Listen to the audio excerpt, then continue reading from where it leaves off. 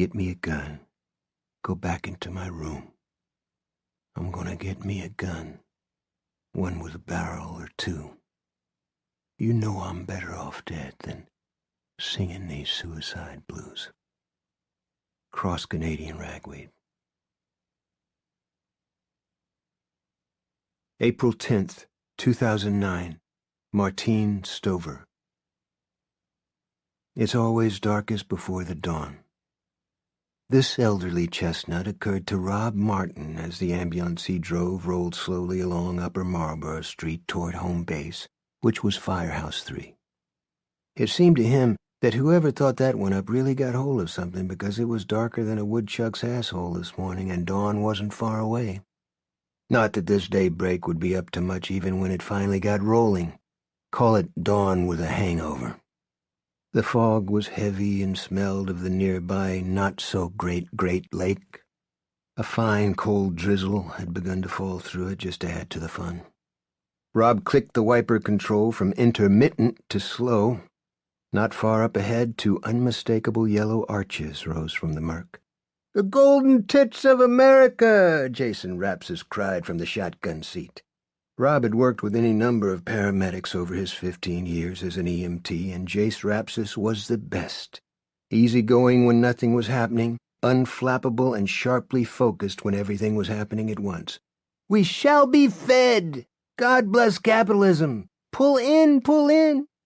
"Are you sure?" Rob asked, "after the object lesson we just had and what that shit can do?" The run from which they were now returning had been to one of the McMansions in Sugar Heights, where a man named Harvey Galen had called 911 complaining of terrible chest pains. They had found him lying on the sofa in what rich folks no doubt called the Great Room, a beached whale of a man in blue silk pajamas. His wife was hovering over him, convinced he was going to punch out at any second. "Mickey D's! Mickey D's!" Jason chanted. He was bouncing up and down in his seat. The gravely competent professional who had taken Mr. Galen's vitals, Rob right beside him holding the first-in bag with its airway management gear and cardiac meds, had disappeared. With his blonde hair flopping in his eyes, Jason looked like an overgrown kid of 14. "Pull in, I say!" Rob pulled in. He could get behind a sausage biscuit himself, and maybe one of those hash brown thingies that looked like a baked buffalo tongue. There was a short line of cars at the drive-thru. Rob snuggled up at the end of it. "Besides, it's not like the guy had a for-real heart attack," Jason said. "Just OD'd on Mexican. Refused to lift to the hospital, didn't he?" He had. After a few hearty belches and one trombone blast from his nether regions that had his social x-ray of a wife booking for the kitchen, Mr. Galen sat up, said he was feeling much better, and told them that no, he didn't think he needed to be transported to Kiner Memorial. Rob and Jason didn't think so either after listening to a recitation of what Galen had put away at Tijuana Rose the night before. His pulse was strong, and although his blood pressure was on the iffy side, it probably had been for years and was currently stable. The automatic external defibrillator never came out of its canvas sack. "I want 2 Egg McMuffins and 2 hash browns," Jason announced. "Black coffee. On second thought, make that 3 hash browns." Rob was still thinking about Galen. It was indigestion this time, but it'll be the real thing soon enough. Thunderclap infarction. Where do you think he went? 300? 350? 325 at least, Jason said. "Stop trying to spoil my breakfast." Rob waved his arm at the golden arches rising through the lake-effect fog. "This place and all the other grease pits like it are half of what's wrong with America. As a medical person, I'm sure you know that. What you just ordered, that's 900 calories on the hoof, bro. Add sausage to the Egg McMuff divers and you're riding right around 1,300. What are you having, Dr. Helt?" "Sausage biscuit, maybe 2. Jason clapped him on the shoulder. "My man!" The line moved forward. They were 2 cars from the window when the radio beneath the in-dash computer blared. Dispatchers were usually cool, calm, and collected, but this one sounded like a radio shock jock after too many Red Bulls. "All ambulances and fire apparatus. We have an MCI. I repeat, MCI. This is a high-priority call for all ambulances and fire apparatus." MCI, short for Mass Casualty Incident. Rob and Jason stared at each other. Plane crash, train crash, explosion, or act of terrorism. It almost had to be one of the four. Location is City Center on Marlborough Street. Repeat, City Center on Marlborough. Once again, this is an MCI with multiple deaths likely. Use caution. Rob Martin's stomach tightened. No one told you to use caution when heading to a crash site or gas explosion. That left an act of terrorism, and it might still be in progress. Dispatch was going into her spiel again. Jason hit the lights and siren while Rob cranked the wheel and pulled the Freightliner Ambo into the lane that skirted the restaurant, clipping the bumper of the car ahead of him. They were just 9 blocks from City Center, but if Al-Qaeda was shooting the place up with Kalashnikovs, the only thing they had to fire back with was their trusty external defibrillator. Jason grabbed the mic. Copy, dispatch. This is 23 out of Firehouse 3, ETA, just about 6 minutes. Other sirens were rising from other parts of the city, but judging from the sound, Rob guessed their ambo was closest to the scene. A cast iron light had begun creeping into the air, and as they wheeled out of McDonald's and onto Upper Marlborough, a gray car knitted itself out of the gray fog, a big sedan with a dented hood and badly rusted grille.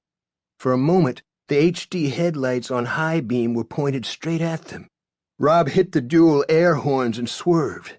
The car, it looked like a Mercedes, although he couldn't be sure, slewed back into its own lane and was then nothing but taillights dwindling into the fog. Jesus Christ, that was close, Jason said. Don't suppose you got the license plate? No. Rob's heart was beating so hard he could feel it pulsing on both sides of his throat. I was busy saving our lives. Listen, how can there be multiple casualties at City Center? God isn't even up yet. It's got to be closed. Could have been a bus crash. Try again. They don't start running until 6. Sirens.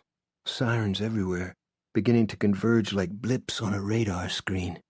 A police car went bolting past them, but so far as Rob could tell, they were still ahead of the other ambos and fire trucks, which gives us a chance to be the first to get shot or blown up by a mad Arab shouting Allahu Akbar, he thought. How nice for us. But the job was the job, so he swung onto the steep drive leading up to the main city administration buildings and the butt-ugly auditorium where he'd voted until moving out to the suburbs. "Brake!" Jason screamed. "Jesus fuck, Robbie, brake!" Scores of people were coming at them from the fog, a few sprinting nearly out of control because of the incline. Some were screaming. One guy fell down, rolled, picked himself up, and ran on with his torn shirt tail flapping beneath his jacket.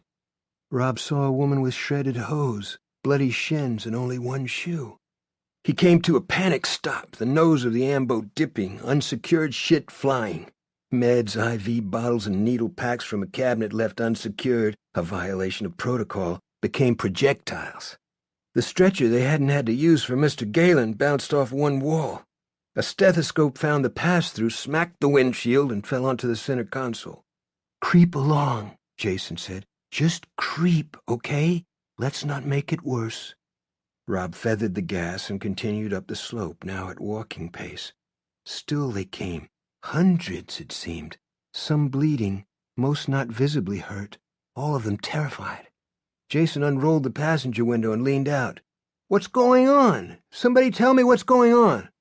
A man pulled up, red-faced and gasping. "It was a car.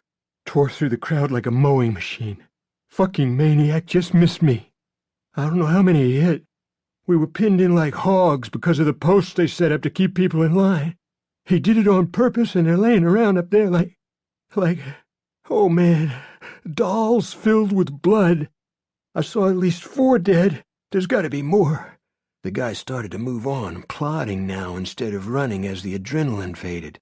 Jason unhooked his seatbelt and leaned out to call after him. "Did you see what color it was? The car that did it?" The man turned back, pale and haggard. "Gray. Great big gray car." Jason sat back down and looked at Rob. Neither of them had to say it out loud. It was the one they had swerved to avoid as they came out of McDonald's, and that hadn't been rust on its snout after all. "Go, Robbie. We'll worry about the messing back later. Just get us to the prom and don't hit anyone, yeah?" "Okay." By the time Rob arrived in the parking lot, the panic was abating. Some people were leaving at a walk. Others were trying to help those who had been struck by the gray car. A few, the assholes present in every crowd, were snapping photos or making movies with their phones. hoping to go viral on YouTube, Rob assumed. Chrome posts with yellow "Do Not Cross" tape trailing from them lay on the pavement. The police car that had passed them was parked close to the building, near a sleeping bag with a slim white hand protruding. A man lay sprawled crossways on top of the bag, which was in the center of a spreading blood puddle. The cop motioned the ambo forward, his beckoning arm seeming to stutter in the swinging blue glare of the light bar atop his cruiser. Rob grabbed the mobile data terminal and got out while Jason ran around to the rear of the ambo. He emerged with his first-in bag and the external defibrillator. The day continued to brighten, and Rob could read the sign flapping over the main doors of the auditorium. 1,000 jobs guaranteed. We stand with the people of our city. Mayor Ralph Kinsler. Okay, that explained why there had been such a crowd and so early in the morning. A job fair.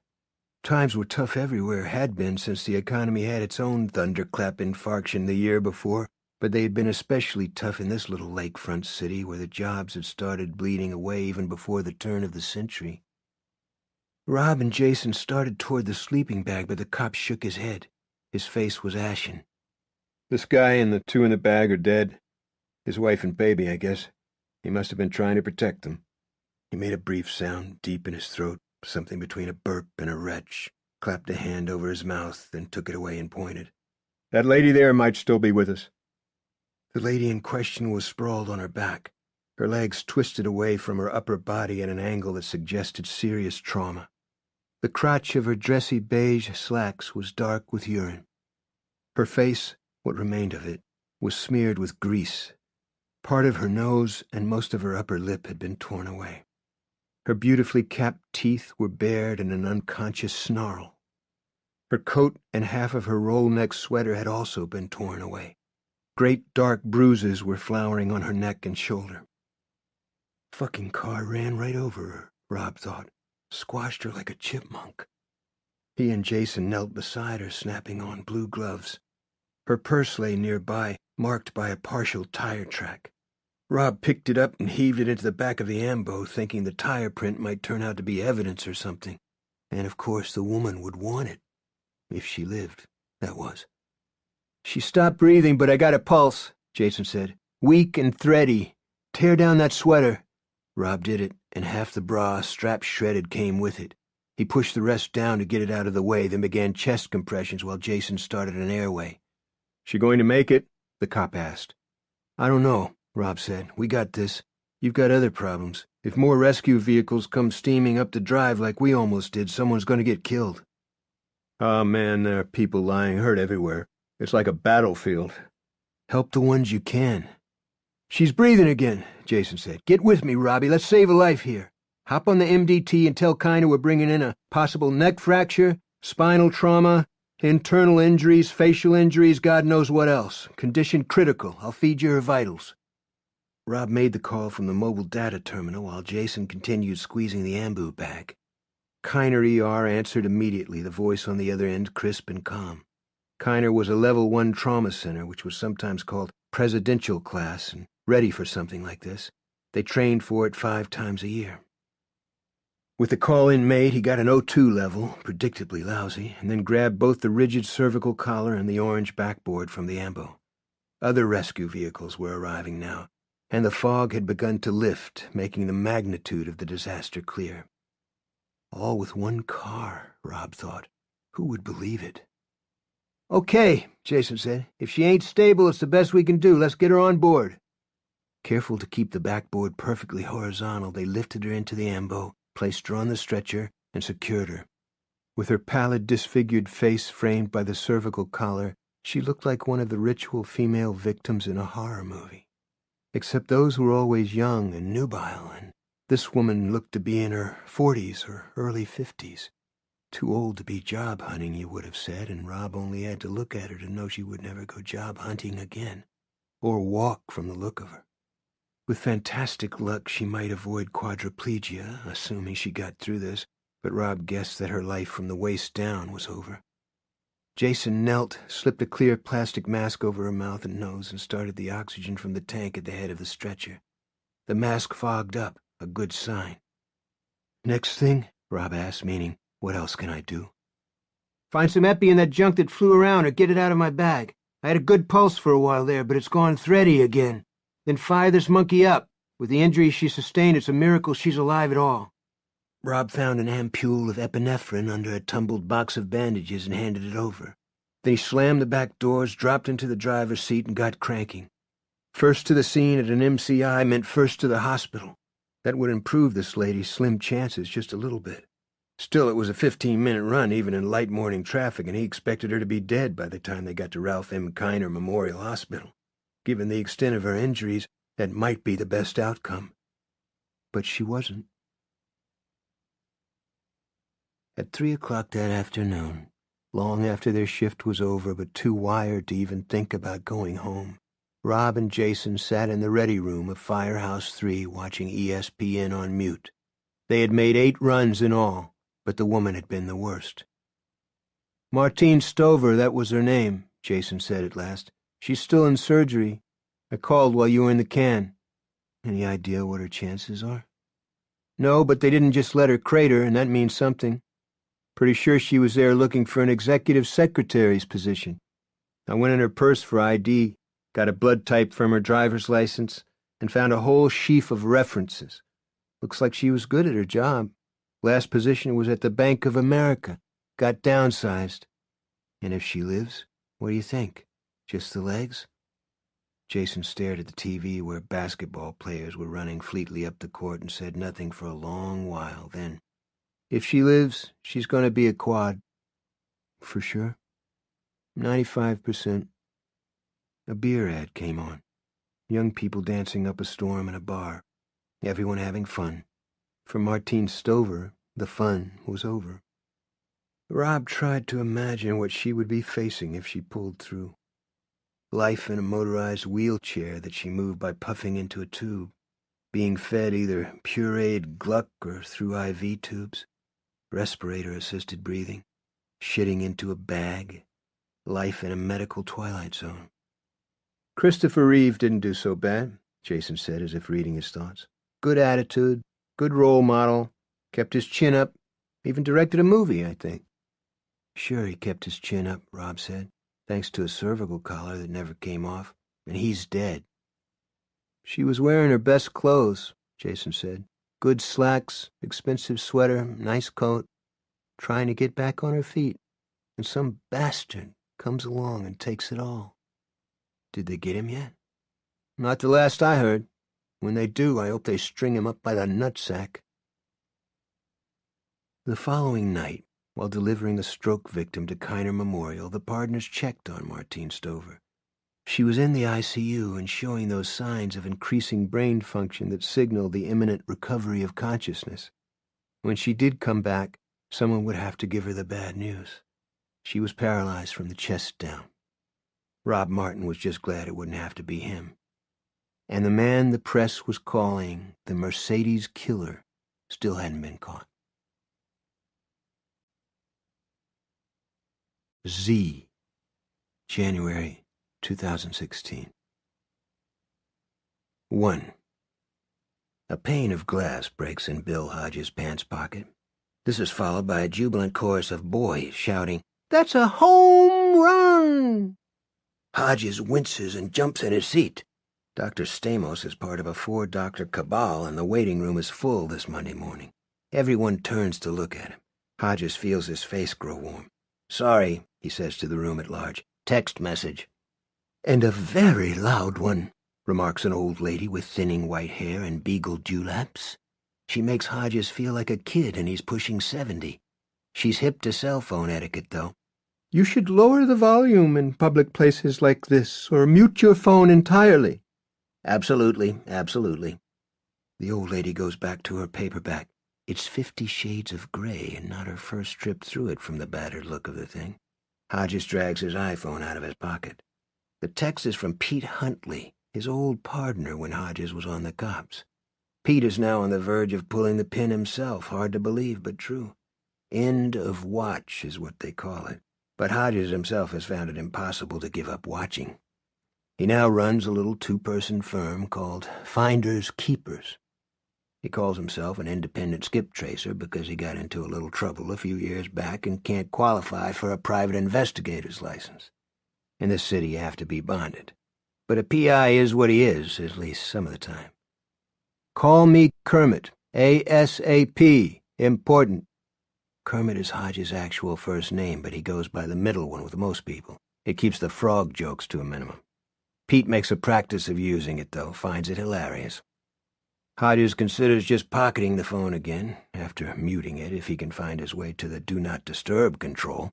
He'll be called into Dr. Stamos's office at any minute, and he wants to get their conference over with. Like most elderly guys he knows, he doesn't like doctors' offices. He's always afraid they're going to find not just something wrong, but something really wrong. Besides, it's not like he doesn't know what his ex-partner wants to talk about. Pete's big retirement bash next month. It's going to be at the Raintree Inn out by the airport. Same place where Hodges' party took place, but this time he intends to drink a lot less. Maybe not at all. He had trouble with booze when he was active police. It was part of the reason his marriage crashed, but these days he seems to have lost his taste for alcohol. That's a relief. He once read a science fiction novel called The Moon is a Harsh Mistress. He doesn't know about the moon, but he would testify in court that whiskey is a harsh mistress, and that's made right here on Earth. He thinks it over, considers texting, then rejects the idea and gets up. Old habits are too strong. The woman behind the reception desk is Marley, according to her name tag. She looks about 17 and gives him a brilliant cheerleader's smile. He'll be with you soon, Mr. Hodges, I promise. We're just running a teensy bit behind. That's a Monday for you. Monday, can't trust that day, Hodges says. She looks blank. I'm going to step out for a minute, okay? Have to make a call. That's fine, Marley says. Just stand in front of the door. I'll give you a big wave if you're still out there when he's ready. That works. Hodges stops by the old lady on his way to the door. Good book? She looks up at him. No, but it's very energetic. So I've been told. Have you seen the movie? She stares up at him, surprised and interested. There's a movie? Yes, you should check it out. Not that Hodges has seen it himself, although Holly Gibney, once his assistant, now his partner, a rabid film fan since her troubled childhood, tried to drag him to it. Twice. It was Holly who put the breaking pane of glass home run text alert on his phone. She found it amusing. Hodges did too, at first. Now he finds it a pain in the ass. He'll look up how to change it on the internet. You can find anything on the internet, he has discovered.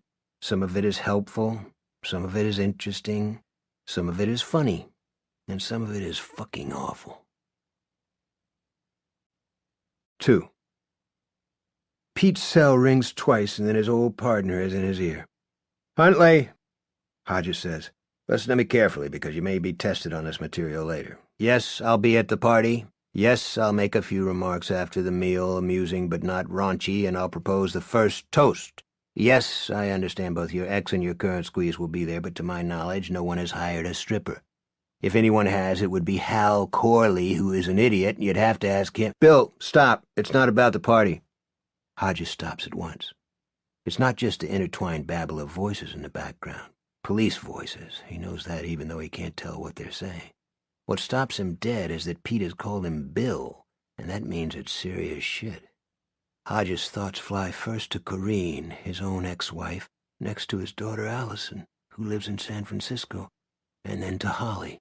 Christ, if something has happened to Holly. What is it about, Pete? I'm at the scene of what appears to be a murder-suicide. I'd like you to come out and take a look. Bring your sidekick with you if she's available and agreeable. I hate to say this, but I think she might actually be a little smarter than you are. Not any of his people. Hodges' stomach muscles, tightened as if to absorb a blow, loosen, although the steady ache that's brought him to Stamos is still there.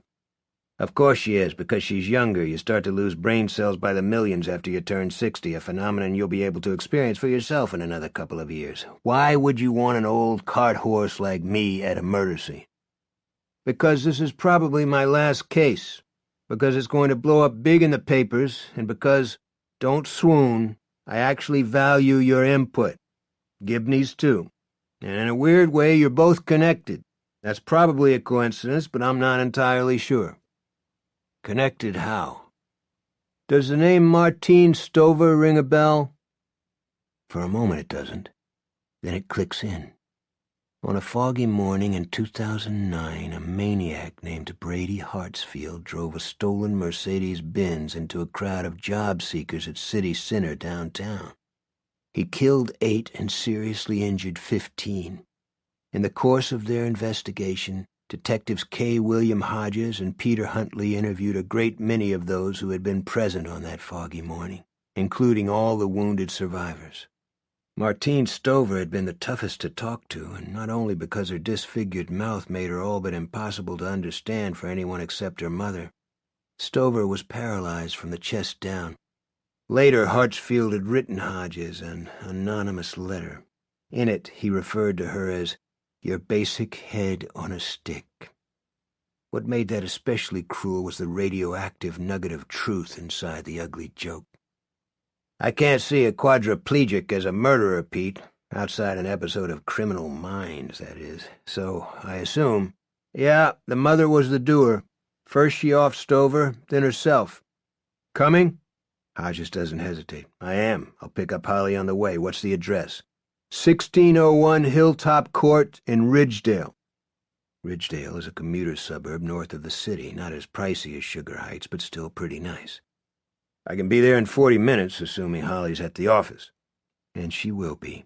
She's almost always at her desk by 8, sometimes as early as 7, and apt to be there until Hodges yells at her to go home, fix herself some supper, and watch a movie on her computer. Holly Gibney is the main reason Finders Keepers is in the black. She's an organizational genius, she's a computer wizard, and the job is her life. Well, along with Hodges and the Robinson family, especially Jerome and Barbara. Once, when Jerome and Barbie's mom called Holly an honorary Robinson, she lit up like the sun on a summer afternoon. It's a thing Holly does more often than she used to, but still not enough to suit Hodges. That's great, Kerm. Thanks. Have the bodies been transported? Off to the morgue as we speak, but Izzy's got all the pictures on her iPad. He's talking about Isabel Janes, who has been Pete's partner since Hodges retired. Okay, I'll bring you an eclair. There's a whole bakery here already. Where are you, by the way? Nowhere important. I'll get with you as soon as I can. Hodges ends the call and hurries down the hall to the elevator. 3. Dr. Stamos's 8:45 patient finally reappears from the exam area at the back. Mr. Hodges' appointment was for 9, but it's now 9:30. The poor guy is probably impatient to do his business here and get rolling with the rest of his day. She looks out in the hall and sees Hodges talking on his cell. Marley rises and peeks into Stamos's office. He's sitting behind his desk with a folder open in front of him.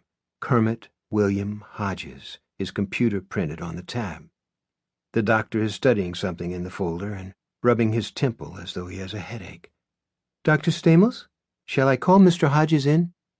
He looks up at her, startled, then at his desk clock. Oh, God, yes. Mondays suck, huh?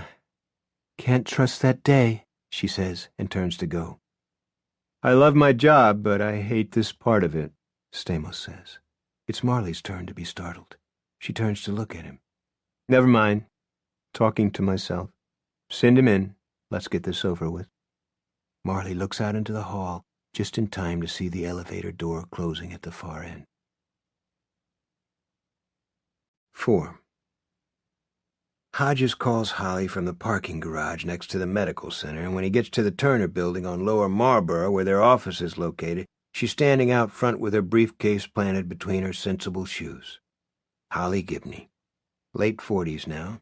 Tallish and slim, brown hair usually scooped back in a tight bun, this morning wearing a bulky North Face parka with the hood up and framing her small face. You'd call that face plain, Hodges thinks, until you saw the eyes, which are beautiful and full of intelligence. And you might not really see them for a long time, because as a rule, Holly Gibney doesn't do eye contact. Hodges slides his Prius to the curb, and she jumps in, taking off her gloves and holding her hands up to the passenger-side heating vent. It took you a very long time to get here. 15 minutes I was on the other side of town. I caught all the red lights. It was 18 minutes, Holly informs him as Hodges pulls into traffic. Because you were speeding, which is counterproductive. If you keep your speed to exactly 20 miles an hour, you can catch almost all the lights. They're timed. I've told you that several times. Now, tell me what the doctor said. Did you get an A on your tests? Hodges considers his options, which are only two: tell the truth or prevaricate. Holly nagged him into going to the doctor because he's been having stomach issues. Just pressure at first, now some pain. Holly may have personality problems, but she's a very efficient nagger, like a dog with a bone, Hodges sometimes thinks. The results weren't back yet. This is not quite a lie, he tells himself, because they weren't back to me yet. She looks at him doubtfully as he merges onto the crosstown expressway. Hodges hates it when she looks at him that way. I'll keep after this, he says. Trust me. I do, she says. I do, Bill. That makes him feel even worse. She bends, opens her briefcase, and takes out her iPad. I looked up some stuff while I was waiting for you. Want to hear it? Hit me.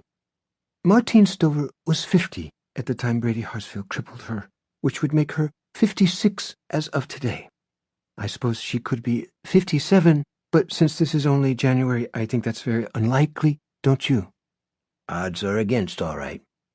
At the time of the city center event, she was living with her mother in a house on Sycamore Street, not far from Brady Hartsfield and his mother, which is sort of ironic when you think of it. Also close to Tom Saubers and his family, Hodges muses. He and Holly had a case involving the Saubers family not long ago, and that one also had a connection to what the local newspaper had taken to calling the Mercedes Massacre. There were all sorts of connections when you thought about it. Perhaps the strangest being that the car Hartsfield had used as a murder weapon belonged to Holly Gibney's cousin. How does an elderly woman and her severely crippled daughter make the jump from the tree streets to Ridgedale? Insurance. Martine Stover had not one or two whopping big policies, but 3. She was sort of a freak about insurance. Hodges reflects that only Holly could say that approvingly. There were several articles about her afterward because she was the most badly hurt of those who survived. She said she knew that if she didn't get a job at City Center, she'd have to start cashing her policies in one by one. After all, she was a single woman with a widowed, unemployed mother to support. Who ended up taking care of her? Holly nods. Very strange, very sad, but at least there was a financial safety net, which is the purpose of insurance. They even moved up in the world. Yes, Hodges says, but now they're out of it. To this, Holly makes no reply. Up ahead is the Ridgedale exit. Hodges takes it. 5. Pete Huntley has put on weight, his belly hanging over his belt buckle. But Isabel James is as smashing as ever in her tight faded jeans and blue blazer. Her misty gray eyes go from Hodges to Holly and then back to Hodges again. You've gotten thin, she says. This could be either a compliment or an accusation. He's having stomach problems, so he had some tests, Holly says. The results were supposed to be in today, but... Let's not go there, Hollis, Hodges says. This isn't a medical consultation.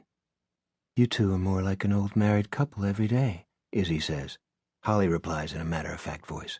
Marriage to Bill would spoil our working relationship. Pete laughs and Holly shoots him a puzzled glance as they step inside the house.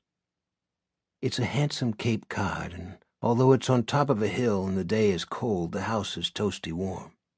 In the foyer, all 4 of them put on thin rubber gloves and booties. How it all comes back, Hodges thinks, as if I was never away. In the living room, there's a painting of big-eyed waifs hung on one wall, a big-screen TV hung on another. There's an easy chair in front of the tube with a coffee table beside it. On the table is a careful fan of celebrity mags like OK and scandal rags like Inside View. In the middle of the room, there are 2 deep grooves in the rug. Hodges thinks this is where they sat in the evenings to watch TV, or maybe all day long. Mom in her easy chair, Martine in her wheelchair, which must have weighed a ton judging by those marks. What was her mother's name, he asks. Janice Ellerton. Husband James died 20 years ago, according to... Old school like Hodges, Pete carries a notebook instead of an iPad. Now he consults it. According to Yvonne Carstairs, she and the other aide, Georgina Ross, found the bodies when they arrived this morning shortly before 6. They got paid extra for turning up early. The Ross woman wasn't much help. She was gibbering, Izzy says. Carstairs was okay, though. Kept her head throughout. Called the police right away, and we were on scene by 6:40. How old was Mom? Hodges asks. Don't know exactly yet, Pete says, but no spring chicken. She was 79, Holly says. One of the news stories I searched while I was waiting for Bill to pick me up said she was 73 when the city center massacre happened. Awfully long in the tooth to be taking care of a quadriplegic daughter, Hodges says. She was in good shape, though, Isabel says, at least according to Carstairs. Strong, and she had plenty of help. There was money for it because of the insurance, Hodges finishes. Holly filled me in on the ride over. Izzy gives Holly a glance. Holly doesn't notice. She's measuring the room, taking inventory, sniffing the air, running a palm across the back of Mom's easy chair. Holly has emotional problems. She's breathtakingly literal, but she's also open to stimuli in a way few people are. Pete says, there were 2 aides in the morning, 2 in the afternoon, 2 in the evening, 7 days a week. Private company called, back to the notebook, Home Helpers. They did all the heavy lifting. There's also a housekeeper, Nancy Alderson, but apparently she's off. Note on the kitchen calendar says, Nancy in Chagrin Falls. There's a line drawn through today, Tuesday, and Wednesday. 2 men, also wearing gloves and booties, come down the hall. From the late Martine Stover's part of the house, Hodges assumes. Both are carrying evidence cases. All done in the bedroom and bathroom, one of them says. Anything? Izzy asks. About what you'd expect, the other says. We got quite a few white hairs from the tub, not unusual considering that's where the old lady high-sided it. There was also excrement in the tub, but just a trace, also as you would expect. Off Hodges' questioning look, the tech adds, she was wearing continence pants. The lady did her homework. Ook, Holly says. The first tech says, there's a shower chair, but it's in the corner with extra towels stacked on the seat. Looks like it's never been used. They would have given her sponge baths, Holly says. She still looks grossed out, either by the thought of continence pants or shit in the bathtub, but her eyes continue to flick everywhere. She may ask a question or two or drop a comment, but mostly she remains silent because people intimidate her, especially in close quarters. But Hodges knows her well as anyone can at least, and he can tell she's on high alert. Later she will talk and Hodges will listen closely. During the Saubers case the year before, he learned that listening to Holly pays dividends. She thinks outside the box, sometimes way outside it, and her intuitions can be uncanny.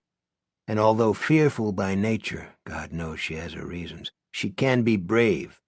Holly is the reason Brady Hartsfield, a.k.a. Mr. Mercedes, is now in the Lakes Region Traumatic Brain Injury Clinic at Kiner Memorial.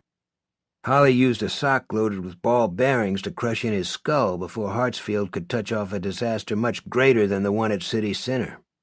Now he's in a twilight world the head neuro guy at the brain injury clinic refers to as a persistent vegetative state. Quadriplegics can shower, Holly amplifies, but it's difficult for them because of all the life support equipment they're hooked up to, so mostly it's sponge baths. Let's go in the kitchen where it's sunny, Pete says, and to the kitchen they go.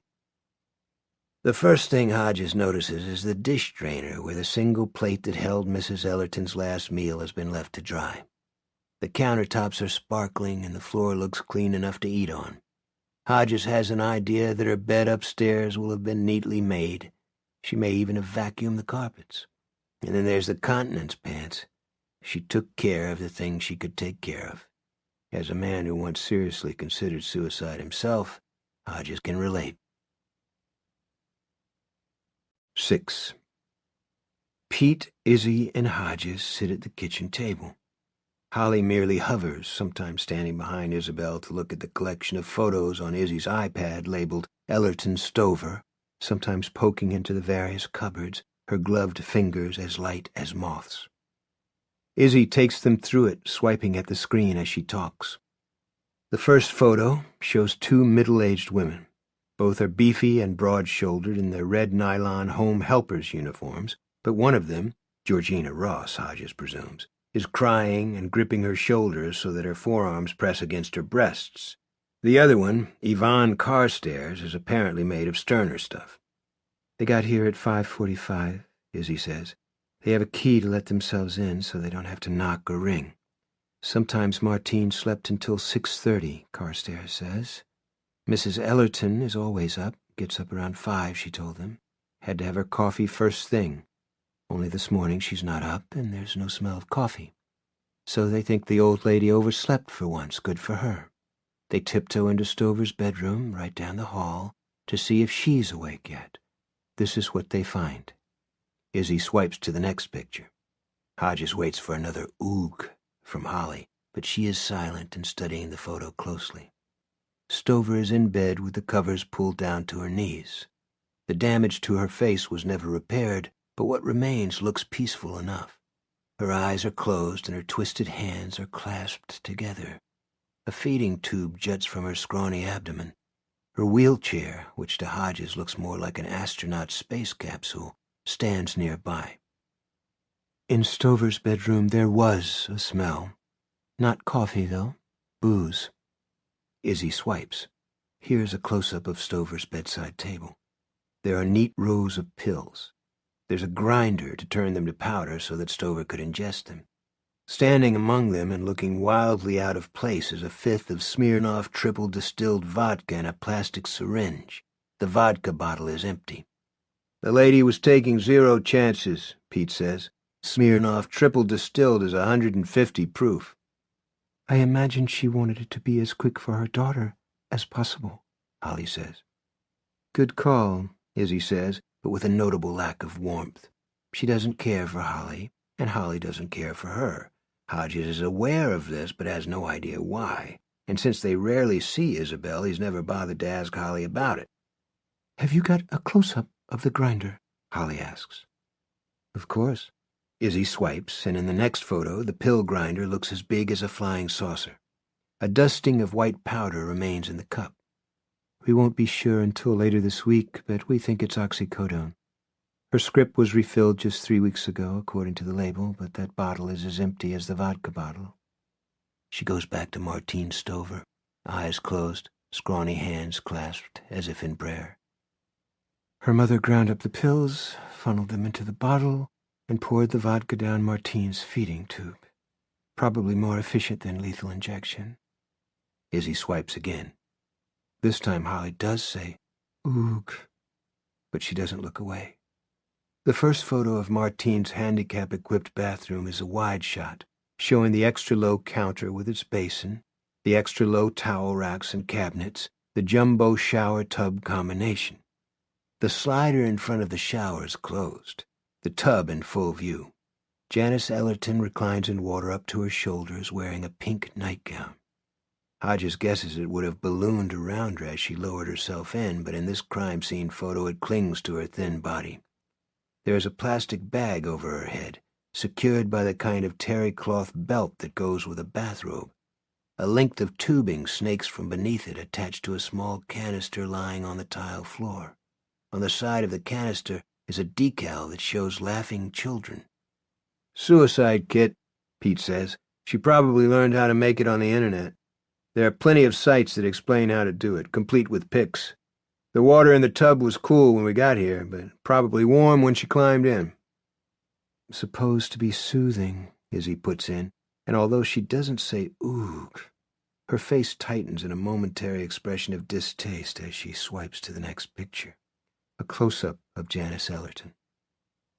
The bag had fogged with the condensation of her final breaths, but Hodges can see that her eyes were closed. She also went out looking peaceful.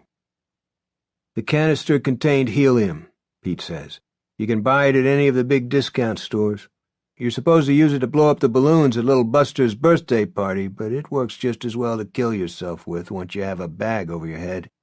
Dizziness is followed by disorientation, at which point you probably couldn't get the bag off even if you changed your mind. Next comes unconsciousness, followed by death.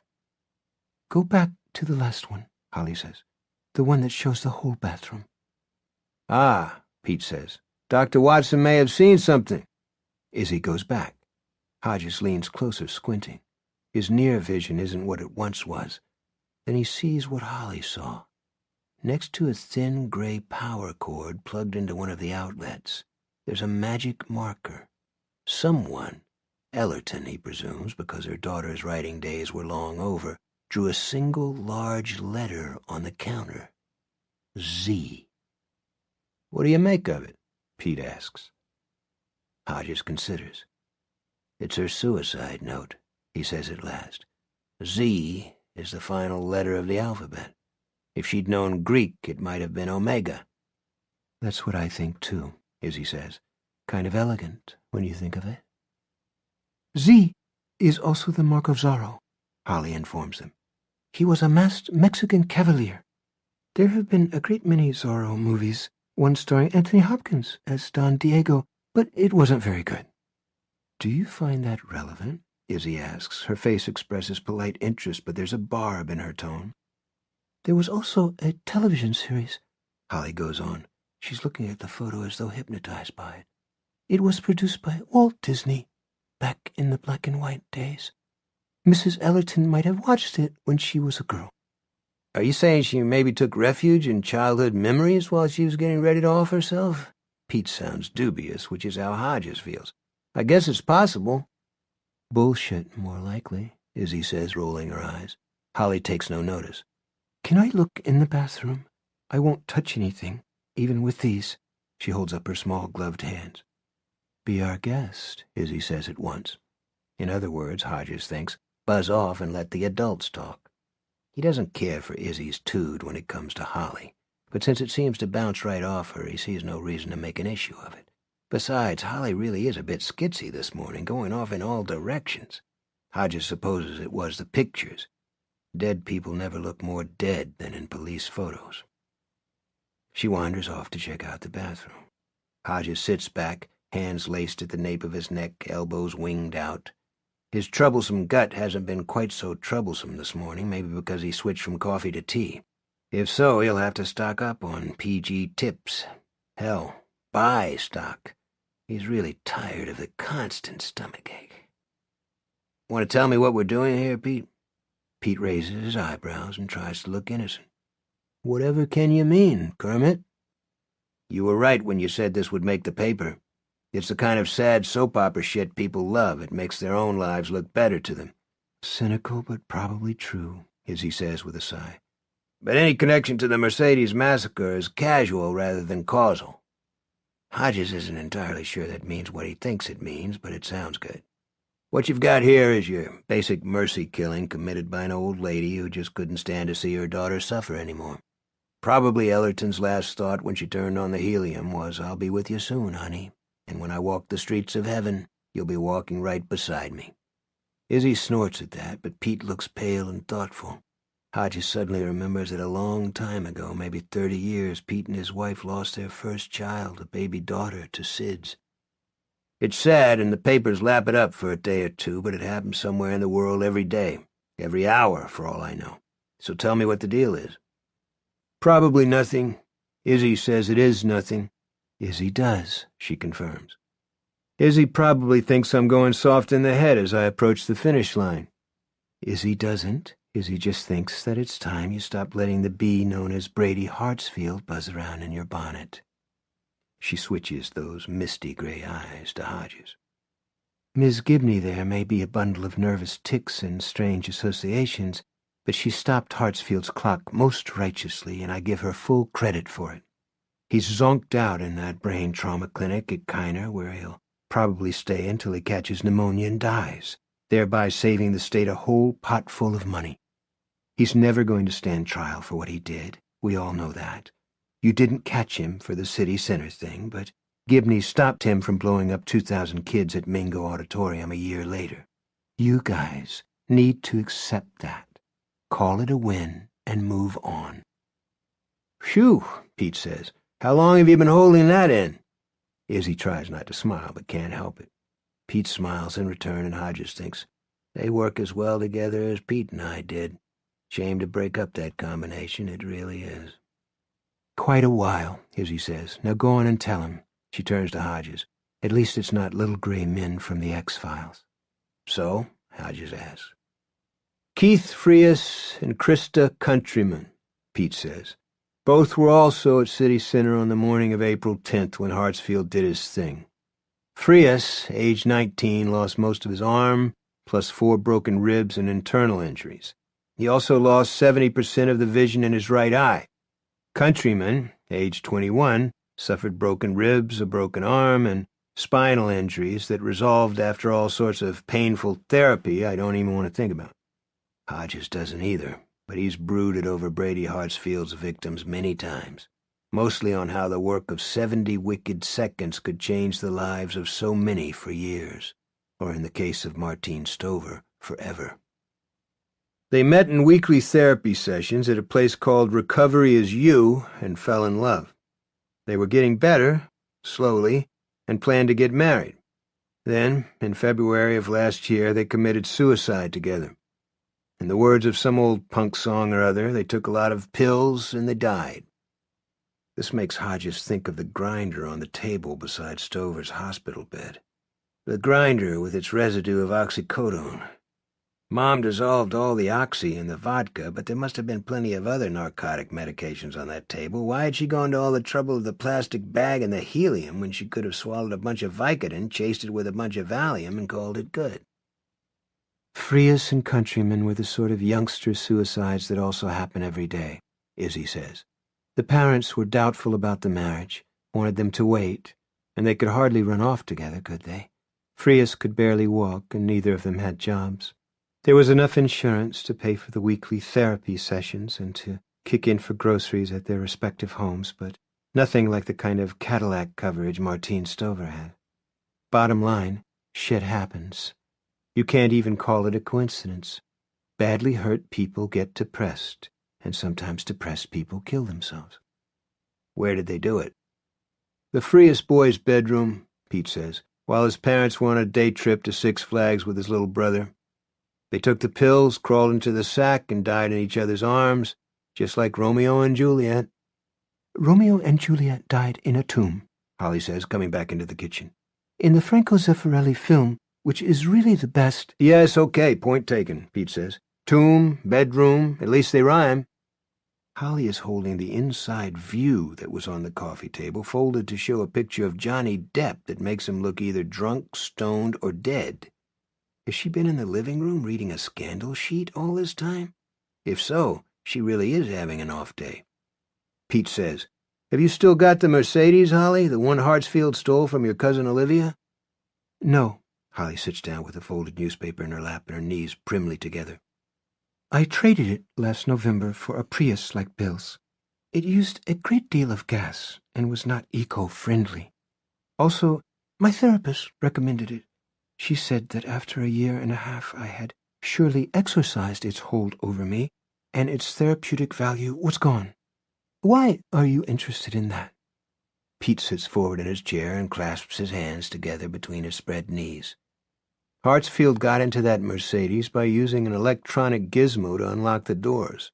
Her spare key was in the glove compartment. Maybe he knew it was there, or maybe the slaughter at City Center was a crime of opportunity. We'll never know for sure. And Olivia Trelawney, Hodges thinks, was a lot like her cousin Holly. Nervy, defensive, most definitely not a social animal. Far from stupid, but hard to like. We were sure she left her Mercedes unlocked with the key in the ignition because that was the simplest explanation, and because, on some primitive level where logical thinking has no power, we wanted that to be the explanation. She was a pain in the ass. We saw her repeated denials as a haughty refusal to take responsibility for her own carelessness. The key in her purse, the one she showed us, we assumed that was just her spare. We hounded her, and when the press got her name, they hounded her. Eventually, she started to believe she'd done what we believed she'd done, enabled a monster with mass murder on his mind. None of us considered the idea that a computer geek might have cobbled together that unlocking gizmo. including Olivia Trelawney herself. But we weren't the only ones who hounded her. Hodges is unaware that he's spoken aloud until they all turn to look at him. Holly gives him a small nod as if they have been following the exact same train of thought, which wouldn't be all that surprising. Hodges goes on. It's true that we never believed her, no matter how many times she told us she took her key and locked her car, so we bear part of the responsibility for what she did, but Hartsfield went after her with malice aforethought. That's what you're driving at, isn't it?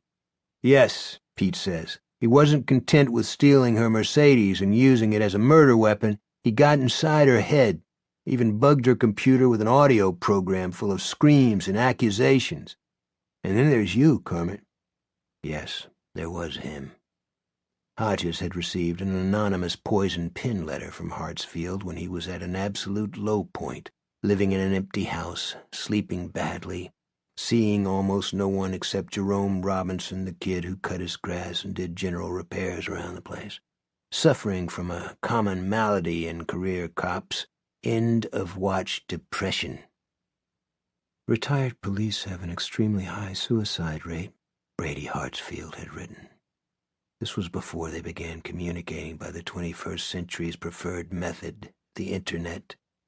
I wouldn't want you to start thinking about your gun, but you are thinking of it, aren't you? It was as if Hartsfield had sniffed out Hodges' thoughts of suicide and tried to push him over the edge. It had worked with Olivia Trelawney, after all, and he'd gotten a taste for it. When I first started working with you, Pete says, you told me repeat criminals were sort of like Turkish rugs. Do you remember that? Yes. It was a theory Hodges had expounded to a great many cops. Few listened, and judging by her bored expression, he guessed Isabel Janes would have been one of those who did not. Pete had. They create the same pattern over and over. Ignore the slight variations, you said, and look for the underlying sameness. Because even the smartest doers, like Turnpike Joe, who killed all those women at rest stops, seemed to have a switch inside their brains that stuck on repeat. Brady Hartsfield was a connoisseur of suicide. He was an architect of suicide, Holly says. She's looking down at the newspaper, her brow furrowed, her face paler than ever. It's hard for Hodges to relive the Hartsfield business. At least he's finally managed to quit going to see the son of a bitch in his room in the brain injury clinic. But it's even harder for Holly. He hopes she won't backslide and start smoking again, but it wouldn't surprise him if she did. Call it what you want, but the pattern was there. He goaded his own mother into suicide, for Christ's sake. Hodges says nothing to this, although he has always doubted Pete's belief that Deborah Hartsfield killed herself when she discovered, perhaps by accident, that her son was the Mercedes killer. For one thing, they have no proof that Mrs. Hartsfield ever did find out. For another, it was gopher poison the woman ingested, and that had to be a nasty way to go. It's possible that Brady murdered his mother, but Hodges has never really believed that either. If he loved anyone, it was her. Hodges thinks the gopher poison might have been intended for someone else, and perhaps not for a person at all. According to the autopsy, it had been mixed in with hamburger, and if there was anything dogs liked, it was a ball of raw ground meat. The Robinsons have a dog, a lovable floppy-eared mutt. Brady would have seen him many times because he was watching Hodges' house and because Jerome usually brought the dog along when he cut Hodges' lawn. The gopher poison could have been meant for Odell. This is an idea Hodges has never mentioned to any of the Robinsons, or to Holly for that matter. And hey, it's probably bullshit. But in Hodges' opinion, it's as likely as Pete's idea that Brady's mom offed herself. Izzy opens her mouth, then shuts it when Pete holds up a hand to forestall her. He is, after all, still the senior member of their partnership, and by quite a few years. Izzy's getting ready to say Martine Stover was murder, not suicide, but I think there's a very good chance that the idea came from Martine herself, or that she and her mother talked it over and came to a mutual agreement, which makes them both suicides in my book, even though it won't get written up that way in the official report. I assume you've checked on the other city center survivors? Hodges asks. All alive except for Gerald Stansberry, who died just after Thanksgiving last year, Pete says. Had a heart attack. His wife told me coronary disease runs in his family and that he lived longer than both his father and brother. Izzy's right. This is probably nothing, but I thought you and Holly should know. He looks at each of them in turn. You haven't had any bad thoughts about pulling the pin, have you? No, Hodges says. Not lately. Holly merely shakes her head, still looking down at the newspaper. Hodges asks, I don't suppose anyone found a mysterious letter Z in young Mr. Frias's bedroom after he and his countryman committed suicide? Of course not, Izzy says. That you know of, Hodges corrects. Isn't that what you mean, considering you just found this one today? Jesus please us, Izzy says. This is silly. She looks pointedly at her watch and stands. Pete gets up, too. Holly remains seated, looking down at her filched copy of Inside View. Hodges also stays put, at least for the moment. You'll go back to the Frias countryman photos, right, Pete? Check it out just to be sure? Yes, Pete says. And Izzy's probably right. I was silly to get you two out here. I'm glad you did. And I still feel bad about the way we handled Mrs. Trelawney, okay?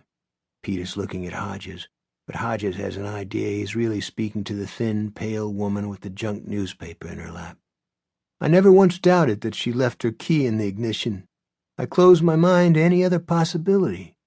I promised myself I'd never do that again. I understand, Hodges says. One thing I believe we all can agree on, Izzy says, is that Hartsfield's days of running people down, blowing people up, and architecting suicides are behind him. So unless we've all stumbled into a movie called Son of Brady, I suggest we exit the late Ms. Ellerton's house and get on with our lives. Any objections to that idea? There are none. 7.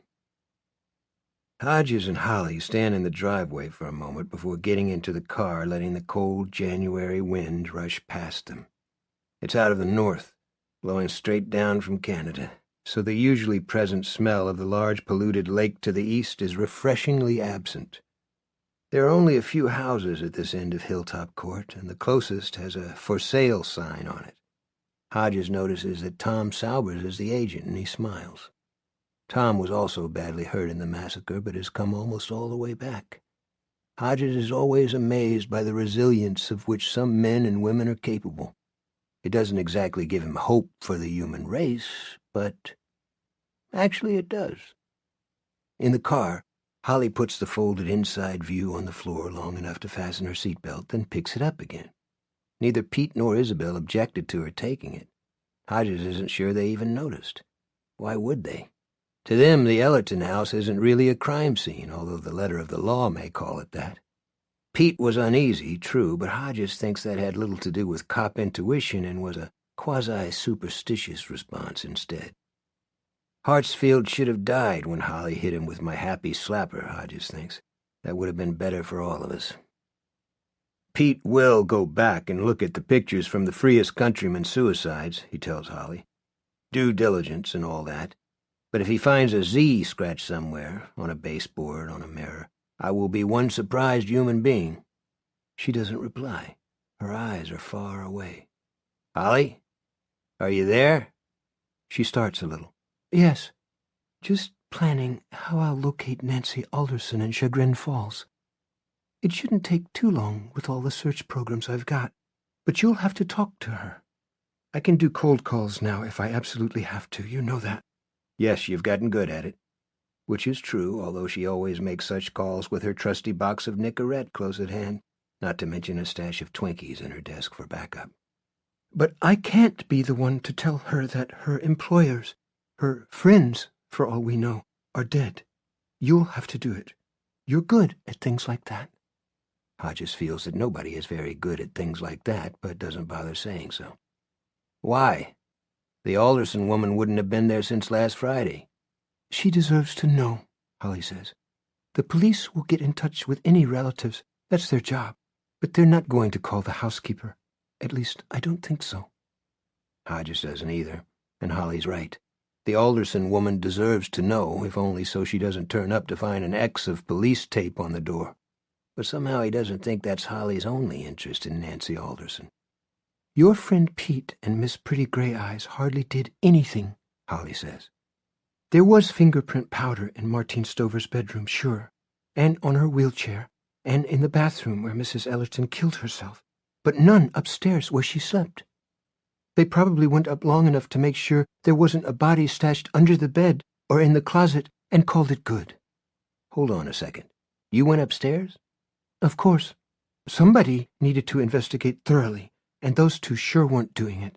As far as they're concerned, they know exactly what happened. Pete only called you because he was spooked. Spooked. Yes, that was it. Exactly the word he was looking for and hadn't been able to find. I was spooked too, Holly says matter-of-factly. But that doesn't mean I lost my wits. The whole thing was wrong.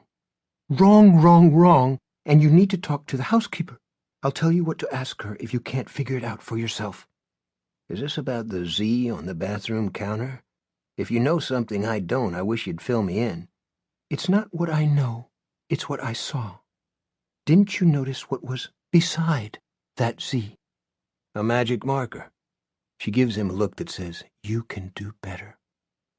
Hodges calls on an old cop technique that comes in especially handy when giving trial testimony. He looks at the picture again, this time in his mind. There was a power cord plugged into the wall beside the basin. Yes. At first I thought it must be for an e-reader, and Mrs. Ellerton left it plugged in there because she spent most of her time in that part of the house. It would be a convenient charging point, because all the plugs in Martine's bedroom were probably in use for her life support gear. Don't you think so? Yeah, that could be. Only I have both a Nook and a Kindle. Of course you do, he thinks. And neither of them has cords like that. Those cords are black. This one was gray. Maybe she lost the original charging cord and bought a replacement at Tech Village. Pretty much the only game in town for electronic supplies now that Discount Electronics, Brady Hartsfield's old employer, has declared bankruptcy. No, e-readers have prong-type plugins. This one was wider, like for an electronic tablet. Only my iPad also has that kind, and the one in the bathroom was much smaller. That cord was for some kind of handheld device, so I went upstairs to look for it. Where you found? Just an old PC on a desk by the window in Mrs. Ellerton's bedroom. And I mean old. It was hooked up to a modem. "Oh, my God, no!" Hodges exclaims. "Not a modem!" This is not funny, Bill. Those women are dead. Hodges takes a hand from the wheel and holds it up in a peace gesture. "Sorry, go on. This is the part where you tell me you powered up her computer." Holly looks slightly discomfited. Well, yes, but only in the service of an investigation the police are clearly not going to make. I wasn't snooping. Hodges could argue the point, but doesn't. It wasn't password protected, so I looked at Mrs. Ellerton's search history. She visited quite a few retail sites and lots of medical sites having to do with paralysis. She seemed very interested in stem cells, which makes sense considering her daughter's condition. You did all this in 10 minutes? I'm a fast reader, but you know what I didn't find? I'm guessing anything to do with suicide. Yes. So how did she know about the helium thing? For that matter, how did she know how to dissolve those pills in vodka and put them in her daughter's feeding tube? Well, Hodges says, there's this ancient arcane ritual called reading books. You may have heard of it. Did you see any books in that living room? He replays the living room just as he did the photo of Martine Stover's bathroom, and Holly is right. There were shelves of knickknacks and that picture of big-eyed waifs in the flat-screen TV. There were magazines on the coffee table, but spread in a way that spoke more to decoration than to voracious reading.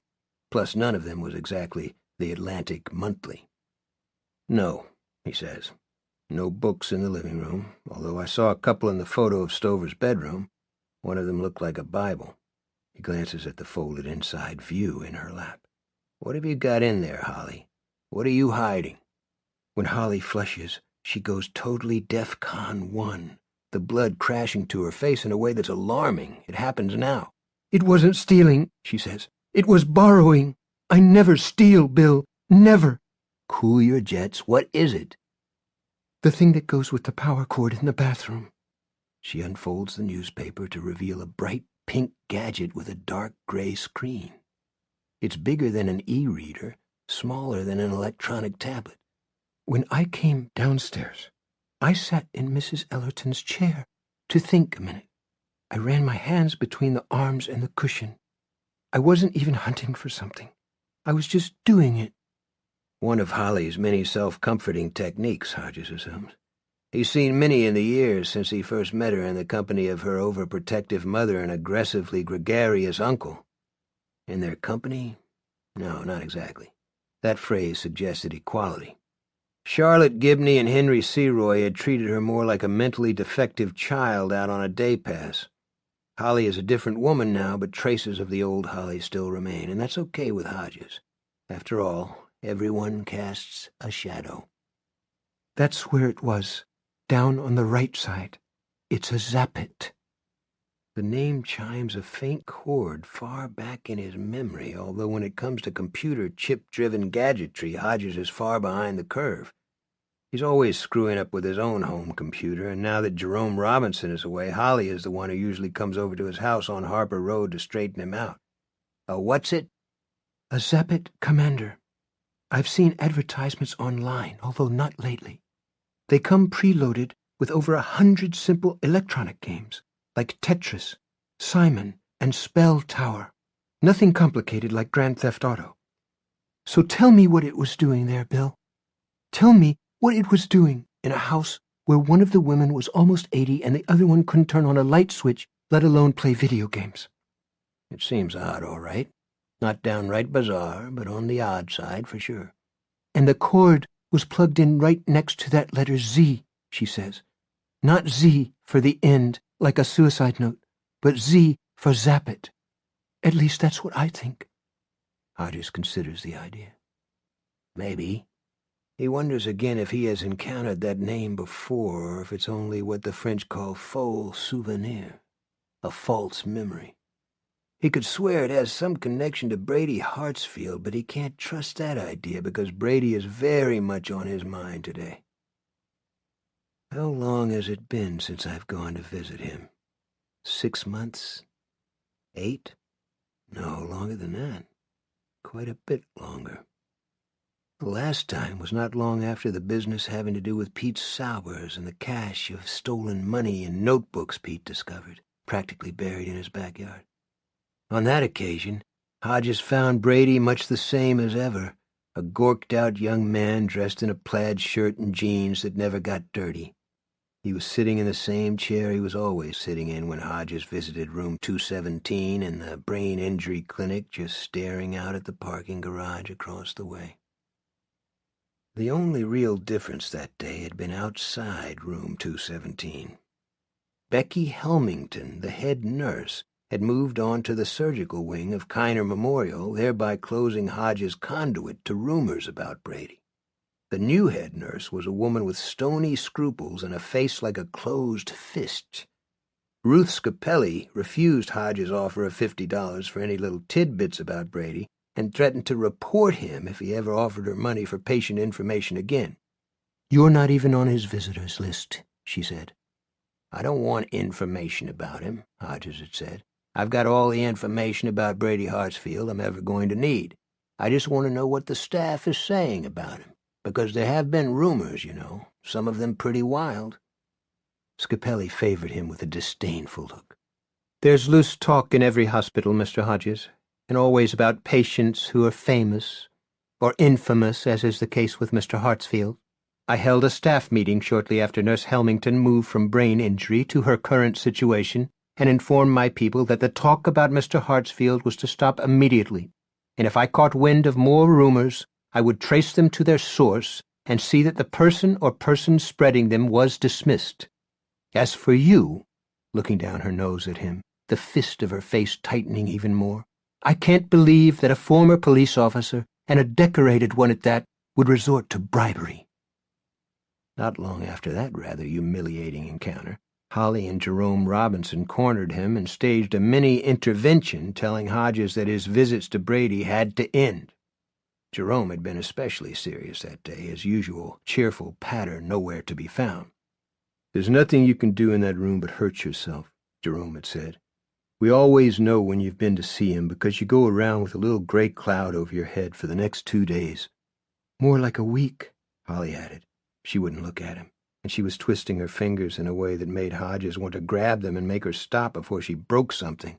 Her voice, however, was firm and sure. "There's nothing left inside him, Bill. You need to accept that. And if there was, he'd be happy every time you showed up. He'd see what he's doing to you and be happy."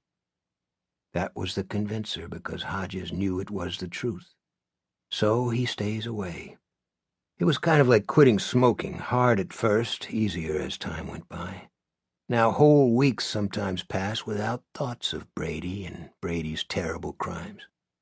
There's nothing left inside him. Hodges reminds himself of that as he drives back into the heart of the city where Holly will kick her computer into high gear and start hunting down Nancy Alderson.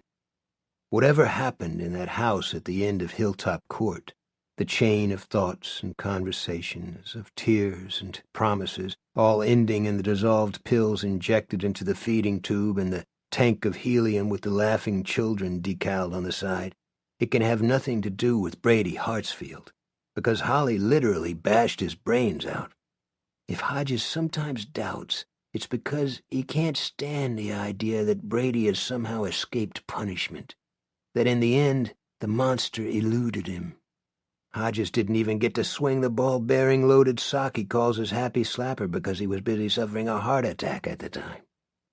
Still, a ghost of memory. Zap it. He knows he has heard that before. His stomach gives a warning twinge, and he remembers the doctor's appointment he blew off. He'll have to take care of that, but tomorrow should be soon enough. He has an idea that Dr. Stamos is going to tell him he has an ulcer, and for that news he can wait. 8. Holly has a fresh box of Nicorette by her telephone, but doesn't need to use a single chew. The first Alderson she calls turns out to be the housekeeper's sister-in-law, who of course wants to know why someone from a company called Finders Keepers wants to get in touch with Nan. "Is it a bequest or something?" she asks hopefully. "One moment," Holly says. "I have to put you on hold while I get my boss." Hodges is not her boss. He made her a full partner after the Pete Saubers business last year, but it's a fiction she often falls back on when she's stressed. Hodges, who has been using his own computer to read up on Zap-It game systems, picks up the phone while Holly lingers by his desk, gnawing at the neck of her sweater. Hodges hovers his finger over the hold button on his phone long enough to tell Holly that eating wool probably isn't good for her, and certainly not for the fair isle she's wearing. Then he connects with the sister-in-law. "I'm afraid I have some bad news for Nancy," he says, and fills her in quickly. "Oh, my God," Linda Alderson says. Holly has jotted the name on his pad. "She's going to be devastated to hear that, and not just because it means the end of the job. She's been working for those ladies since 2012, and she really likes them. She had Thanksgiving dinner with them just last November. Are you with the police?" "Retired," he says, "but working with the team assigned to the case. I was asked to get in touch with Ms. Alderson." He doesn't think this lie will come back to haunt him since Pete opened the door by inviting him to the scene. "Can you tell me how to get in touch with her?" "I'll give you her cell number. She went to Chagrin Falls for her brother's birthday party on Saturday. It was the big 4-0, so Harry's wife made a fuss about it. She's staying until Wednesday or Thursday, I think. At least that was the plan. I'm sure this news will bring her back. Nan lives alone since Bill died. Bill was my husband's brother, with only her cat for company. Mrs. Ellerton and Ms. Stover were sort of a surrogate family. This will just make her so sad." Hodges takes the number down and calls immediately. Nancy Alderson picks up on the first ring. He identifies himself, then gives her the news. After a moment of shocked silence, she says, "Oh, no, that can't be. You've made a mistake, Detective Hodges." He doesn't bother to correct her, because this is interesting. "Why do you say that?" "Because they're happy. They get along so well, watching TV together. They love movies on the DVD player, and those shows about cooking or where women sit around talking about fun things and having celebrity guests. You wouldn't believe it, but there's a lot of laughter in that house." Nancy Alderson hesitates, then says, "Are you sure you're talking about the right people? About Jan Ellerton and Marty Stover?" "Sorry to say I am." "But she had accepted her condition. Marty, I'm talking about, Martine. She used to say that getting used to being paralyzed was actually easier than getting used to being a spinster. She and I used to talk about that all the time, being on our own, because I lost my husband, you know. So, there was never a Mr. Stover? Yes, there was. Janice had an earlier marriage. Very short, I believe, but she said she never regretted it because she got Martine. Marty did have a boyfriend not long before her accident, but he had a heart attack. Carried him right off. Marty said he was very fit, used to exercise 3 days a week at a health club downtown. She said it was being so fit that killed him, because his heart was strong, and when it backfired, it just blew apart. Hodges, a coronary survivor, thinks. Reminder to self, no fitness club. Marty used to say that being alone after someone you love passes on was the worst kind of paralysis. I didn't feel exactly the same way about my Bill, but I knew what she meant. Reverend Hinried came in to see her often. Marty calls him her spiritual advisor. And even when he didn't, she and Jan did daily devotions and prayers, every day at noon. And Marty was thinking about taking an accounting course online. They have special courses for people with her kind of disability. Did you know that? I didn't, Hodges says. On his pad he prints, Stover planning to take accounting course by computer, and turns it so Holly can read it. She raises her eyebrows. There were tears and sadness from time to time, of course there was, but for the most part they were happy. At least, I don't know. What are you thinking about, Nancy? He makes the switch to her first name, another old cop trick without thinking about it. Oh, it's probably nothing. Marty seemed as happy as ever. She's a real love bug, that one. You wouldn't believe how spiritual she is. Always sees the good side of everything. But Jan did seem a little withdrawn lately, as if she had something weighing on her mind. I thought it might be money worries, or maybe just the after-Christmas blues. I never dreamed. She sniffles. Excuse me, I have to blow. Sure. Holly grabs his pad. Her printing is small, constipated, he often thinks, and he has to hold the pad almost touching his nose to read, Ask her about Zappit. There's a honking sound in his ear as Alderson blows her nose. Sorry. That's all right, Nancy. Would you know if Mrs. Ellerton happened to have a small handheld game console? It would have been pink. Goodness sakes, how did you know that? I really don't know anything, Hodges says truthfully. I'm just a retired detective with a list of questions I'm supposed to ask. She said a man gave it to her. He told her the game gadget was free as long as she promised to fill out a questionnaire and send it back to the company. The thing was a little bit bigger than a paperback book. It just sat around the house a while. When was this? I can't remember exactly, but before Christmas for sure. The first time I saw it, it was on the coffee table in the living room. It just stayed there with the questionnaire folded up beside it until after Christmas. I know because their little tree was gone. And then I spied it one day on the kitchen table. Jan said she'd turned it on just to see what it would do, and found out there were solitaire games on it, maybe as many as a dozen different kinds, like Klondike and Picture and Pyramid. So, since she was using it, she filled out the questionnaire and sent it in. Did she charge it in Marty's bathroom? Yes, because that was the most convenient place. She was in that part of the house so much, you know. Uh-huh. You said that Mrs. Ellerton became withdrawn. A little withdrawn, Alderson corrects at once. Mostly she was the same as always. A love bug, just like Marty.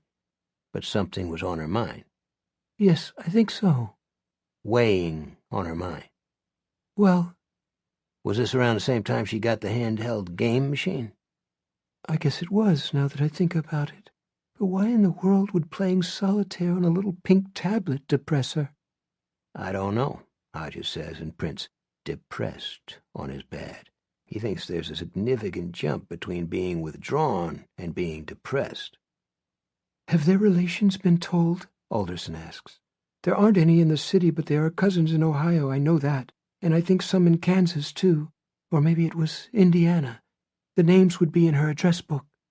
The police will be doing that as we speak, Hodges says, although he will call Pete later on to make sure. It will probably annoy his old partner, but Hodges doesn't care.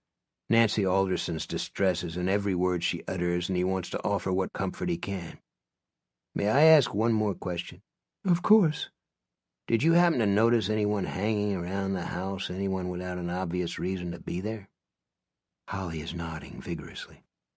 Why would you ask that? Alderson sounds astonished. Surely you don't think some outsider... I don't think anything, Hodges says smoothly. I'm just helping the police because there's been such a staff reduction in the last few years. Citywide budget cuts. I know. It's awful. So they gave me this list of questions, and that's the last one. Well, there was nobody. I'd have noticed because of the breezeway between the house and the garage. The garage is heated, so that's where the pantry and the washer-dryer are. I'm back and forth in that breezeway all the time, and I can see the street from there. Hardly anyone comes all the way up Hilltop Court because Jan and Marty's is the last house. It's just the turnaround after that. Of course, there's the postman and UPS and sometimes FedEx, but otherwise, unless someone gets lost, we've got that end of the street to ourselves. So there was no one at all? No, sir, there sure wasn't. Not the man who gave Mrs. Ellerton the game console? No. He approached her in Ridgeline Foods. That's the grocery store at the foot of the hill down where City Avenue crosses Hilltop Court. There's a Kroger about a mile further on in the City Avenue Plaza, but Janice won't go there even though things are a little cheaper because she says you should always buy locally if you... She gives a sudden loud sob. But she's done shopping anywhere, isn't she? Oh, I can't believe this. Jan would never hurt Marty, not for the world. It's a sad thing, Hodges says. I'll have to come back today. Alderson now talking to herself rather than to Hodges. It may take a while for her relatives to come, and someone will have to make the proper arrangements. A final housekeeping duty, Hodges thinks, and finds the thought both touching and obscurely horrible. I want to thank you for your time, Nancy. I'll let you go now. Of course there was that elderly fellow, Alderson says. What elderly fellow was that? I saw him several times outside 1588. He'd park at the curb and just stand on the sidewalk, looking at it. That's the house across the street and down the hill a little way. You might not have noticed it, but it was for sale. Hodges did notice, but doesn't say so. He doesn't want to interrupt. Once he walked right up the lawn to look in the bay window. This was before the last big snowstorm. I think he was window shopping. She gives a watery laugh. Although my mother would have called it window wishing, because he surely didn't look like the sort who could afford a house like that. No? He was dressed in workman's clothes. You know, green pants like Dickie's. And his parka was minted with a piece of masking tape. Also, his car looked very old and had spots of primer on it. My late husband used to call that poor man's polish. You don't happen to know what kind of car it was, do you? He flips his pad to a fresh sheet and writes, "Fine date of last big snowstorm." Holly reads it and nods. No, I'm sorry. I don't know cars. I don't even remember the color, just those spots of primer paint. Mr. Hodges, are you sure there hasn't been some mistake? She's almost begging. I wish I could tell you that, Nancy, but I can't. You've been very helpful. Doubtfully. Have I? Hodges gives her his number, Holly's, and the office number. He tells her to call if anything occurs to her that they haven't covered. He reminds her that there may be press interest because Martine was paralyzed at City Center in 2009, and tells her she isn't obliged to talk to reporters or TV news people if she doesn't want to. Nancy Alderson is crying again when he breaks the connection. 9. He takes Holly to lunch at Panda Garden, a block down the street. It's early, and they have the dining room almost to themselves. Holly is off meat and orders vegetable chow mein. Hodges loves the spicy shredded beef, but his stomach won't put up with it these days, so he settles for ma la lamb. They both use chopsticks, Holly because she's good with them, and Hodges because they slow him down and make a post-lunch bonfire in his guts less likely. She says, The last big storm was December 19th. The Weather Service reported 11 inches in Government Square, 13 in Branson Park. Not exactly huge, but the only other one so far this winter dropped just 4 inches. 6 days before Christmas. around the same time Janice Ellerton was given the Zappet, according to Alderson's recollection. Do you think the man who gave it to her was the same one looking at that house? Hodges snares a piece of broccoli. It's supposed to be good for you, like all veggies that taste bad. I don't think Ellerton would have accepted anything from a guy wearing a parka mended with masking tape. I'm not counting the possibility out, but it seems unlikely. Eat your lunch, Bill. If I get any further ahead of you, I'll look like a pig. Hodges eats, although he has very little appetite these days, even when his stomach isn't giving him the devil. When a bite sticks in his throat, he washes it down with tea. Maybe a good idea, since tea seems to help. He thinks about those test results he has yet to see. It occurs to him that his problem could be worse than an ulcer, that an ulcer might actually be the best-case scenario. There's medicine for ulcers. Other things, not so much. When he can see the middle of his plate, but Jesus, so much food left around the edges, he sets his chopsticks aside and says, I found something out while you were hunting down Nancy Alderson. Tell me. I was reading about those Zappets. Amazing how these computer-based companies pop up then disappear. They're like dandelions in June. The commander didn't exactly corner the market. Too simple, too expensive, too much sophisticated competition. Zappet Inc. stock went down, and they got bought out by a company called Sunrise Solutions. 2 years ago, that company declared bankruptcy and went dark, which means Zappet is long gone, and the guy giving out commander consoles had to be running some kind of scam. Holly is quick to see where that leads. So the questionnaire was bull poop, just to add a little, verisimilitude. But the guy didn't try to get money out of her, did he? No, at least not that we know of. Something weird is going on here, Bill. Are you going to tell Detective Huntley and Miss Pretty Gray Eyes? Hodges has picked up the smallest piece of lamb left on his plate, and here is an excuse to drop it. Why don't you like her, Holly? Well, she thinks I'm crazy, Holly says matter-of-factly. There's that. I'm sure she doesn't. Yes, she does. She probably thinks I'm dangerous, too, because of the way I whopped Brady Hartsfield at the Round Here concert. But I don't care. I'd do it again, 1,000 times. He puts a hand over hers. The chopsticks she's holding in her fist vibrate like a tuning fork. I know you would, and you'd be right every time. You saved 1,000 lives, and that's a conservative estimate. She slides her hand from beneath his and starts picking up grains of rice. Oh, I can deal with her thinking I'm crazy. I've been dealing with people thinking that all my life, starting with my parents. But there's something else. Isabel only sees what she sees, and she doesn't like people who see more, or at least look for more. She feels the same way about you, Bill. She's jealous of you, over Pete.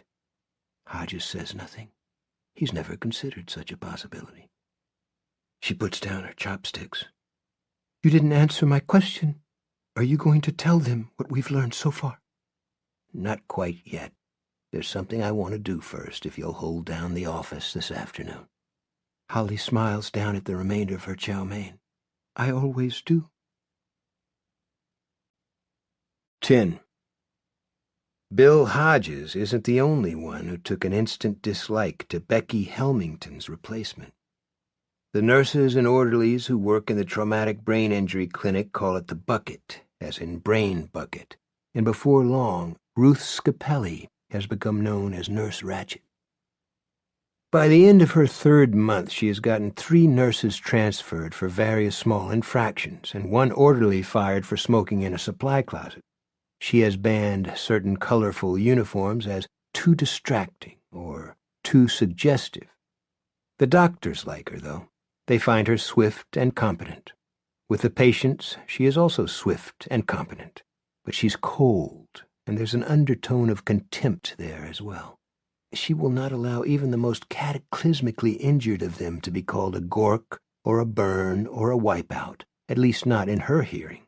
But she has a certain attitude. She knows her stuff, one nurse said to another in the break room not long after Scapelli took up her duties. No argument about that, but there's something missing.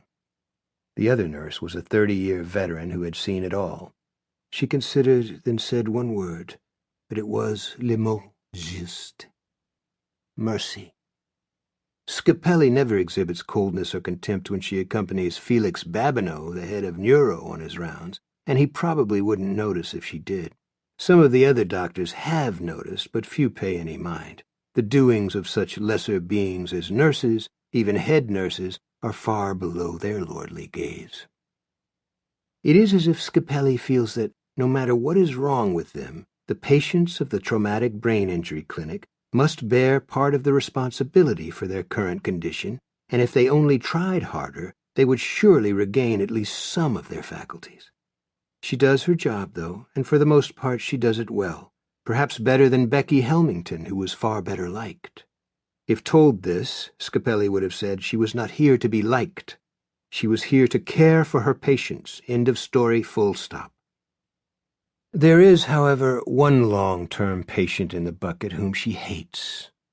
That patient is Brady Hartsfield. It isn't because she had a friend or relative who was hurt or killed at City Center. It's because she thinks he's shamming, avoiding the punishment he so richly deserves. Mostly she stays away and lets other staff members deal with him, because just seeing him often infuses her with a day-long rage that the system should be so easily gamed by this vile creature. She stays away for another reason, too. She doesn't entirely trust herself when she's in his room. On 2 occasions she has done something, the kind of thing that, were it discovered, might result in her being the one fired. But on this early January afternoon, just as Hodges and Holly are finishing their lunch, she is drawn down to room 217 as if by an invisible cable. Only this morning she was forced to go in there because Dr. Babineau insists she accompany him on rounds and Brady is his star patient. He marvels at how far Brady has come.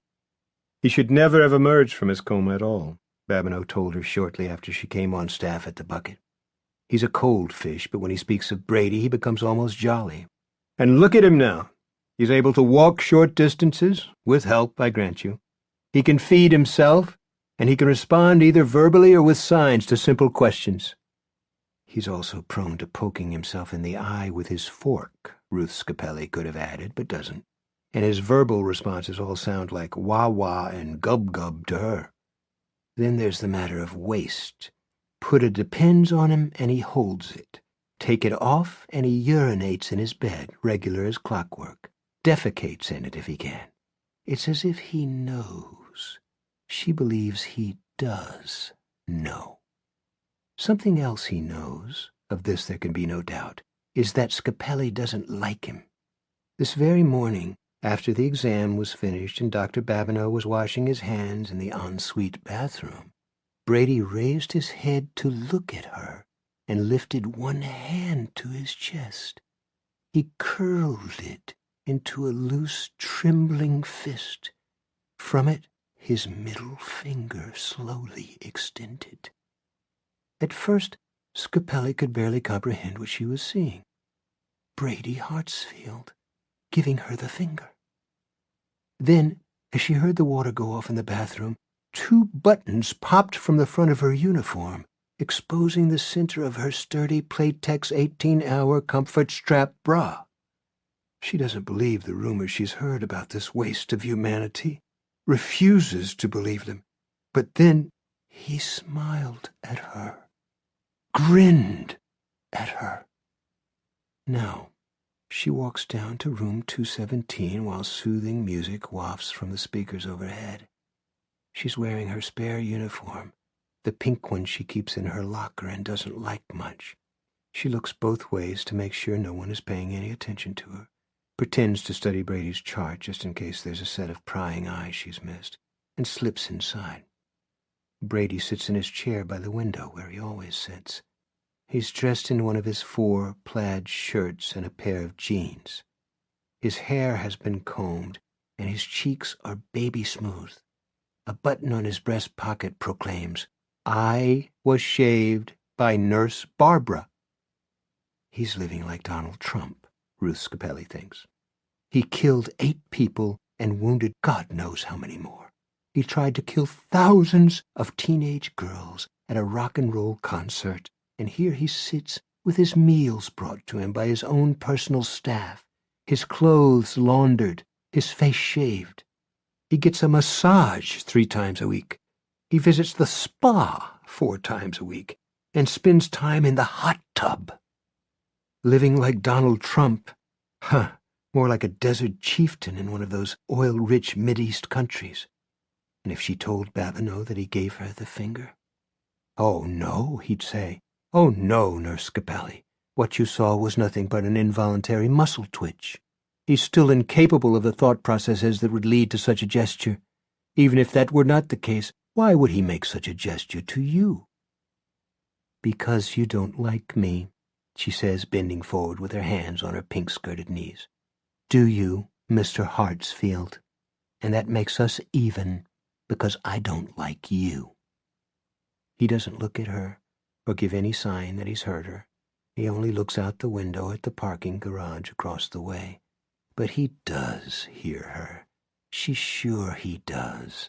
And his failure to acknowledge her in any way infuriates her more. When she talks, people are supposed to listen. "Am I to believe you popped the buttons on my uniform this morning by some kind of mind control?" "Nothing. I know better. I'd been meaning to replace that one. The bodice was a bit too tight. You may fool some of the more credulous staff members, but you don't fool me, Mr. Hartsfield. All you can do is sit there and make a mess in your bed every time you get the chance." Nothing. She glances around at the door to make sure it's shut, then removes her left hand from her knee and reaches out with it. "All those people you hurt, some of them still suffering, does that make you happy? It does, doesn't it? How would you like it? Shall we find out?" She first touches the soft ridge of a nipple beneath his shirt, then grasps it between her thumb and index finger. Her nails are short, but she digs in with what she has. She twists, first one way, then the other. "That's pain, Mr. Hartsfield. Do you like it?" His face remains as bland as ever, which makes her angrier still. She bends closer until their noses are almost touching, her face more like a fist than ever. Her blue eyes bulge behind her glasses. There are tiny spit buds at the corners of her lips. "I could do this to your testicles," she whispers. "Perhaps I will." Yes, she just might. It's not as if he can tell Babineau, after all. He has 4 dozen words at most, and few people can understand what he does manage to say. "I want more corn" comes out, "one more coal," which sounds like fake Indian talk in an old Western movie. The only thing he says that's perfectly clear is, "I want my mother." And on several occasions, Scapelli has taken great pleasure in reinforming him that his mother's dead.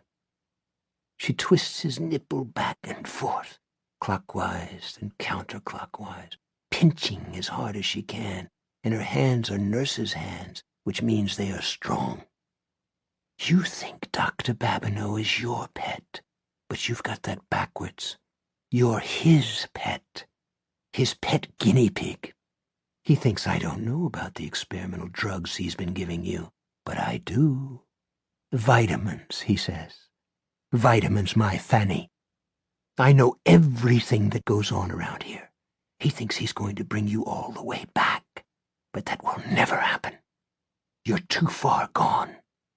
And what if it did?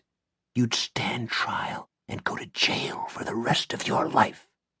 And they don't have hot tubs in Waynesville State Prison. She's pinching his nipple so hard the tendons on her wrist stand out, and he still shows no sign that he feels anything. Just looks out at the parking garage, his face a blank. If she keeps on, one of the nurses is apt to see bruising, swelling, and it will go on his chart. She lets go and steps back, breathing hard, and the Venetian blind at the top of his window gives an abrupt bone-like rattle. The sound makes her jump and look around. When she turns back to him, Hartsfield is no longer looking at the parking garage. He's looking at her. His eyes are clear and aware. Scapelli feels a bright spark of fear and takes a step back. "I could report Babineau," she says, "but doctors have a way of wiggling out of things, especially when it's their word against a nurse's, even a head nurse's. And why would I? Let him experiment on you all he wants. Even Waynesville is too good for you, Mr. Hartsfield. Maybe he'll give you something that will kill you. That's what you deserve." A food trolley rumbles by in the corridor. Someone is getting a late lunch. Ruth Scapelli jerks like a woman awaking from a dream and backs toward the door, looking from Hartsfield to the now silent Venetian blind and then back to Hartsfield again. "I'll leave you to your thoughts, but I want to tell you one more thing before I go. If you ever show me your middle finger again, it will be your testicles." Brady's hand rises from his lap to his chest. It trembles, but that's a motor control issue. Thanks to 10 sessions a week downstairs in physical therapy, he's gotten at least some muscle tone back. Scapelli stares, unbelieving, as the middle finger rises and tilts toward her. With it comes that obscene grin. "You're a freak," she says in a low voice.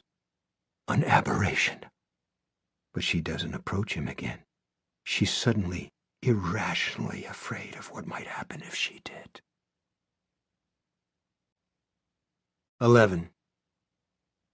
Tom Saubers is more than willing to do the favor Hodges has asked of him, even though it means rescheduling a couple of afternoon appointments.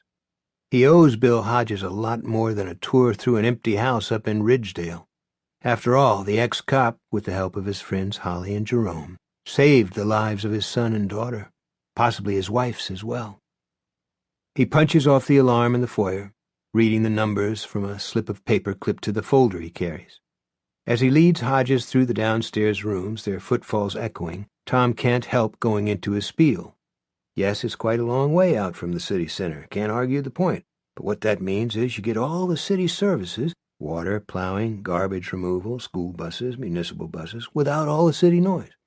"The place is cable-ready and way above code," he says. "Great, but I don't want to buy it." Tom looks at him curiously. "What do you want?" Hodges sees no reason not to tell him. "To know if anyone has been using it to keep an eye on that house across the street. There was a murder-suicide there this past weekend." "In 1601? Jesus, Bill, that's awful." "It is," Hodges thinks, "and I believe you're already wondering who you should talk to about becoming the selling agent on that one. Not that he holds that against the man who went through his own hell as a result of the city center massacre." "So you've left the cane behind," Hodges comments as they climb to the second floor. "I sometimes use it at night, especially if the weather's rainy," Tom says. "The scientists claim that stuff about your joints hurting more in wet weather is bullshit, but I'm here to tell you that's one old wives' tale you can take to the bank. Now, this is the master bedroom, and you can see how it's set up to catch the morning light. The bathroom is nice and big. The shower has pulsing jets, and just down the hall here." Yes, it's a fine house. Hodges would expect nothing else here in Ridgedale, but there's no sign anyone has been in it lately. "Seen enough?" Tom asks. "I think so, yes. Did you notice anything out of place?" "Not a thing. And the alarm is a good one. If someone had broken in—" "Yeah," Hodges says. "Sorry to get you out on such a cold day." "Nonsense. I had to be out and about anyway. And it's good to see you." They step out the kitchen door, which Tom relocks. "Although you're looking awfully thin."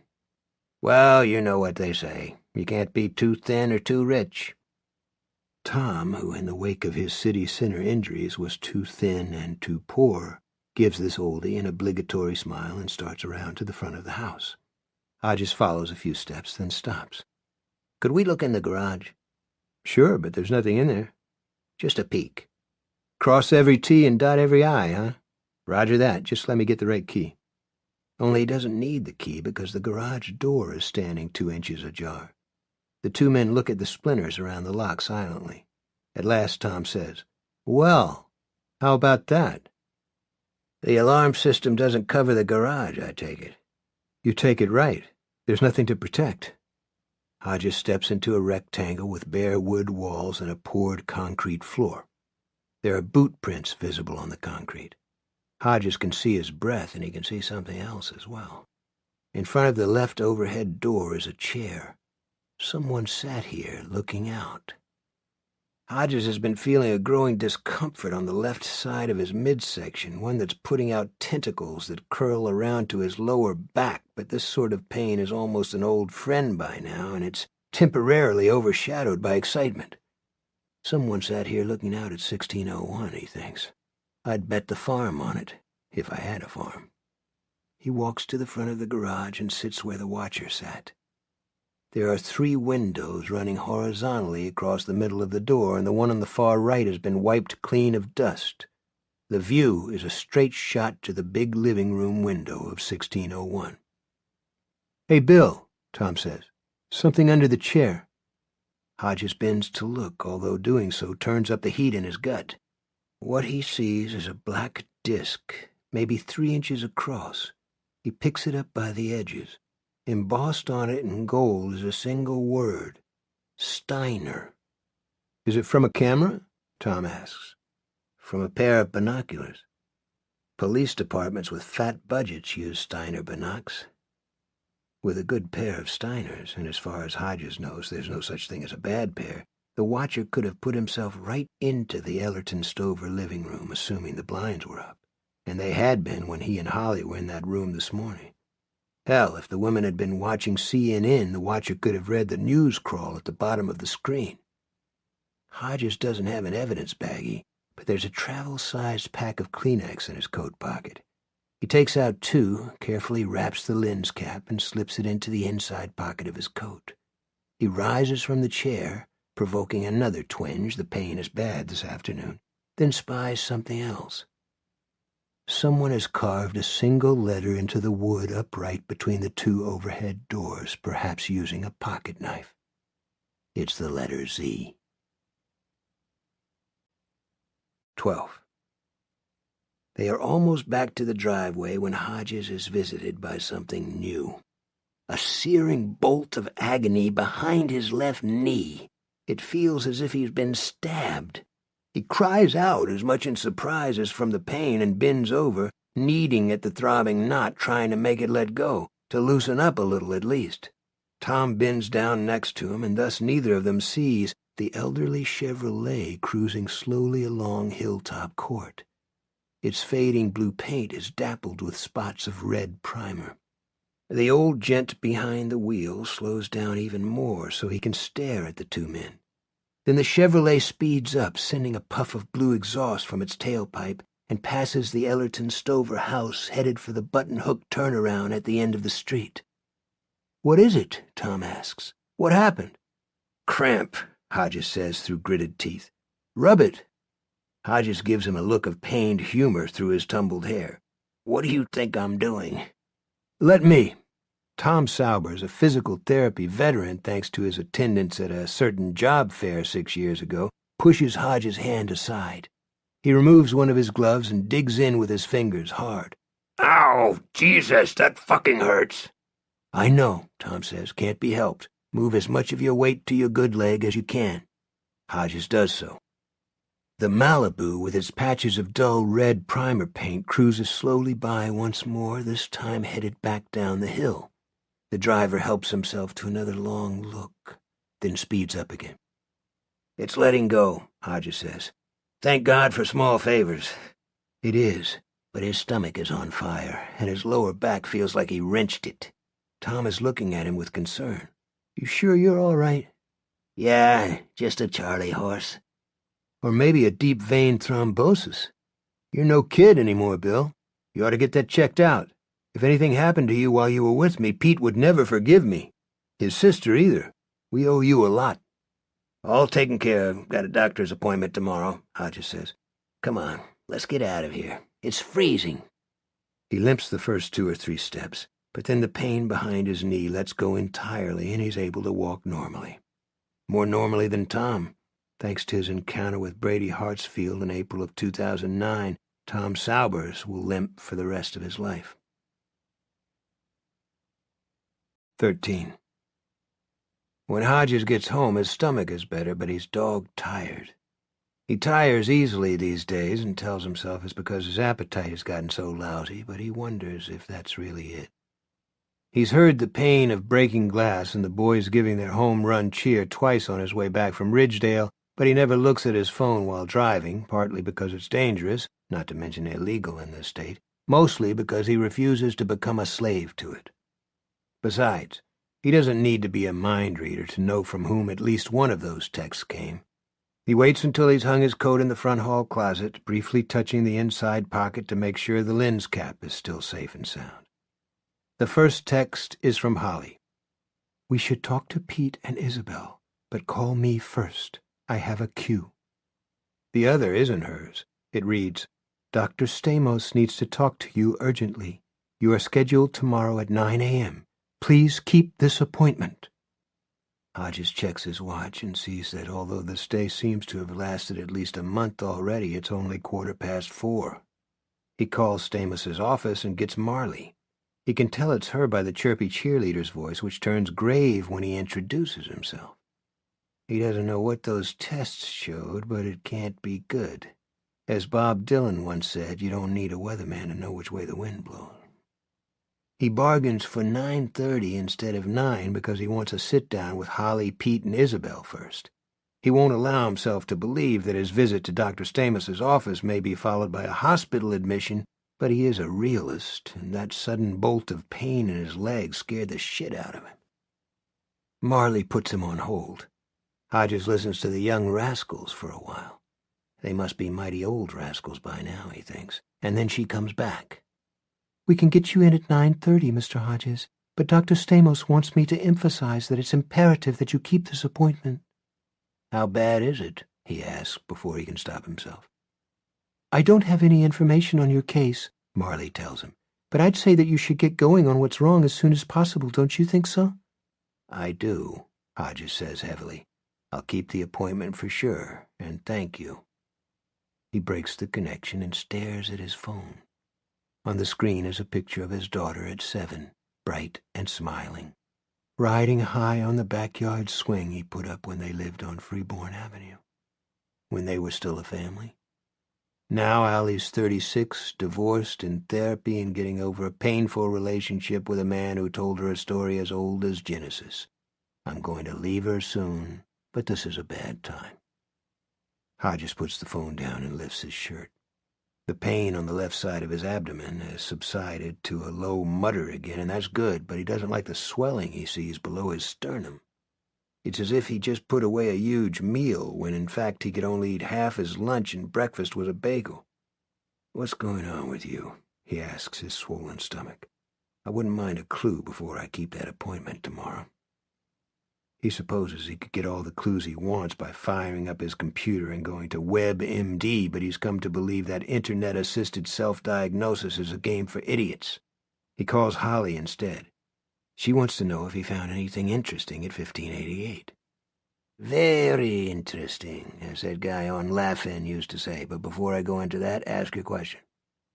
Do you think Pete can find out if Martine Stover was buying a computer? Check her credit cards or something? Because her mother's was ancient. If so, it means she was serious about taking an online course. And if she was serious, then the chances she was working up to a suicide pact with her mother dropped drastically. Yes, but it wouldn't rule out the mother deciding to do it on her own. She could have dumped the pills and vodka down Stover's feeding tube while she was asleep, then got into the tub to finish the job. But Nancy Alderson said they were happy. Yeah, I know. I'm only pointing it out. I don't really believe it. You sound tired. Just my usual end-of-the-day slump. I'll perk up after I get some chow.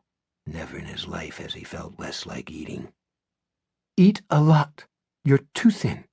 But first, tell me what you found in that empty house. Not in the house, in the garage. He tells her. She doesn't interrupt, nor does she say anything when he's done.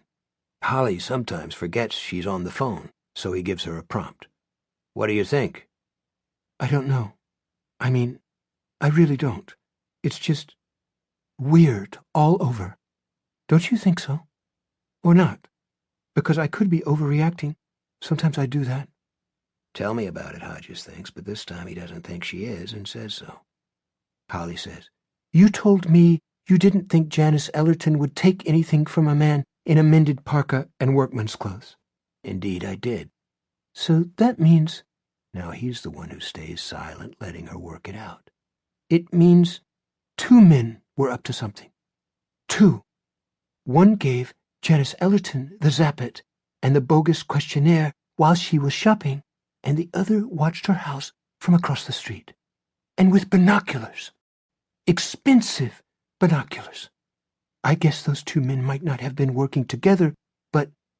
He waits, smiling a little. When Holly turns her thinking processes up to 10, he can almost hear the cogs spinning behind her forehead. Bill, are you still there? Yeah, just waiting for you to spit it out. Well, it seems like they must have been. To me, anyway. And like they might have had something to do with those 2 women being dead. There. Are you happy? Yes, Holly, I am. I've got a doctor's appointment tomorrow at 9:30. Your test results came back? Yeah, I want to set up a meeting beforehand with Pete and Isabel. Does 8:30 work for you? Of course. We'll lay out everything. Tell them about Alderson and the game console you found in the house at 1588. See what they think. Sound okay? Yes, but she won't think anything. You could be wrong. Yes, and the sky could turn green with red polka dots tomorrow. Now go make yourself something to eat. Hodges assures her he will, and heats up a can of chicken noodle soup while watching the early news. He eats most of it, spacing out each spoonful, cheering himself on. You can do it. You can do it. While he's rinsing the bowl, the pain on the left side of his abdomen returns, along with those tentacles curling around to his lower back. It seems to plunge up and down with every heartbeat. His stomach clenches. He thinks of running to the bathroom, but it's too late. He leans over the sink instead, vomiting with his eyes closed. He keeps them that way as he fumbles for the faucet and turns it on full to rinse away the mess. He doesn't want to see what just came out of him, because he can taste a slime of blood in his mouth and throat. Oi, he thinks, I am in trouble here. I am in such trouble. 14. 8 p.m. When her doorbell rings, Ruth Scapelli is watching some stupid reality program which is just an excuse to show young men and women running around in their small clothes. Instead of going directly to the door, she slipper scuffs into the kitchen and turns on the monitor for the security cam mounted on the porch. She lives in a safe neighborhood, but it doesn't pay to take chances. One of her late mother's favorite sayings was, "Scum travels." She is surprised and uneasy when she recognizes the man at her door. He's wearing a tweed overcoat, obviously expensive, and a trilby with a feather in the band. Beneath the hat, his perfectly barbered silver hair flows dramatically along his temples. In one hand is a slim briefcase. It's Dr. Felix Babineau, chief of the neurology department and head honcho at the Lakes Region Traumatic Brain Injury Clinic. The doorbell chimes again, and she hurries to let him in, thinking, he can't know about what I did this afternoon because the door was shut and no one saw me go in. Relax, it's something else, perhaps a union matter. But he has never discussed union matters with her before, although she's been an officer of Nurses United for the last 5 years. Dr. Babineau might not even know her if he passed her on the street unless she was wearing her nurse's uniform. That makes her remember what she's wearing now, an old house coat and even older slippers with bunny faces on them. But it's too late to do anything about that. At least her hair isn't up in rollers. He should have called, she thinks, but the thought that follows is disquieting. Maybe he wanted to catch me by surprise. Good evening, Dr. Babineau. Come in out of the cold. I'm sorry to be greeting you in my house coat, but I wasn't expecting company. He comes in and just stands there in the hall. She has to step around him to close the door. Seen up close instead of on the monitor, she thinks that perhaps they're even in the department of sartorial disarray. She's in her housecoat and slippers, true, but his cheeks are speckled with gray stubble. Dr. Babineau, no one would dream of calling him Dr. Felix, may be quite the fashion plate, Witness the cashmere scarf fluffed up around his throat. But tonight he needs a shave, and quite badly. Also, there are purple pouches under his eyes. "Let me take your coat," she says. He puts his briefcase between his shoes, unbuttons the overcoat, and hands it to her, along with the luxy scarf. He still hasn't said a single word. The lasagna she ate for supper, quite delicious at the time, seems to be sinking and pulling the pit of her stomach down with it. "Would you like—" "Come into the living room," he says, and walks past her as if he owns the place. Ruth Scapelli scurries after. Babineau takes the remote control from the arm of her easy chair, points it at the television, and hits mute. The young men and women continue to run around, but they do so unaccompanied by the mindless patter of the announcer. Scapelli is no longer just uneasy. Now she's afraid. For her job, yes, the position she has worked so hard to attain, but also for herself.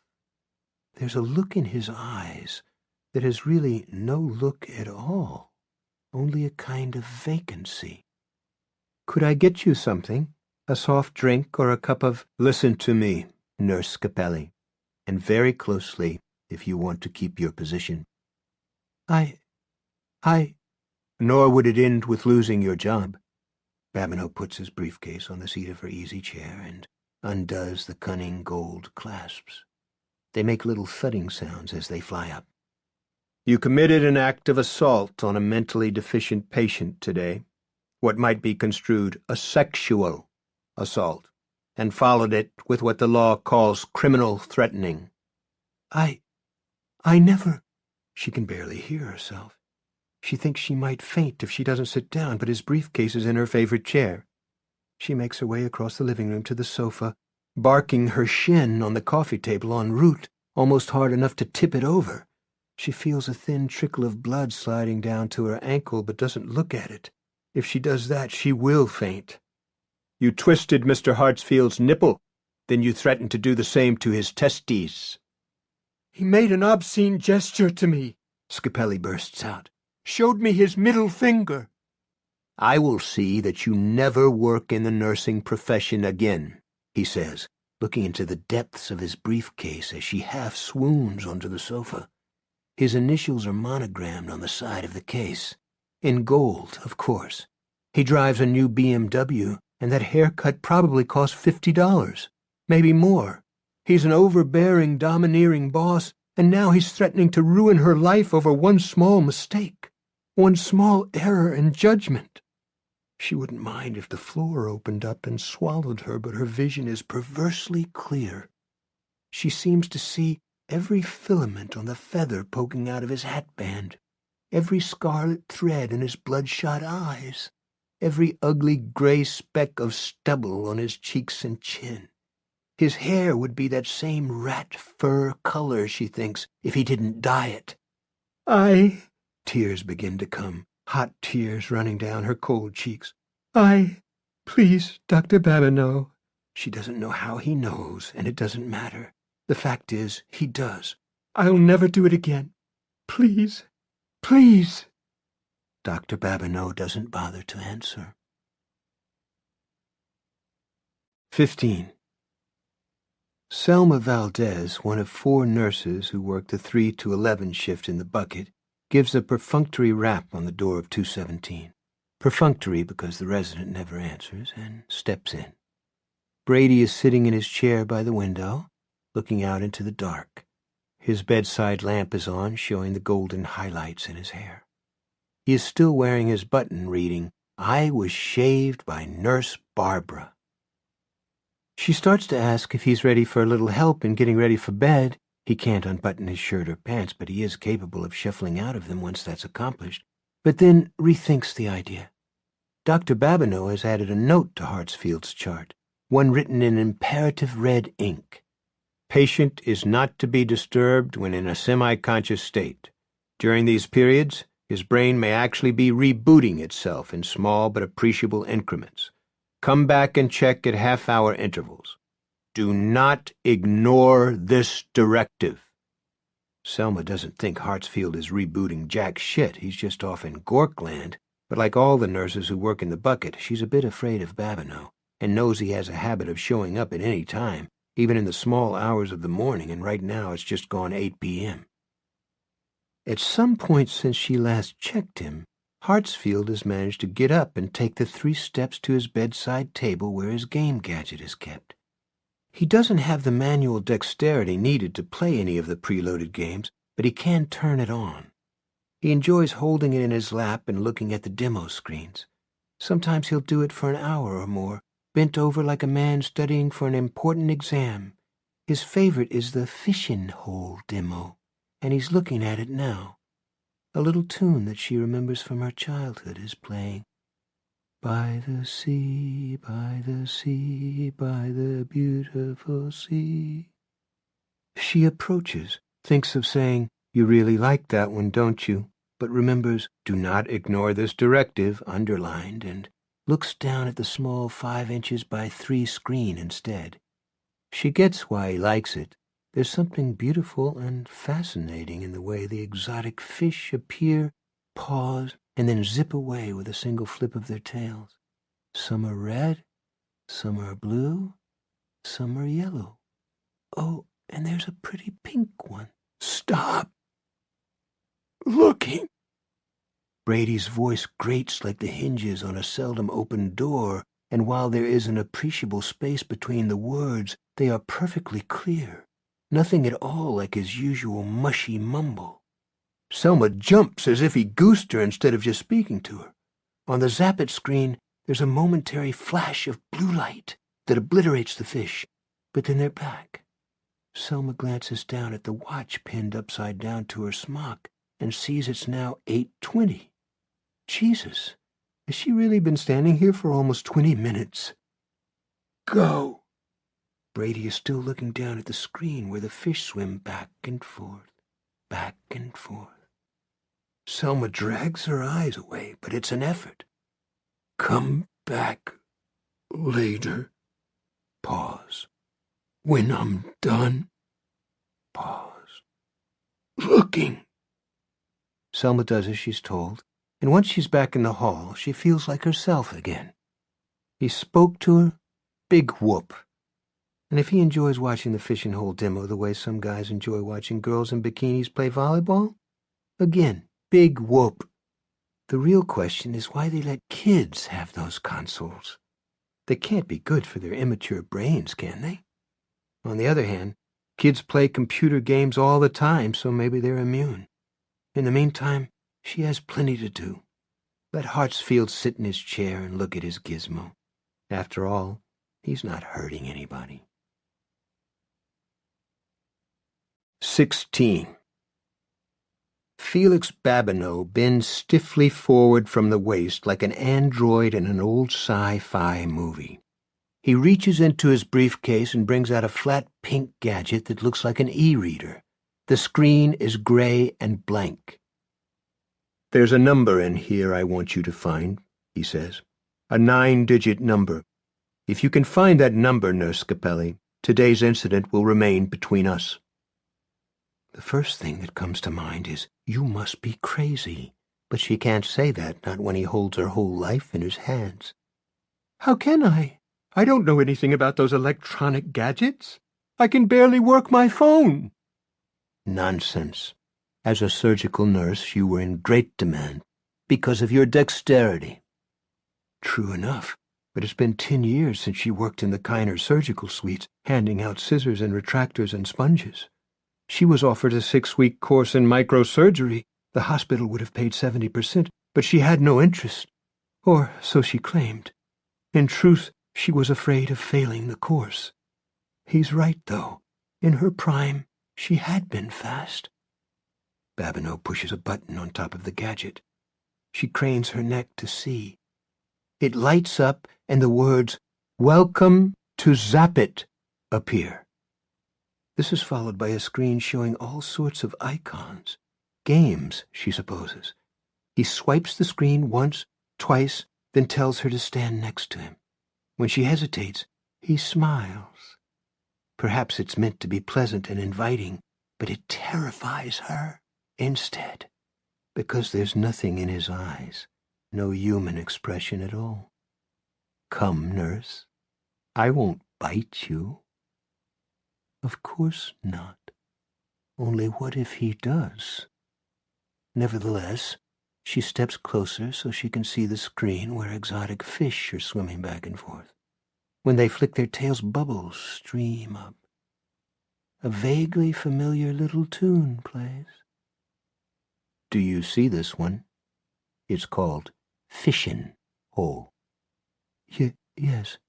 Thinking, he really is crazy. He's had some sort of mental breakdown from overwork. If you were to tap the bottom of the screen, the game would come up and the music would change. But I don't want you to do that. The demo is all you need. Look for the pink fish.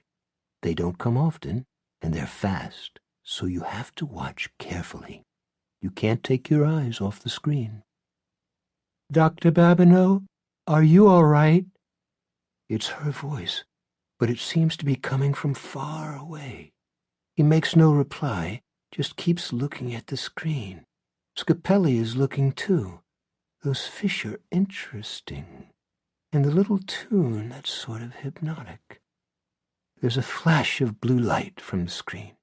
She blinks, and then the fish are back, swimming to and fro, flicking their flippy tails and sending up burbles of bubbles.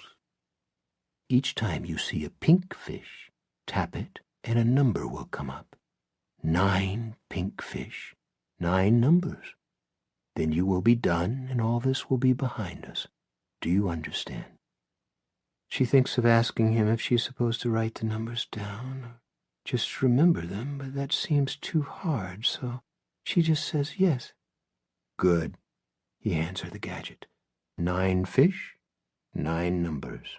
But just the pink ones, mind. Scapelli stares at the screen where the fish swim. Red and green, green and blue, blue and yellow. They swim off the left side of the little rectangular screen, then back on at the right.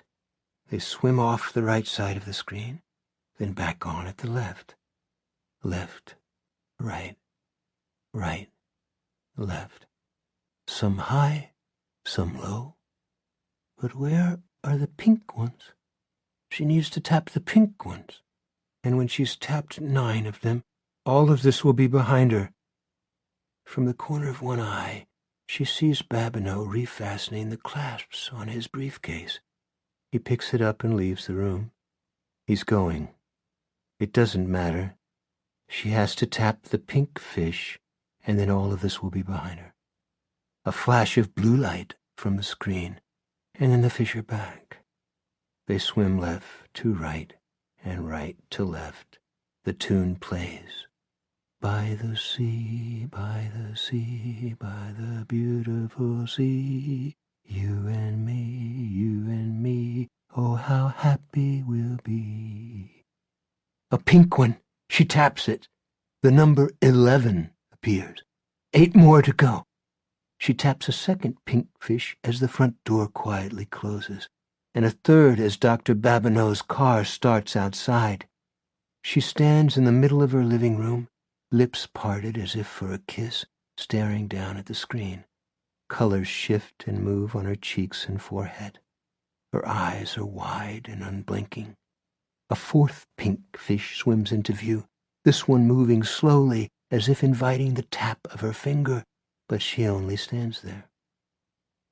Hello, Nurse Scapelli. She looks up to see Brady Hartsfield sitting in her easy chair. He's shimmering a bit at the edges. Ghostly, but it's him all right. He's wearing what he was wearing when she visited him in his room that afternoon. Jeans and a checked shirt. On the shirt is that button reading, I was shaved by Nurse Barbara. But the vacant gaze everyone in the bucket has grown used to is gone. He's looking at her with lively interest. She remembers her brother looking at his ant farm that way when they were children back in Hershey, Pennsylvania. He must be a ghost, because fish are swimming in his eyes. You'll tell, Hartsfield says, and it won't just be his word against yours. Don't get that idea. He had a nanny cam planted in my room so he can watch me, study me, It's got a wide-angle lens so he can see the whole room. That kind of lens is called a fisheye. He smiles to show he's made a pun. A red fish swims across his right eye, disappears, and then appears in his left one. Scapelli thinks, his brain is full of fish. I'm seeing his thoughts. The camera is hooked up to a recorder. He'll show the board of directors the footage of you torturing me. It didn't actually hurt that much. I don't feel pain the way I used to. But torture is what he'll call it. It won't end there either.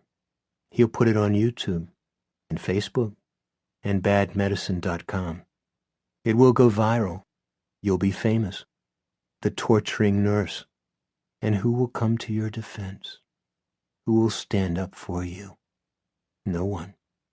Because nobody likes you. They think you're awful. And what do you think? Do you think you're awful? Now that the idea has been brought fully to her attention, she supposes she is. Anyone who would threaten to twist the testicles of a brain-damaged man must be awful. What was she thinking? Say it. He leans forward, smiling. The fish swim. The blue light flashes. The tune plays. Say it, you worthless bitch. I'm awful, Ruth Scapelli says in her living room, which is empty except for her. She stares down at the screen of the Zapit commander. Now, say it like you mean it. I'm awful. I'm an awful, worthless bitch. And what is Dr. Babineau going to do? Put it on YouTube? Put it on Facebook? Put it on badmedicine.com? Tell everyone? You'll be arrested. I'll be arrested. They'll put your picture in the paper. Of course they will. You'll go to jail. I'll go to jail. Who will stand up for you? No one. 17. Sitting in room 217 of the Bucket, Brady stares down at the fishing hole demo. His face is fully awake and aware. It's the face he hides from everyone except Felix Babineau, and Dr. Babineau no longer matters. Dr. Babineau hardly exists. These days, he's mostly Dr. Z. Nurse Scapelli, Brady says, let's go into the kitchen. She resists, but not for long. 18.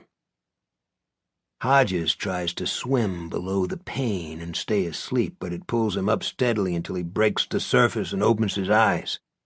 He fumbles for the bedside clock and sees it's 2 a.m. A bad time to be awake, maybe the worst time. When he suffered insomnia after his retirement, he thought of 2 a.m. as the suicide hour, and now he thinks that's probably when Mrs. Ellerton did it, 2 in the morning. The hour when it seems daylight will never come.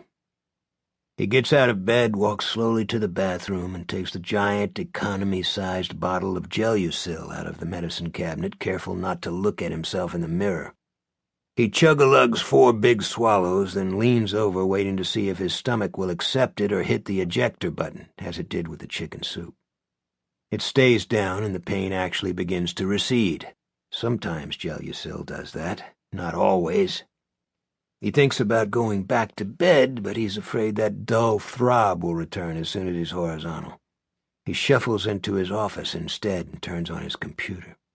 He knows this is the very worst time to start checking out the possible causes for his symptoms, but he can no longer resist. His desktop wallpaper comes up, another picture of Allie as a kid.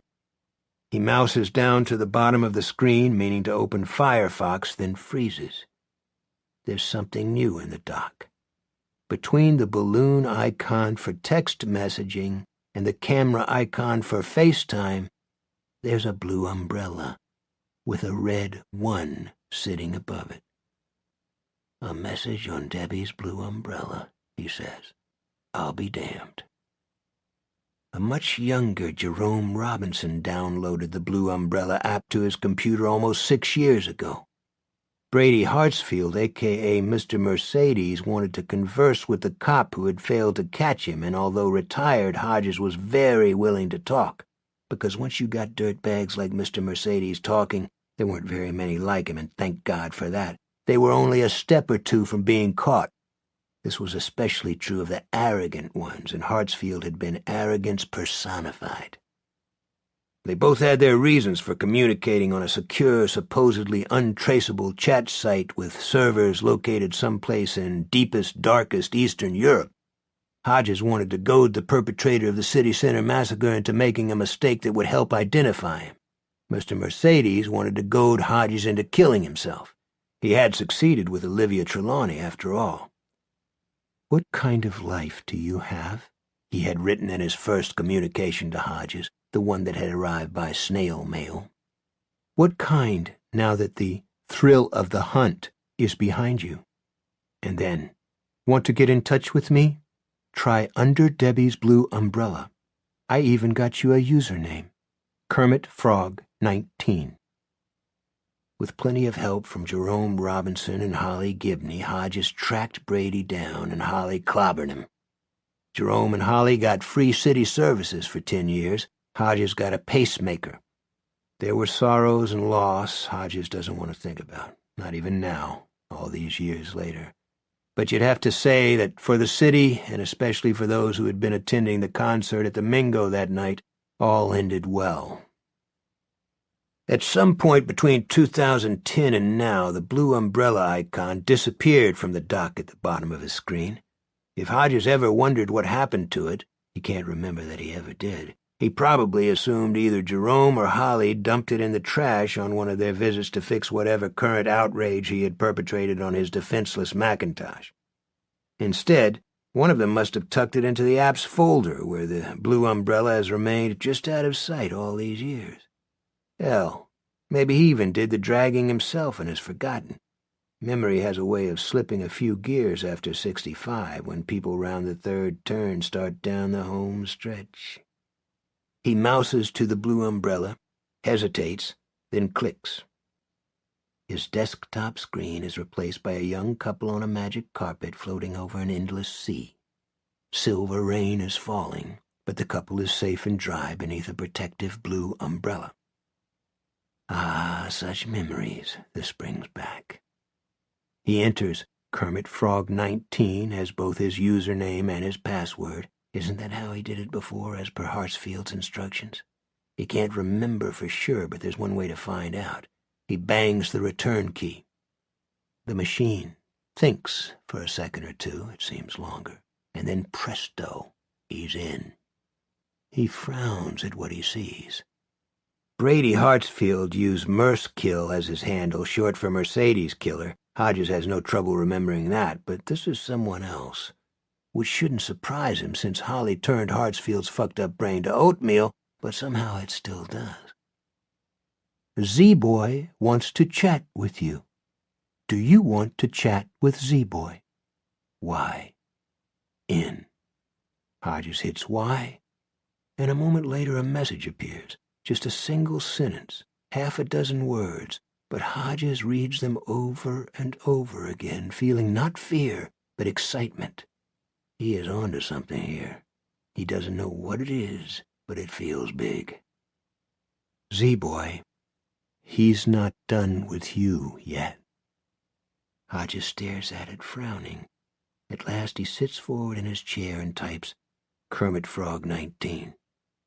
Who's not done with me? Who is this?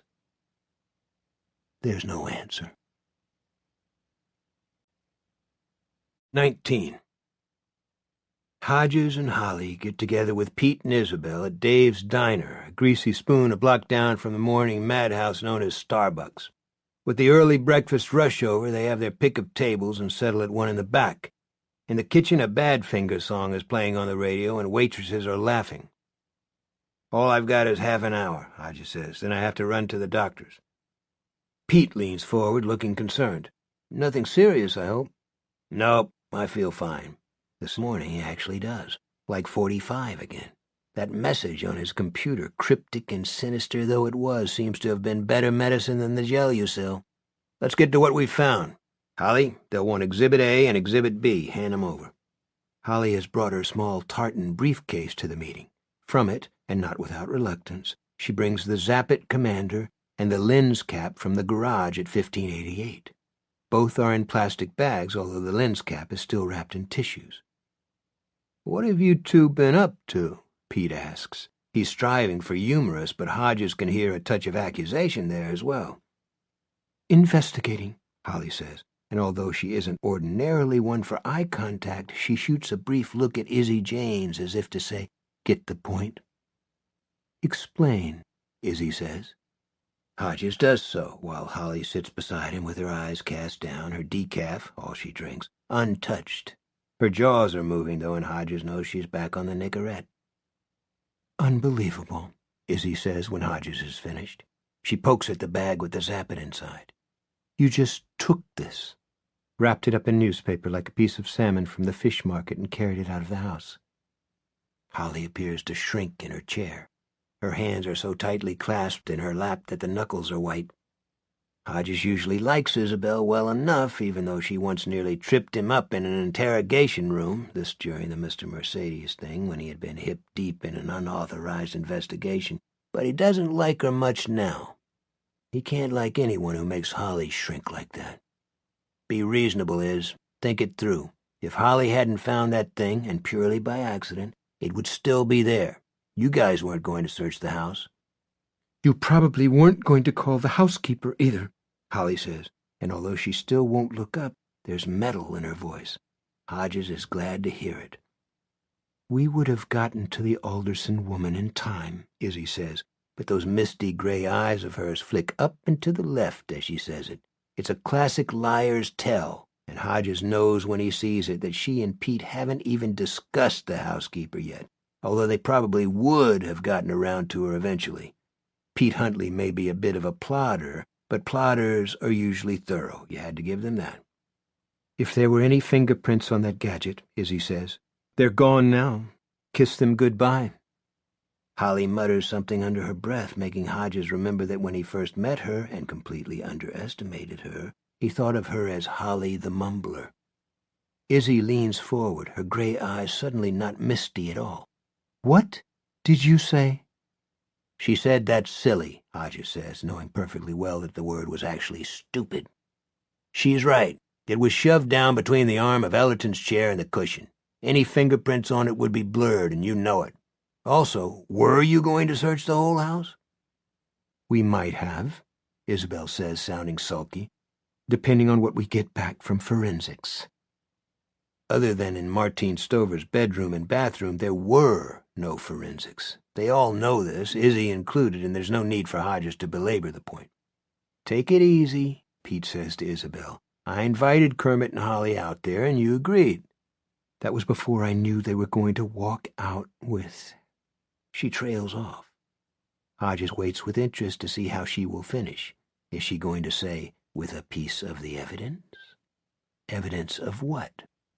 An addiction to computer solitaire, Angry Birds, and Frogger? "With a piece of Mrs. Ellerton's property," she finishes lamely. "Well, you've got it now," Hodges says. "Can we move on? Perhaps discuss the man who gave it to her in the supermarket, claiming the company was eager for user input on a gadget that's no longer made?" "And the man who was watching them," Holly says, still without looking up. "The man who was watching them from across the street with binoculars." Hodges' old partner pokes the bag with the wrapped lens cap inside. "I'll have this dusted for fingerprints, but I'm not real hopeful, Kerm. You know how people take these caps on and off?" "Yeah," Hodges says. "By the rim. And it was cold in that garage, cold enough so I could see my breath. The guy was probably wearing gloves anyway."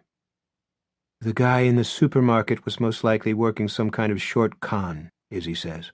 "It's got that smell. Maybe he called a week later, trying to convince her that by taking the obsolete games gadget, she was obligated to buy a more expensive current one, and she told him to go peddle his papers. Or he might have used the info from the questionnaire to hack into her computer." "Not that computer," Holly says. "It was older than dirt." "Had a good look around, didn't you?" Izzy says. "Did you check the medicine cabinets while you were investigating?" This is too much for Hodges. "She was doing what you should have done, Isabel, and you know it." Color is rising in Izzy's cheeks. "We called you in as a courtesy, that's all, and I wish we'd never done it. You two are always trouble." "Stop it," Pete says, but Izzy is leaning forward, her eyes flicking between Hodges' face and the top of Holly's lowered head. These two mystery men, if they existed at all, have nothing to do with what happened in that house. One was probably running a con, the other was a simple peeper. Hodges knows he should stay friendly here, increase the peace and all that, but he just can't do it. Some pervo salivating at the thought of watching an 80-year-old woman undress or seeing a quadriplegic get a sponge bath? Yeah, that makes sense. "Read my lips," Izzy says. "Mom killed daughter, then self. Even left a suicide note of sorts. Z, the end. Couldn't be any clearer." Z boy, Hodges thinks. Whoever's under Debbie's blue umbrella this time signs himself Z boy. Holly lifts her head. "There was also a Z in the garage, carved into the wood between the doors. Bill saw it. Zappit also begins with Z, you know." "Yes," Izzy says, "and Kennedy and Lincoln have the same number of letters proving they were both killed by the same man." Hodges sneaks a peek at his watch and sees he'll have to leave soon, and that's okay. Other than upsetting Holly and pissing off Izzy, this meeting has accomplished nothing. Nor can it, because he has no intention of telling Pete and Isabel what he discovered on his own computer early this morning. That information might shift the investigation into a higher gear, but he's going to keep it on the down low until he does a little more investigation himself. He doesn't want to think that Pete would fumble it, but he might. Because being thorough is a poor substitute for being thoughtful. And Izzy? She doesn't want to open a can of worms filled with a lot of pulp novel stuff about cryptic letters and mystery men. Not when the deaths at the Ellerton house are already on the front page of today's paper, along with a complete recap of how Martine Stover came to be paralyzed. Not when Izzy's expecting to take the next step up the police department ladder just as soon as her current partner retires. "Bottom line," Pete says, "this is going down as a murder-suicide, and we're going to move on. We have to move on, Kermit. I'm retiring. Iz will be left with a huge caseload and no new partner for a while, thanks to the damn budget cuts. This stuff," he indicates the 2 plastic bags, "is sort of interesting, but it doesn't change the clarity of what happened. Unless you think some master criminal set it up? One who drives an old car and mends his coat with masking tape? No, I don't think that." Hodges is remembering something Holly said about Brady Hartsfield yesterday. She used the word architect. "I think you've got it right. Murder-suicide." Holly gives him a brief look of wounded surprise before lowering her eyes again. "But will you do something for me?" "If I can," Pete says. "I tried the game console, but the screen stayed blank. Probably a dead battery. I didn't want to open the battery compartment because that little slide panel would be a place to check for fingerprints. I'll see that it's dusted, but I doubt—" "Yeah, I do too. What I really want is for one of your cyber wonks to boot it up and check the various game applications, see if there's anything out of the ordinary." "Okay," Pete says, and shifts slightly in his seat when Izzy rolls her eyes. Hodges can't be sure, but he thinks Pete just kicked her ankle under the table. "I have to go," Hodges says, and grabs for his wallet. "Missed my appointment yesterday, can't miss another one." "We'll pick up the check," Izzy says. "After you brought us all this valuable evidence, it's the least we can do." Holly mutters something else under her breath. This time Hodges can't be sure, even with his trained Holly ear, but he thinks it might have been bitch. 20. On the sidewalk, Holly jams an unfashionable but somehow charming plaid hunting cap down to her ears and then thrusts her hands into her coat pockets. She won't look at him, only starts walking toward the office a block away. Hodges' car is parked outside Dave's, but he hurries after her. "Holly." You see how she is, walking faster, still not looking at him. The pain in his gut is creeping back, and he's losing his breath. "Holly, wait. I can't keep up." She turns to him, and he's alarmed to see her eyes are swimming with tears. "There's more to it. More.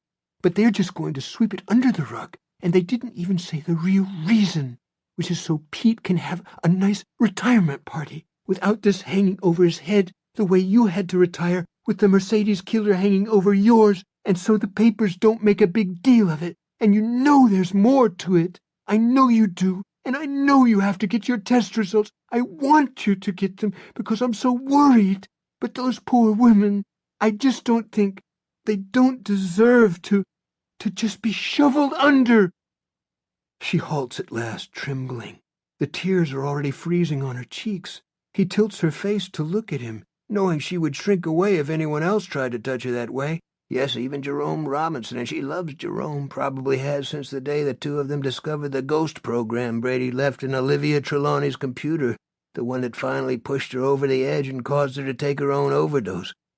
Holly, we're not done with this. In fact, I think we might just be getting started. She looks him squarely in the face. Another thing she will do with no one else. What do you mean?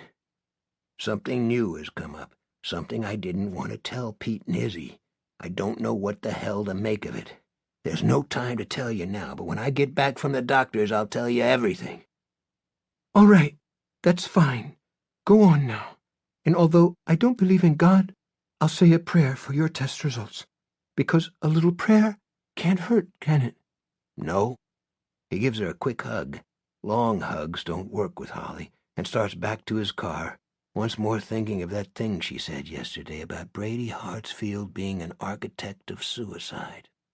A pretty turn of phrase from a woman who writes poetry in her spare time, not that Hodges has ever seen any or is likely to, but Brady would probably sneer at it, considered a mile short of the mark. Brady would consider himself a prince of suicide. Hodges climbs into the Prius Holly nagged him into buying and heads for Dr. Stamos's office. He's doing a little praying himself. Let it be an ulcer. Even the bleeding kind that needs surgery to sew it up. Just an ulcer. Please, nothing worse than that. 21. He doesn't have to spend time cooling his heels in the waiting room today.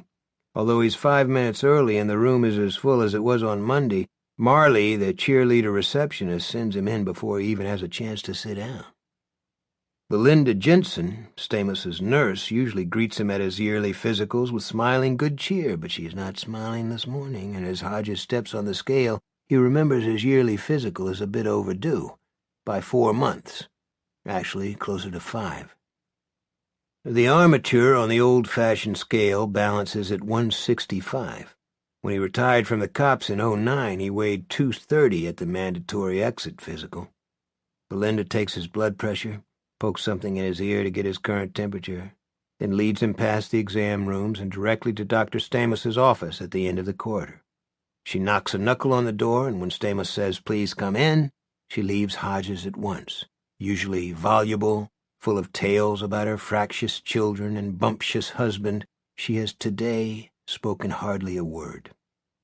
Can't be good, Hodges thinks, but maybe it's not too bad.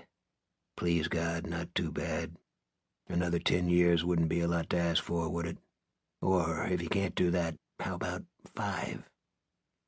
Wendell Stamos is a 50-something with a fast-receding hairline and the broad-shouldered, trim-waisted build of a pro jock who stayed in shape after retirement. He looks at Hodges gravely and invites him to sit down. Hodges does so. How bad? Bad, Dr. Stamos says, then hastens to add, but not hopeless. Don't skate around it, just tell me. It's pancreatic cancer, and I'm afraid we caught it, well, rather late in the game. Your liver is involved. Hodges finds himself fighting a strong and dismaying urge to laugh. No, more than laugh. To just throw back his head and yodel like Heidi's fucking grandfather. He thinks it was Stamos saying bad but not hopeless. It makes him remember an old joke. Doctor tells his patient, "There's good news and bad news. Which does the patient want first?" "Hit me with the bad news," says the patient. "Well," says the doctor, "you have an inoperable brain tumor." The patient starts to blubber and asks what the good news can possibly be after learning a thing like that. The doctor leans forward, smiling confidentially, and says, "I'm fucking my receptionist, and she's gorgeous." "I want you to see a gastroenterologist immediately. I'm talking today. The best one in this part of the country is Henry Yip at Kiner. He'll refer you to a good oncologist, I'm thinking that guy will want to start you on chemo and radiation. These can be difficult for the patient, debilitating, but are far less arduous than even 5 years ago. Stop, Hodges says. The urge to laugh has thankfully passed. Stamos stops, looking at him in a brilliant shaft of January sun. Hodges thinks, barring a miracle, this is the last January I'm ever going to see. Wow. What are the chances? Don't sugarcoat it. There's something hanging fire in my life right now. Might be something big, so I need to know. Stamos sighs. Very slim, I'm afraid. Pancreatic cancer is just so goddamn stealthy. How long? With treatment? Possibly a year. Even 2. And a remission is not entirely out of the question. I need to think about this, Hodges says. I've heard that many times after I've had the unpleasant task of giving this kind of diagnosis, and I always tell my patients what I'm now going to tell you, Bill. If you were standing on top of a burning building and a helicopter appeared and dropped a rope ladder, would you say you needed to think about it before climbing up? Hodges mulls that over, and the urge to laugh returns. He's able to restrain it, but not a smile. It's broad and charming. I might, he says, if the helicopter in question only had 2 gallons of gas left in the tank. 22. When Ruth Scapelli was 23, before she began to grow the hard shell that encased her in later years, she had a short and bumpy affair with a not exactly honest man who owned a bowling alley. She became pregnant and gave birth to a daughter she named Cynthia. This was in Davenport, Iowa, her hometown, where she was working toward her RN at Kaplan University. She was amazed to find herself a mother.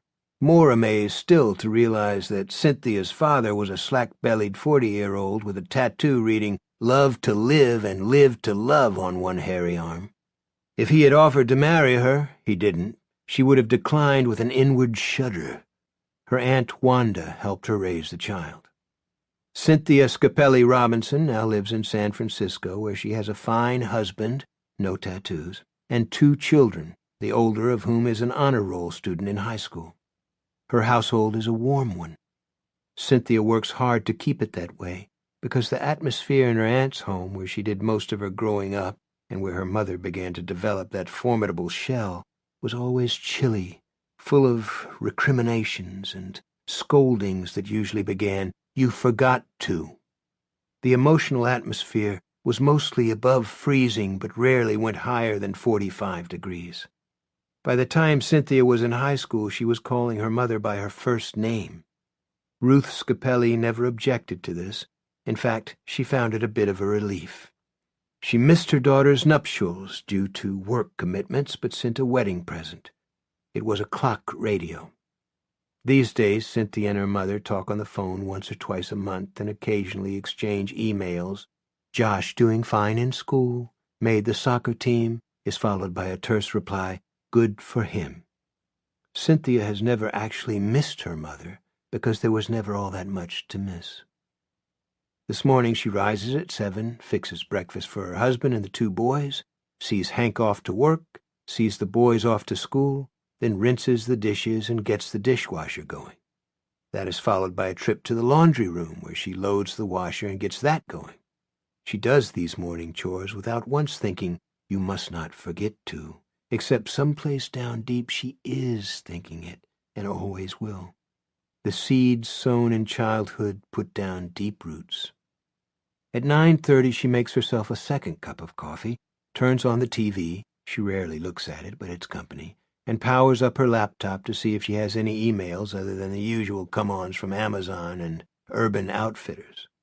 This morning there's one from her mother, sent last night at 10:44 p.m., which translates to 8:44 West Coast time. She frowns at the subject line, which is a single word. Sorry. She opens it. Her heartbeat speeds up as she reads. I'm awful. I'm an awful worthless bitch.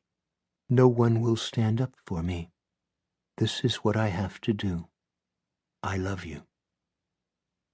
I love you. When is the last time her mother said that to her? Cynthia, who says it to her boys at least 4 times a day, honestly can't remember.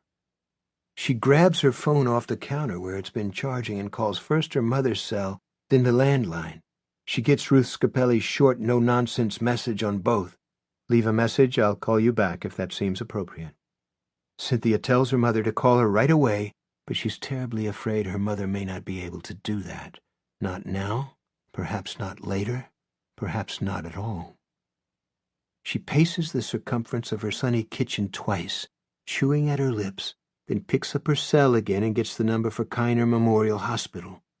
She resumes pacing as she waits to be transferred to the brain injury clinic. She's finally connected to a nurse who identifies himself as Steve Halpern. No, Halpern tells her, Nurse Scapelli hasn't come in, which is surprising. Her shift starts at 8, and in the Midwest it's now 20 to 1. Try her at home, he advises. She's probably taking a sick day, although it's unlike her not to call in. You don't know the half of it, Cynthia thinks, unless, that is, Halpern grew up in a house where the mantra was, you forgot to. She thanks him. Can't forget that, no matter how worried she may be, and gets the number of a police department 2,000 miles away. She identifies herself and states the problem as calmly as possible. My mother lives at 298 Tannenbaum Street. Her name is Ruth Scapelli. She's the head nurse at the Kiner Hospital Brain Injury Clinic. I got an email from her this morning that makes me think that she's badly depressed. No, it might not be enough to get the cops out there. Besides, it's not what she really thinks. She takes a deep breath. That makes me think she might be considering suicide. 23. CPC 54 pulls into the driveway at 298 Tannenbaum Street. Officers Amaryllis Rosario and Jason Laverty, known as Tootie and Muldoon because their car number was featured in an old cop sitcom, get out and approach the door. Rosario rings the doorbell. There's no answer, so Laverty knocks, good and hard. There's still no answer. He tries the door on the off chance, and it opens. They look at each other. This is a good neighborhood, but it's still the city, and in the city most people lock their doors. Rosario pokes her head in. Mrs. Scapelli? This is Police Officer Rosario. Want to give us a shout? There is no shout. Her partner chimes in. Officer Laverty, ma'am. Your daughter is worried about you. Are you okay? Nothing. Laverty shrugs and gestures to the open door. Ladies first. Rosario steps in, unsnapping the strap on her service weapon without even thinking about it. Laverty follows. The living room is empty, but the TV is on, the sound muted. Tootie, Tootie, I don't like this, Rosario says. Can you smell it? Laverty can. It's the smell of blood. They find the source in the kitchen where Ruth Scapelli lies on the floor next to an overturned chair. Her arms are splayed out as if she tried to break her fall. They can see the deep cuts she's made, long ones up the forearms almost to the elbows, short ones across the wrists. Blood is splattered on the easy-clean tiles, and a great deal more is on the table where she sat to do the deed. A butcher knife from the wooden block beside the toaster lies on the Lazy Susan, placed with grotesque neatness between the salt and pepper shakers and the ceramic napkin holder. The blood is dark, coagulating. Laverty guesses she's been dead for 12 hours at least. Maybe there's nothing good on TV, he says. Rosario gives him a dark look and takes a knee close to the body, but not close enough to get blood on her uni, which just came back from the cleaners the day before. She drew something before she lost consciousness, she says. See it there on the tile by her right hand. Drew it in her own blood. What do you make of it? Is it a 2? Laverty leans down for a close look, hands on his knees. Hard to tell, he says. Either a 2 or a Z. Brady. My boy is a genius, Deborah Hartsfield used to tell her friends, to which she would add with a winning smile, it's not bragging if it's the truth. This was before she started drinking heavily, when she still had friends. Once she'd had another son, Frankie, but Frankie was no genius. Frankie was brain damaged. One evening, when he was 4 years old, he fell down the cellar stairs and died of a broken neck. That was the story Deborah and Brady told anyway. The truth was a little different, a little more complex. Brady loved to invent things, and one day he'd invent something that would make the two of them rich, would put them on that famous street called Easy. Deborah was sure of it and told him so often. Brady believed it. He managed just B's and C's in most of his courses, but in Computer Science 1 and 2 he was a straight-A star. By the time he graduated from Northside High, the Hartsfield house was equipped with all sorts of gadgets, some of them, like the blue boxes by which Brady stole cable TV from Midwest Vision, highly illegal.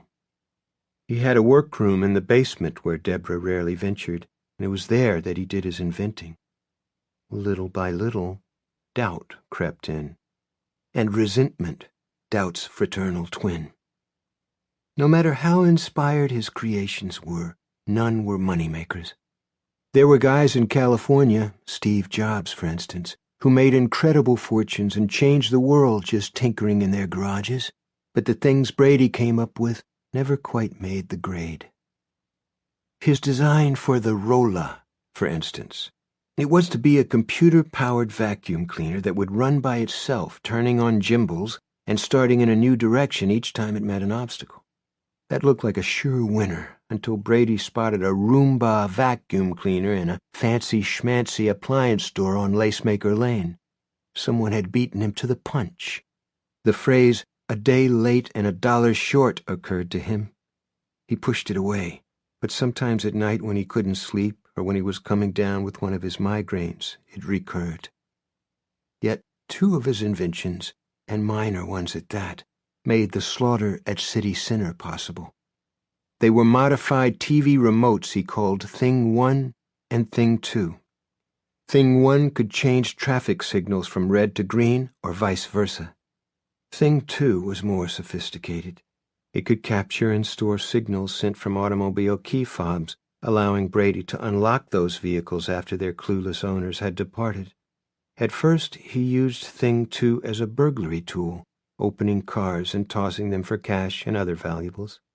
Then, as the idea of driving a big car into a crowd of people took vague shape in his mind, along with fantasies of assassinating the president or maybe a hot-shit movie star, he used Thing 2 on Mrs. Olivia Trelawney's Mercedes and discovered she kept a spare key in her glove compartment.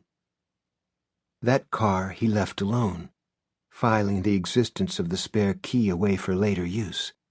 Not long after, like a message from the dark powers that ran the universe, he read in the newspaper that a job fair was to be held at City Center on the 10th of April. Thousands were expected to show up.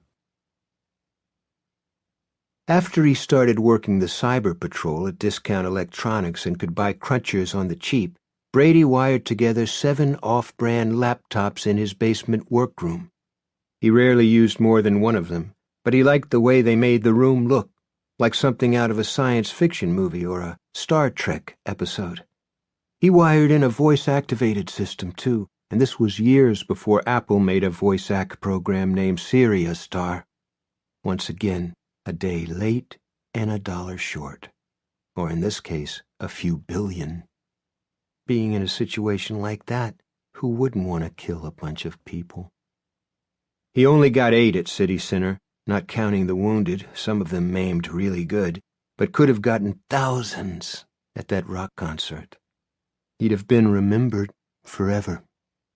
But before he could push the button that would have sent ball bearings flying in a jet-propelled, ever-widening death fan, mutilating and decapitating hundreds of screaming prepubescent girls, not to mention their overweight and overindulgent mommies, someone had turned out all his lights.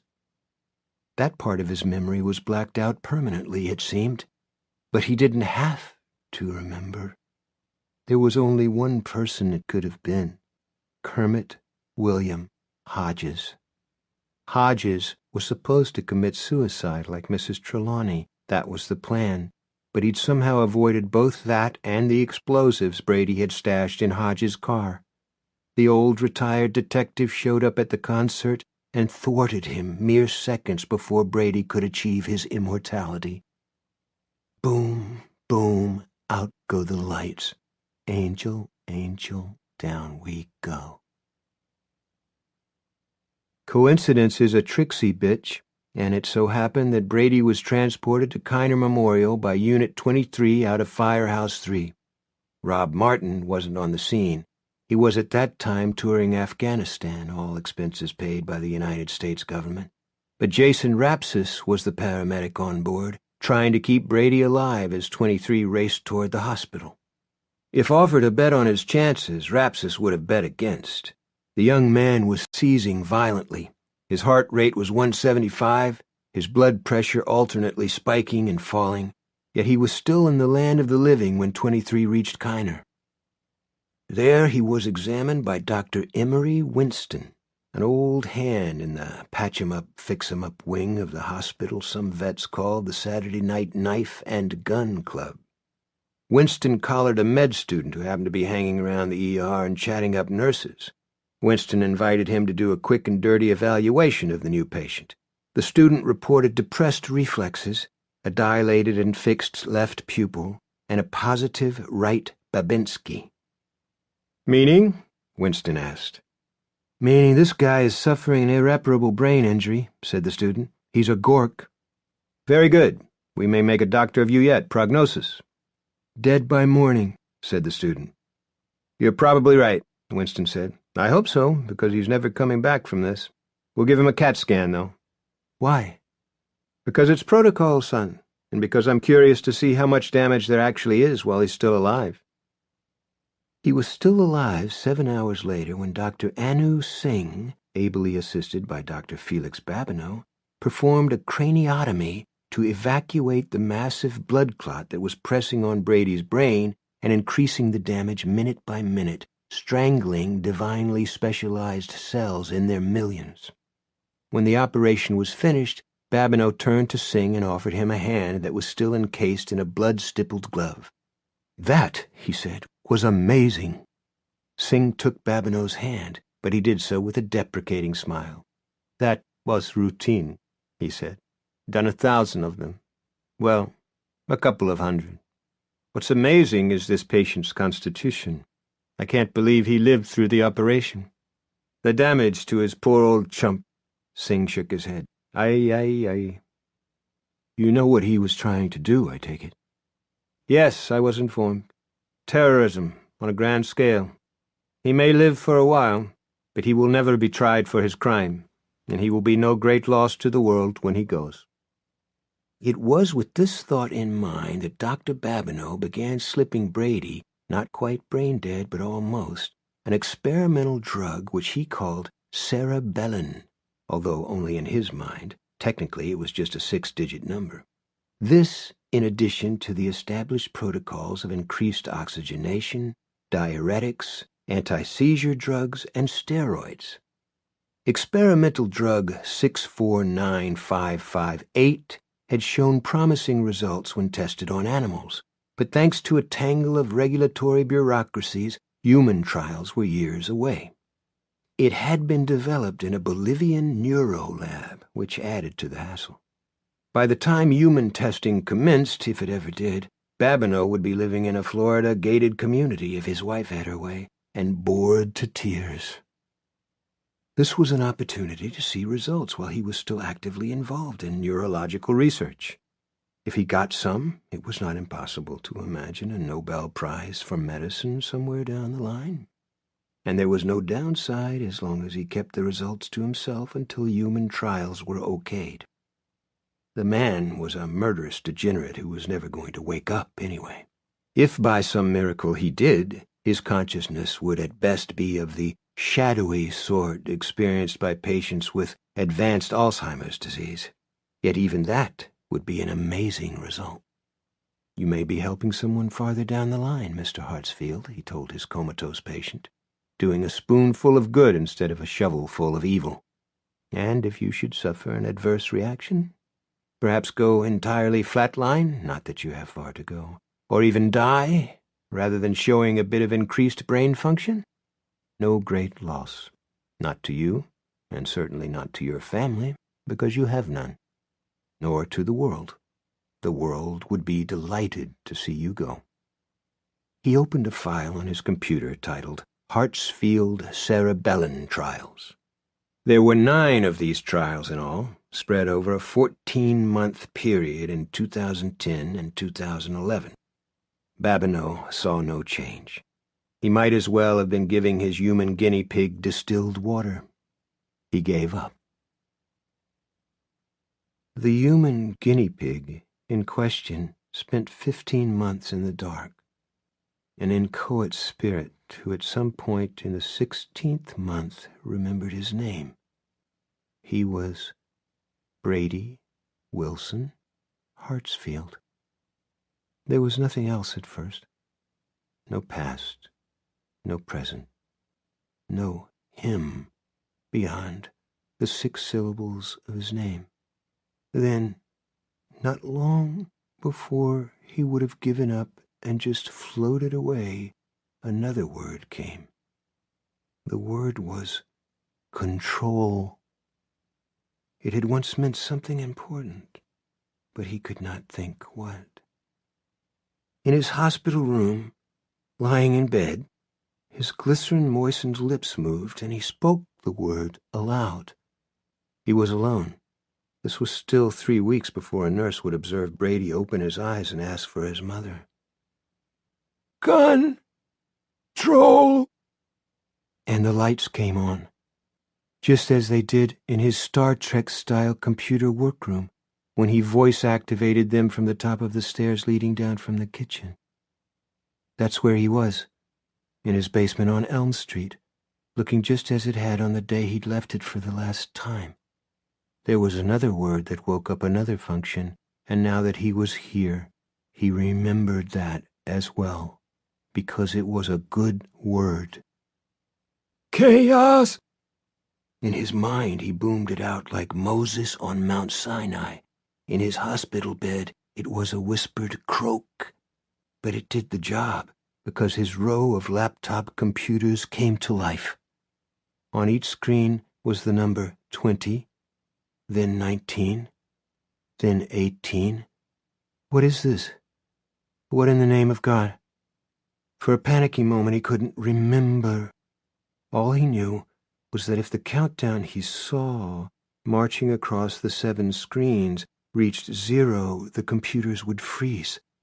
He would lose them, this room, and the little sliver of consciousness he had somehow managed. He would be buried alive in the darkness of his own head, and that was the word. The very one. Darkness! He screamed it at the top of his lungs, at least inside. Outside it was that same whispered croak from long unused vocal cords. His pulse, respiration, and blood pressure had all begun to rise. Soon, head nurse Becky Helmington would notice and come to check on him, hurrying but not quite running. In Brady's basement workroom, the countdown on the computer stopped at 14, and on each screen a picture appeared.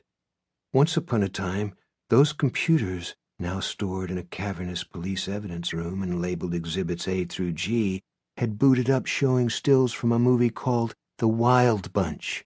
Now, however, they showed photographs from Brady's life. On screen 1 was his brother Frankie, who choked on an apple, suffered his own brain damage, and later fell down the cellar stairs, helped along by his big brother's foot.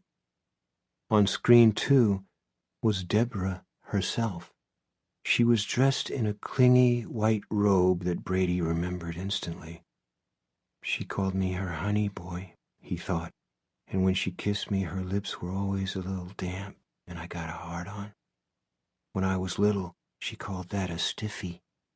Sometimes when I was in the tub, she'd rub it with a warm, wet washcloth and ask me if it felt good. On screen 3 were Thing 1 and Thing 2, inventions that had actually worked. On screen 4 was Mrs. Trelawney's gray Mercedes sedan, the hood dented and the grille dripping with blood. On screen 5 was a wheelchair, For a moment the relevance wouldn't come, but then it clicked in. It was how he had gotten into the Mingo Auditorium on the night of the Round Here concert. Nobody worried about a poor old cripple in a wheelchair. On screen 6 was a handsome, smiling young man. Brady couldn't recall his name, at least not yet, but he knew who the young man was. The old det-ret nigger lawn boy. And on screen 7 was Hodges himself, wearing a fedora cocked rakishly over one eye and smiling. "Gotcha, Brady," that smile said. "Whapped you with my whapper, and there you lie, in a hospital bed, and when will you rise from it and walk? I'm betting never." Fucking Hodges, who spoiled everything. Those 7 images were the armature around which Brady began to rebuild his identity. As he did so, the walls of his basement room, always his hideaway, his redoubt against a stupid and uncaring world, began to thin. He heard other voices coming through the walls and realized that some were nurses, some were doctors, and some, perhaps, were law enforcement types checking up on him to make sure he wasn't faking. He both was and wasn't. The truth, like that concerning Frankie's death, was complex. At first, he opened his eyes only when he was sure he was alone and didn't open them often. There wasn't a lot in his room to look at. Sooner or later, he would have to come awake all the way. But even when he did, they must not know that he could think much, when in fact he was thinking more clearly every day. If they knew that, they would put him on trial. Brady didn't want to be put on trial. Not when he still might have things to do. A week before Brady spoke to Nurse Norma Wilmer, he opened his eyes in the middle of the night and looked at the bottle of saline suspended from the IV stand beside his bed. Bored, he lifted his hand to push it, perhaps even knock it to the floor. He did not succeed in doing that, but it was swinging back and forth from its hook before he realized both of his hands were still lying on the counterpane. The fingers turned in slightly due to the muscle atrophy physical therapy could slow but not stop, not at least when the patient was sleeping the long sleep of low brain waves. Did I do that? He reached out again, and his hands still did not move much, although the left, his dominant hand, trembled a bit. But he felt his palm touch the saline bottle and put it back in motion. He thought, "That's interesting," and fell asleep. It was the first honest sleep he'd had since Hodges, or perhaps it had been his nigger lawn boy, put him in this goddamn hospital bed. On the following nights, late nights when he could be sure no one might come in and see, Brady experimented with his phantom hand.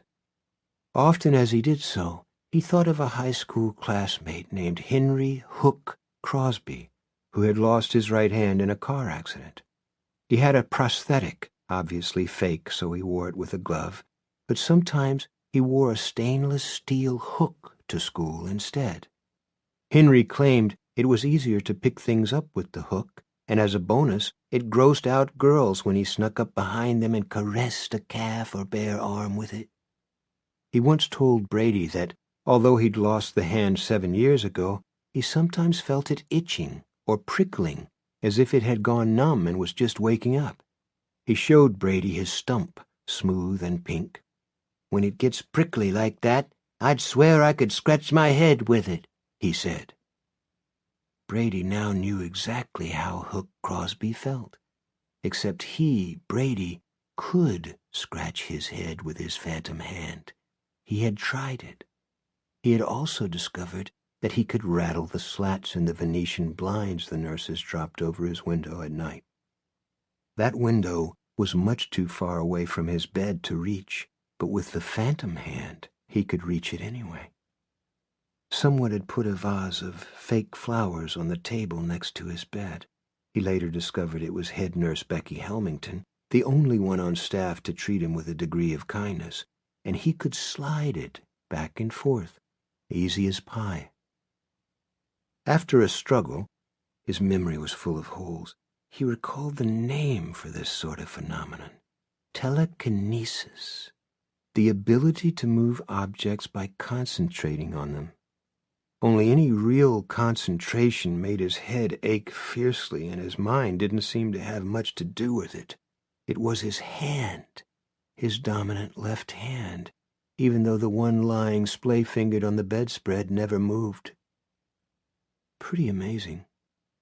He was sure that Babineau, the doctor who came to see him most frequently, or had lately seemed to be losing interest, would be over the moon with excitement, but this was one talent Brady intended to keep to himself. It might come in handy at some point, but he doubted it. Wiggling one's ears was also a talent, but not one that had any useful value. Yes, he could move the bottles on the IV stand and rattle the blinds and knock over a picture. He could send ripples through his blankets as though a big fish were swimming beneath. Sometimes he did one of those things when a nurse was in the room, because their startled reactions were amusing. That, however, seemed to be the extent of this new ability. He had tried and failed to turn on the television suspended over his bed, had tried and failed to close the door to the ensuite bathroom. He could grasp the chrome handle. He felt its cold hardness as his fingers closed around it. But the door was too heavy, and his phantom hand was too weak. At least, so far. He had an idea that if he continued to exercise it, the hand might grow stronger. I need to wake up, he thought, if only so I can get some aspirin for this endless fucking headache and actually eat some real food. Even a dish of hospital custard would be a treat. I'll do it soon, maybe even tomorrow. But he didn't, because on the following day he discovered that telekinesis wasn't the only new ability he'd brought back from wherever he'd been. The nurse who came in most afternoons to check his vitals and most evenings to get him ready for the night — you couldn't say ready for bed when he was always in bed — was a young woman named Sadie MacDonald. She was dark-haired and pretty in a washed-out, no-makeup sort of way. Brady had observed her through half-closed eyes, as he observed all visitors to his room in the days since he had come through the wall from his basement workroom where he had first regained consciousness. She seemed frightened of him, but he came to realize that didn't exactly make him special, because Nurse MacDonald was frightened of everyone. She was the kind of woman who scuttles rather than walks. If someone came into 217 while she was about her duties, head nurse Becky Helmington, for instance, Sadie had a tendency to shrink into the background, and she was terrified of Dr. Babineau. When she had to be in the room with him, Brady could almost taste her fear. He came to realize that might not have been an exaggeration. On the day after Brady fell asleep thinking of custard, Sadie MacDonald came into room 217 at 3:15, checked the monitor above the head of his bed, and wrote some numbers on the clipboard that hung at the foot. Next, she'd check the bottles on the IV stand and go to the closet for fresh pillows. She would lift him with one hand — she was small, but her arms were strong — and replace his old pillows with the new ones. That might actually have been an orderly's job, but Brady had an idea that MacDonald was at the bottom of the hospital pecking order. Low nurse on the totem pole, so to speak. He had decided he would open his eyes and speak to her just as she finished changing the pillows, when their faces were closest. It would scare her, and Brady liked to scare people. Much in his life had changed, but not that. Maybe she would even scream, as one nurse had when he made his coverlet do its rippling thing. Only MacDonald diverted to the window on her way to the closet, There was nothing out there to see but the parking garage, yet she stood there for a minute, then 2, then 3. Why? What was so fascinating about a brick fucking wall? Only it wasn't all brick, Brady realized as he looked out with her. There were long, open spaces on each level, and as the cars went up the ramp, the sun flashed briefly on their windshields. Flash and flash and flash. Jesus Christ, Brady thought. I'm the one who's supposed to be in a coma, aren't I? It's like she's having some kind of seizure. But wait just a goddamn minute. Looking out with her? How can I be looking out with her when I'm lying here in bed? There went a rusty pickup truck. Behind it came a Jaguar sedan, probably some rich doctor's car. And Brady realized he wasn't looking out with her. He was looking out from her. It was like watching the scenery from the passenger side while someone else drove the car. And yes, Sadie MacDonald was having a seizure, one so mild she probably didn't even know it was happening. The lights had caused it. The lights on the windshields of the passing cars. As soon as there was a lull in the traffic on that ramp, or as soon as the angle of the sunlight changed a bit, she would come out of it and go about her duties. She would come out of it without even knowing she'd been in it. Brady knew this. He knew because he was inside her. He went a little deeper and realized he could see her thoughts. It was amazing. He could actually watch them, flashing back and forth, hither and thither, high and low, sometimes crossing paths in a dark green medium that was, perhaps he'd have to think about this, and very carefully to be sure, her core consciousness, her basic Sadie-ness. He tried to go deeper to identify some of the thought fish, although, Christ, they went by so fast. Still, something about the muffins she had at home in her apartment. Something about a cat she had seen in a pet shop window, black with a cunning white bib. Something about rocks? Was it rocks? Something about her father, and that fish was red, the color of anger, or shame, or both.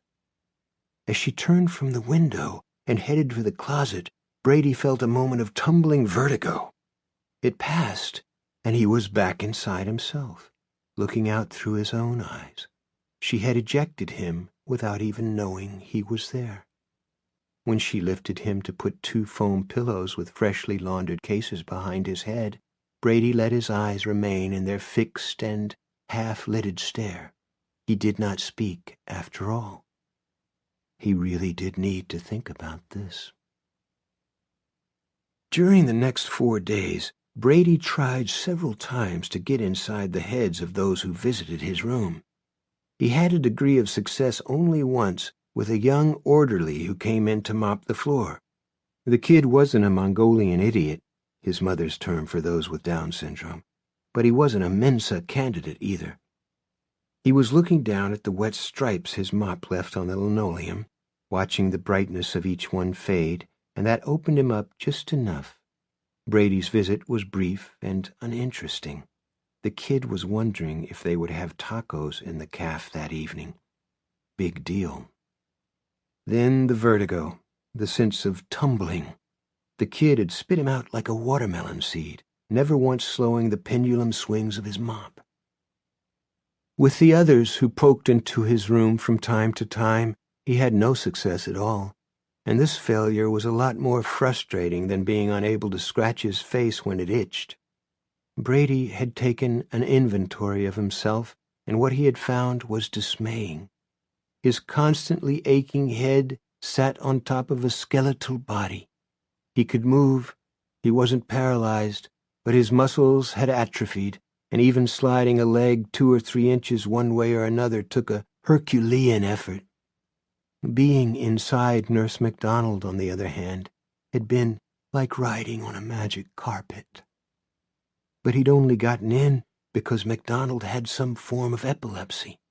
Not much, just enough to briefly open a door. Others seemed to have natural defenses. He hadn't even managed to stay inside that orderly for more than a few seconds, and if that ass munch had been a dwarf, he would have been named Dopey. Which made him remember a joke. Stranger in New York City asks a beatnik, "How do you get to Carnegie Hall?" Beatnik replies, "Practice, man, practice." That's what I need to do, Brady thought. Practice and get stronger. Because Kermit William Hodges is out there someplace, and the old debt rat thinks he's won. I can't allow that. I won't allow that. And so, on that rain-soaked evening in mid-November of 2011, Brady opened his eyes, said his head hurt, and asked for his mother. There was no scream. It was Sadie MacDonald's night off, and Norma Wilmer, the nurse on duty, was made of tougher stuff. Nevertheless, she gave a little cry of surprise and ran to see if Dr. Babineau was still in the doctor's lounge. Brady thought, now the rest of my life begins. Brady thought, practice, man, practice. Blackish. 1. Although Hodges has officially made Holly a full partner in Finders Keepers, and there's a spare office, small but with a street view, she has elected to remain based in the reception area. She's seated there, peering at the screen of her computer when Hodges comes in at 11:15. And although she's quick to sweep something into the wide drawer above the knee-hole of her desk, Hodges' olfactories are still in good working order, unlike some of his malfunctioning equipment further south, and he catches an unmistakable whiff of half-eaten Twinkie. "What's the story, Holly Berry?" You picked that up from Jerome, and you know I hate it. Call me Holly Berry again, and I'll go see my mother for a week. She keeps asking me to visit. As if, Hodges thinks, you can't stand her, and besides, you're on the scent, my dear, as hooked as a heroin addict. Sorry. He looks over her shoulder and sees an article from Bloomberg Business dated April of 2014. The headline reads, "Zap it, zapped." Yeah, the company screwed the pooch and stepped out the door. Thought I told you that yesterday. You did. What's interesting, to me at least, is the inventory. What do you mean? Thousands of unsold Zappets, maybe tens of thousands. I wanted to know what happened to them. And did you find out? Not yet.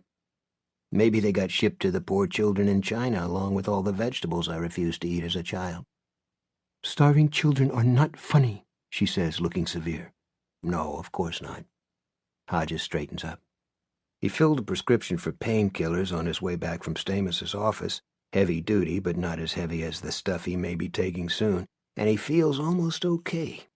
There's even a faint stirring of hunger in his belly, which is a welcome change. They were probably destroyed. That's what they do with unsold paperback books, I think. That's a lot of inventory to destroy, she says, considering the gadgets are loaded with games and still work.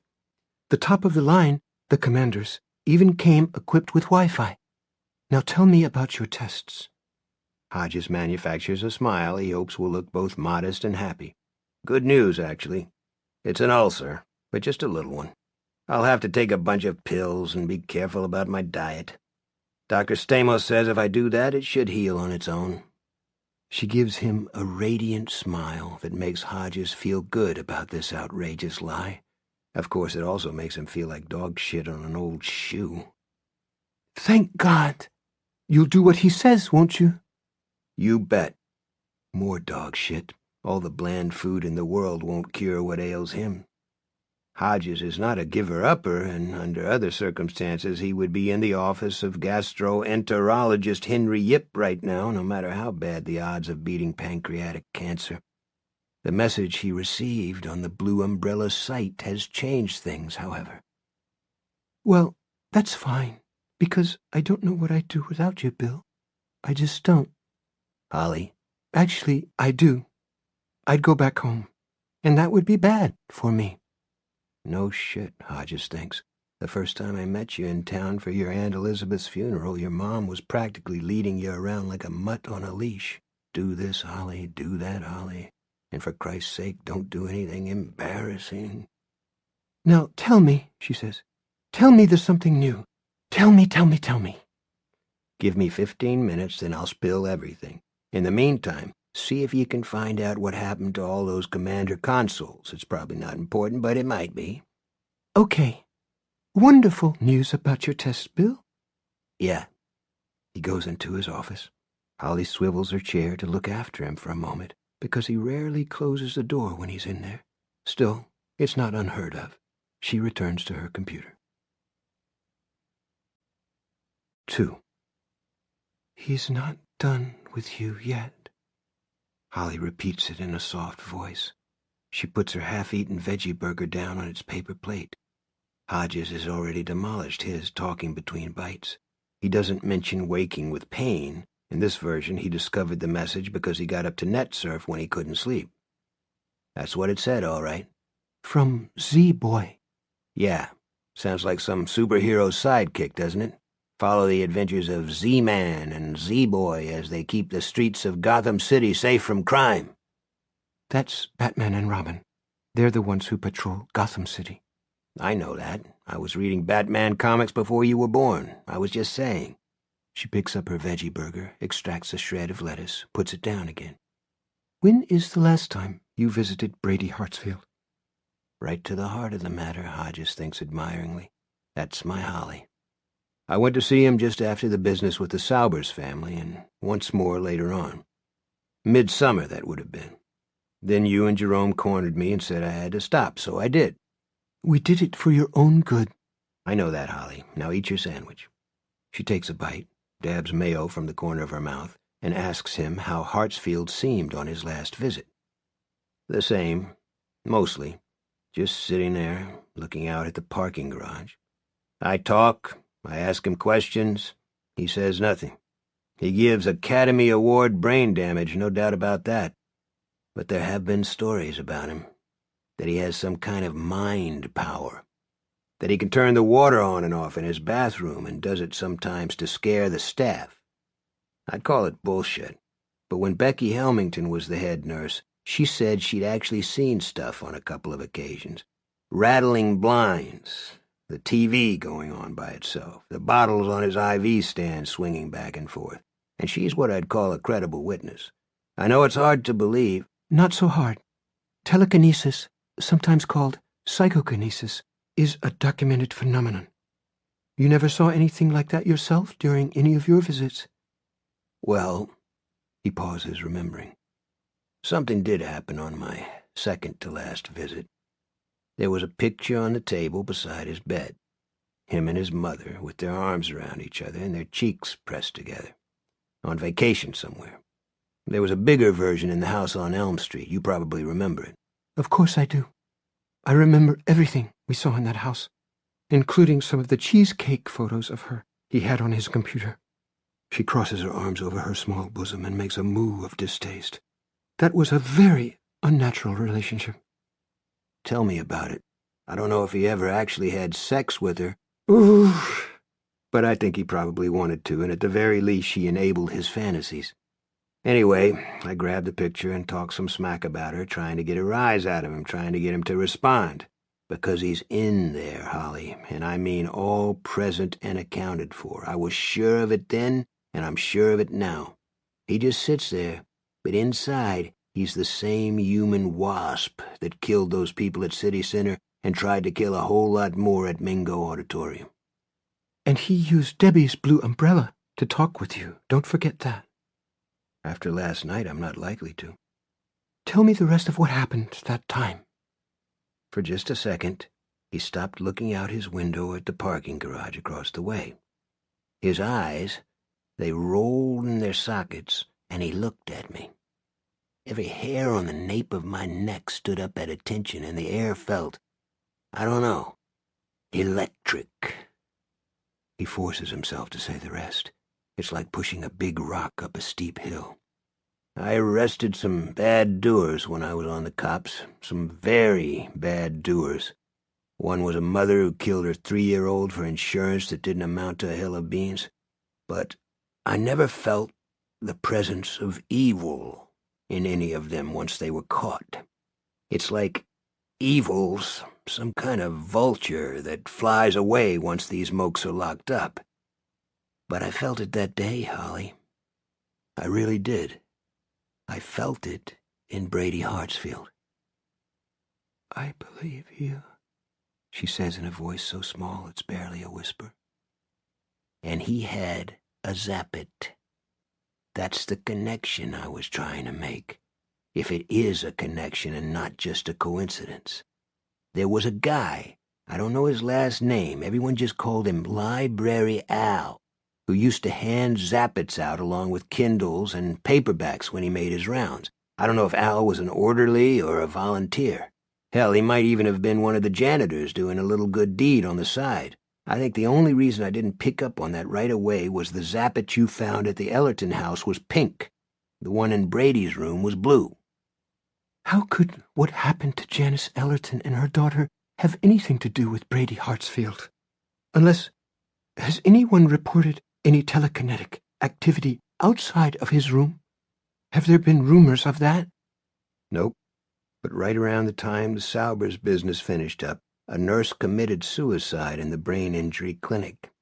Sliced her wrists in a bathroom right down the hall from Hartsfield's room. Her name was Sadie McDonald. Are you thinking... She's picking at her sandwich again, shredding the lettuce and dropping it onto her plate, waiting for him. Go on, Holly. I'm not going to say it for you. You're thinking Brady talked her into it somehow? I don't see how that could be possible. I don't either, but we know Brady has a fascination with suicide. This Sadie McDonald, did she happen to have one of those zappit things? God knows.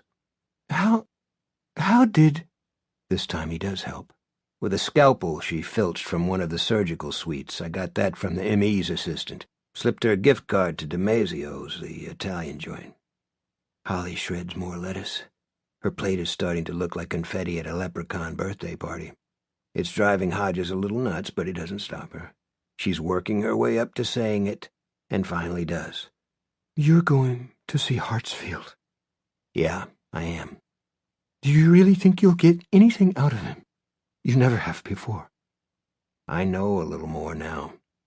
But what really does he know? He's not even sure what he suspects. But maybe Hartsfield isn't a human wasp after all. Maybe he's a spider, and room 217 at the bucket is the center of his web where he sits spinning. Or maybe it's all coincidence. Maybe the cancer is already eating into my brain, sparking a lot of paranoid ideas. That's what Pete would think, and his partner, hard to stop thinking of her as Miss Pretty Gray Eyes now that it's in his head, would say it right out loud. He stands up. No time like the present. She drops her sandwich onto the pile of mangled lettuce so she can grasp his arm. Be careful. I will. Guard your thoughts. I know how crazy that sounds, but I am crazy, at least some of the time, so I can say it. If you should have any ideas about, well, harming yourself, call me. Call me right away. Okay. She crosses her arms and grasps her shoulders, that old fretful gesture he sees less often now. I wish Jerome was here. Jerome Robinson is in Arizona taking a semester off from college, building houses as part of a Habitat for Humanity crew. Once, when Hodges used the phrase garnishing his resume in relation to this activity, Holly scolded him, telling him Jerome was doing it because he was a good person. With that, Hodges has to agree. Jerome really is a good person. I'm going to be fine, and this is probably nothing. We're like kids worrying that the empty house on the corner is haunted. If we said anything about it to Pete, he'd have us both committed. Holly, who actually has been committed twice, believes some empty houses really might be haunted. She removes one small and ringless hand from one shoulder long enough to grasp his arm again, this time by the sleeve of his overcoat. Call me when you get there, and call me again when you leave. Don't forget. Because I'll be worrying, and I can't call you, because... No cell phones allowed in the bucket. Yeah, I know. I'll do it, Holly. In the meantime, I've got a couple of things for you. He sees her hand dart toward a notepad and shakes his head. No, you don't need to write this down. It's simple. First, go on eBay or wherever you go to buy stuff that's no longer available retail and order one of those Zap-It commanders. Can you do that? Easy. What's the other thing? Sunrise Solutions bought out Zap-It, then went bankrupt. Someone will be serving as the trustee in bankruptcy. The trustee hires lawyers, accountants, and liquidators to help squeeze every cent out of the company. Get a name, and I'll make a call later today or tomorrow. I want to know what happened to all those unsold Zap-It consoles, because somebody gave one to Janice Ellerton a long time after both companies were out of business. She lights up. That's fracking brilliant. Not brilliant, just police work, he thinks. I may have terminal cancer, but I still remember how the job is done, and that's something. That's something good. 3. As he exits the Turner building and heads for the bus stop, the number 5 is a quicker and easier way to get across town than retrieving his Prius and driving himself, Hodges is a deeply preoccupied man. He is thinking about how he should approach Brady, how he can open him up. He was an ace in the interrogation room when he was on the job, so there has to be a way. Previously, he's only gone to Brady to goad him and confirm his gut belief that Brady is faking his semi-catatonic state. Now he has some real questions, and there must be some way he can get Brady to answer them. I have to poke the spider, he thinks. Interfering with his efforts to plan the forthcoming confrontation are thoughts of the diagnosis he's just received and the inevitable fears that go with it. For his life, yes, but there are also questions of how much he may suffer a bit farther down the line and how he will inform those who need to know. Corinne and Allie will be shaken up by the news, but basically okay. The same goes for the Robinson family, although he knows Jerome and Barbara, his kid sister, not such a kid now, she'll turn 16 in a few months, will take it hard. Mostly, though, it's Holly he worries about. She isn't crazy, despite what she said in the office, but she's fragile. Very. She's had 2 breakdowns in her past, one in high school and one in her early 20s. She's stronger now, but her main sources of support over these last few years have been him and the little company they run together. If they go, she'll be at risk. He can't afford to kid himself about that. I won't let her break, Hodges thinks. He walks with his head down and his hands stuffed in his pockets, blowing out white vapor. I can't let that happen. Deep in these thoughts, he misses the primer-spotted Chevy Malibu for the 3rd time in 2 days. It's parked up the street opposite the building where Holly is now hunting down the Sunrise Solutions bankruptcy trustee. Standing on the sidewalk next to it is an elderly man in an old Army surplus parka that has been mended with masking tape. He watches Hodges get on the bus, then takes a cell phone from his coat pocket and makes a call. 4. Holly watches her boss, who happens to be the person she loves most in the world, walk to the bus stop on the corner. He looks so slight now, almost a shadow of the burly man she first met 6 years ago, and he has his hand pressed to his side as he walks. He does that a lot lately, and she doesn't think he's even aware of it. Nothing but a small ulcer, he said. She'd like to believe that, would like to believe him, but she's not sure she does. The bus comes, and Bill gets on. Holly stands by the window watching it go, gnawing at her fingernails, wishing for a cigarette. She has Nicorette gum, plenty of it, but sometimes only a cigarette will do. Quit wasting time, she tells herself. If you really mean to be a rotten, dirty sneak, there's no time like the present. So she goes into his office. His computer is dark, but he never turns it off until he goes home at night. All she has to do is refresh the screen. Before she can, her eye is caught by the yellow legal pad beside the keyboard. He always has one handy, usually covered with notes and doodles. It's how he thinks. Written at the top of this one is a line she knows well, one that has resonated with her ever since she first heard the song on the radio. All the lonely people. He has underlined it. Beneath are names she knows. Olivia Trelawney, widowed. Martine Stover, unmarried. Housekeeper called her spinster. Janice Ellerton, widowed. Nancy Alderson, widowed. And others. Her own, of course. She is also a spinster. Pete Huntley, who's divorced, and Hodges himself, also divorced. Single people are twice as likely to commit suicide. Divorced people, 4 times as likely. Brady Hartsfield enjoyed suicide, she murmurs. It was his hobby. Below the name circled is a jotted note she doesn't understand. Visitors list? What visitors? She hits a random key, and Bill's computer lights up, showing his desktop screen with all his files scattered helter-skelter across it. She has scolded him about this time and again, has told him it's like leaving the door of your house unlocked, and your valuables all laid out on the dining room table with a sign on them saying, "Please steal me." And he always says he will do better, and he never does. Not that it would have changed things in Holly's case, because she also has his password. He gave it to her himself, in case something ever happened to him, he said. Now she's afraid something has. One look at the screen is enough to tell her the something is no ulcer. There's a new file folder there, one with a scary title. Holly clicks on it. The terrible Gothic letters at the top are enough to confirm that the document is indeed the last will and testament of one Kermit William Hodges. She closes it at once. She has absolutely no desire to paw through his bequests.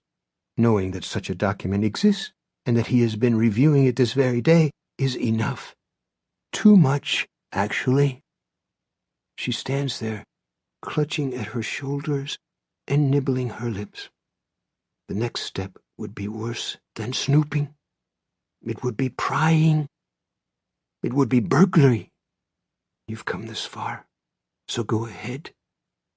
Yes, I have to, Holly whispers, and clicks on the postage stamp icon that opens his email, telling herself there will probably be nothing. Only there is. The most recent message likely came in while they were talking about what he found early this morning under Debbie's blue umbrella. It's from the doctor he went to see. Stamos, his name is. She opens the email and reads, "Here is a copy of your most recent test results for your files." Holly uses the password in the email to open the attachment, sits in Bill's chair, and leans forward, her hands clenched tightly in her lap. By the time she scrolls down to the second of the 8 pages, she is crying. 5. Hodges is no more than settled in his seat at the back of the number 5 when glass breaks in his coat pocket and the boys cheer the home run that just broke Mrs. O'Leary's living room window. A man in a business suit lowers his Wall Street Journal and looks disapprovingly at Hodges over the top of it. Sorry, Hodges says. Keep meaning to change it. You should make it a priority, the businessman says, and raises his paper again. The text is from his old partner. Again. Feeling a strong sense of déjà vu, Hodges calls him. "Pete," he says, "what's with all the texts? It isn't as if you don't have my number on speed dial."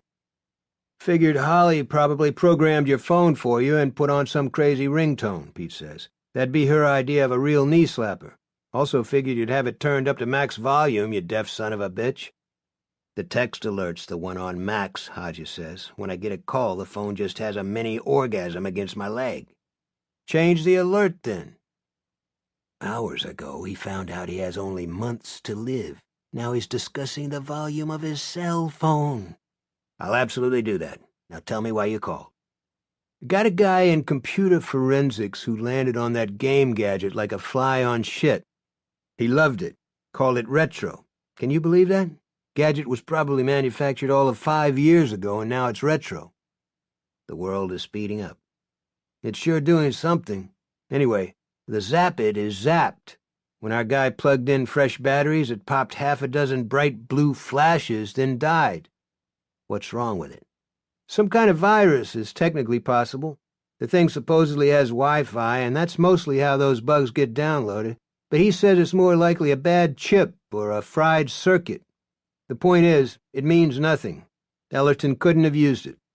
Then why did she keep the charger cord for it plugged in right there in her daughter's bathroom? That silences Pete for a moment.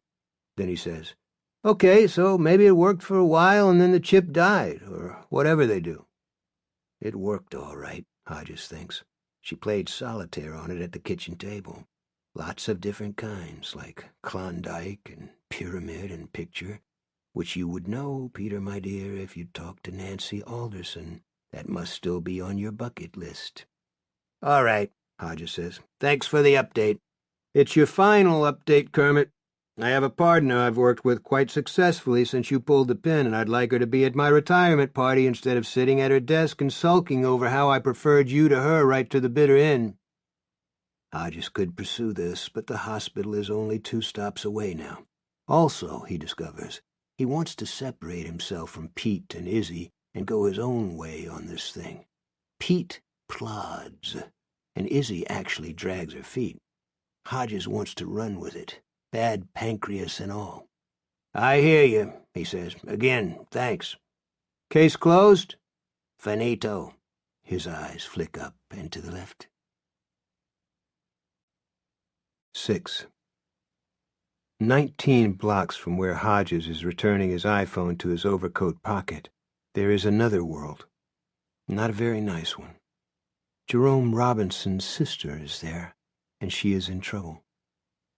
Pretty and demure in her Chapel Ridge school uniform, gray wool coat, gray skirt, white knee socks, red scarf wrapped around her neck, Barbara walks down Martin Luther King Avenue with a yellow Zap-It Commander in her gloved hands.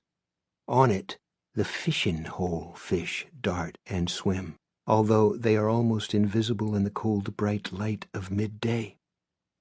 MLK is one of 2 main thoroughfares in the part of the city known as Lowtown, and although the population is predominantly black and Barbara is herself black, make that cafe au lait, she has never been here before, and that single fact makes her feel stupid and worthless. These are her people. Their collective ancestors might have toted barges and lifted bales on the same plantation back in the day for all she knows, and yet she has never been here one single time. She has been warned away not only by her parents, but by her brother.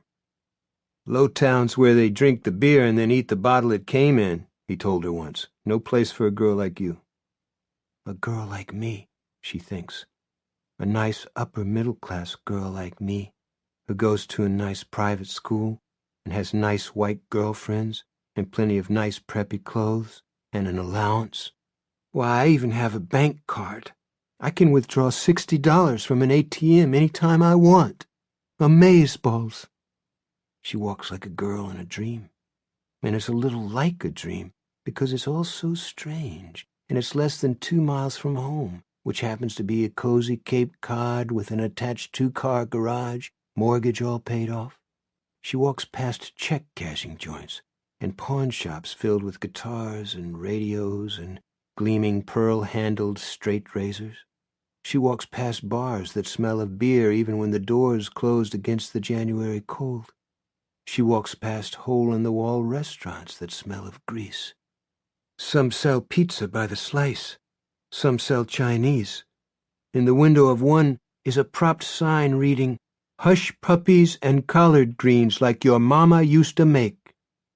Not my mama, Barbara thinks. I don't even know what a collard green is. Spinach? Cabbage? On the corners, every corner it seems, boys in long shorts and loose jeans are hanging out, sometimes standing close to rusty fire barrels to keep warm, sometimes playing hacky-sack, sometimes just jiving in their gigantic sneakers, their jackets hung open in spite of the cold. They shout yo to their homies and hail passing cars, and when one stops, they hand small glassine envelopes through the open window. She walks block after block of MLK. 9, 10, maybe a dozen. She's lost count. And each corner is like a drive-through for drugs instead of for hamburgers or tacos. She passes shivering women dressed in hot pants, short fake fur jackets, and shiny boots. On their heads they wear amazing wigs of many colors. She passes empty buildings with boarded-up windows. She passes a car that has been stripped to the axles and covered with gang tags. She passes a woman with a dirty bandage over one eye. The woman is dragging a screeching toddler by the arm. She passes a man sitting on a blanket who drinks from a bottle of wine and wiggles his gray tongue at her.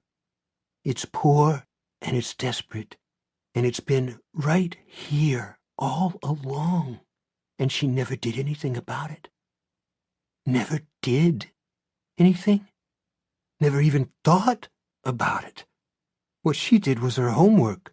What she did was talk on the phone and text with her BFFs at night. What she did was update her Facebook status and worry about her complexion. She is your basic teen parasite, dining in nice restaurants with her mother and father while her brothers and sisters, right here, all along, less than 2 miles from her nice suburban home, drink wine and take drugs to blot out their terrible lives. She is ashamed of her hair, hanging smoothly to her shoulders. She is ashamed of her clean white knee socks. She is ashamed of her skin color because it's the same as theirs. "Hey, Blackish!" It's a yell from the other side of the street. "What you doing down here? You got no business down here." Blackish. It's the name of a TV show. They watch it at home and laugh, but it's also what she is. Not black, but blackish. Living a white life in a white neighborhood. She can do that because her parents make lots of money and own a home on a block where people are so screamingly non-prejudiced that they cringe if they hear one of their kids call another one dumbhead. She can live that wonderful white life because she is a threat to no one. She no rockada boat. She just goes her way, chattering with her friends about boys and music and boys and clothes and boys and the TV programs they all like and which girl they saw walking with which boy at the Birch Hill Mall. She is blackish, a word that means the same as useless, and she doesn't deserve to live. Maybe you should just end it. Let that be your statement. The idea is a voice, and it comes to her with a kind of revelatory logic. Emily Dickinson said her poem was her letter to the world that never wrote to her. They read that in school, but Barbara herself has never written a letter at all. Plenty of stupid essays and book reports and emails, but nothing that really matters. Maybe it's time that you did. Not her voice, but the voice of a friend. She stops outside a shop where fortunes are read and the tarot is told. In its dirty window, she thinks she sees the reflection of someone standing beside her, a white man with a smiling, boyish face and a tumble of blonde hair on his forehead. She glances around, but there's no one there. It was just her imagination. She looks back down at the screen of the game console. In the shade of the fortune-telling shop's awning, the swimming fish are bright and clear again. Back and forth they go, every now and then obliterated by a bright blue flash. Barbara looks back the way she came and sees a gleaming black truck rolling toward her along the boulevard, moving fast and weaving from lane to lane. It's the kind with oversized tires, the kind the boys at school call a Bigfoot or a gangsta large. If you're going to do it, you better get to it. It's as if someone really is standing beside her, someone who understands, and the voice is right. Barbara has never considered suicide before, but at this moment the idea seems perfectly rational. You don't even need to leave a note, her friend says. She can see his reflection in the window again, ghostly. The fact that you did it down here will be your letter to the world. True. You know too much about yourself now to go on living, her friend points out as she returns her gaze to the swimming fish. You know too much, and all of it is bad. Then it hastens to add, which isn't to say you're a horrible person. She thinks, No, not horrible, just useless. Blackish. The truck is coming, the gangsta large, as Jerome Robinson's sister steps toward the curb, ready to meet it. Her face lights in an eager smile. 7. Dr. Felix Babineau is wearing a $1,000 suit beneath the white coat that goes flying out behind him as he strides down the hallway of the bucket. But he now needs a shave worse than ever, and his usually elegant white hair is in disarray. He ignores a cluster of nurses who are standing by the duty desk and talking in low, agitated tones. Nurse Wilmer approaches him. Dr. Babineau, have you heard? He doesn't even look at her, and Norma has to sidestep quickly to keep from being bowled over. She looks after him in surprise. Babineau takes the red Do Not Disturb card he always keeps in the pocket of his exam coat, hangs it on the doorknob of room 217, and goes in. Brady Hartsfield does not look up. All of his attention is fixed on the game console in his lap, where the fish swim back and forth. There is no music. He has muted the sound. Often, when he enters this room, Felix Babineau disappears and Dr. Z takes his place. Not today. Dr. Z is just another version of Brady, after all, a projection, and today Brady is too busy to project. His memories of trying to blow up the Mingo Auditorium during the Round Here concert are still jumbled, but one thing has been clear since he woke up. The face of the last person he saw before the lights went out. It was Barbara Robinson, the sister of Hodges' nigger lawn boy. She was sitting almost directly across the aisle from Brady. Now she's here, swimming with the fish they share on their two screens. Brady got Scapelli, the sadistic cunt who twisted his nipple. Now he will take care of the Robinson bitch. Her death will hurt her big brother, but that's not the most important thing. It will put a dagger in the old detective's heart. That's the most important thing. The most delicious thing.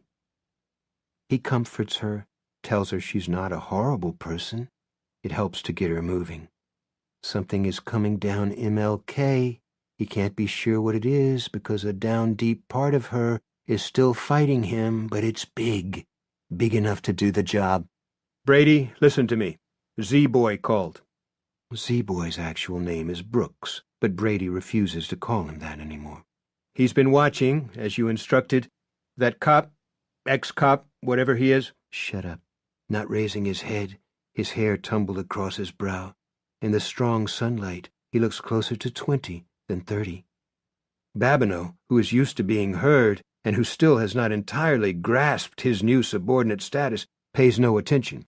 Hodges was on Hilltop Court yesterday, first at the Ellerton house and then snooping around the one across the street where I said, shut up.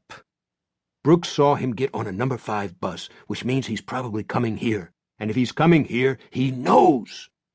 Brady looks at him for just a moment, his eyes blazing, then returns his attention to the screen. If he slips now, allows this educated idiot to divert his concentration, but he won't allow it. He wants to hurt Hodges.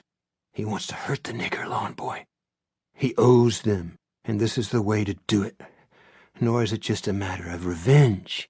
She's the first test subject who was at the concert, and she's not like the others who were easier to control.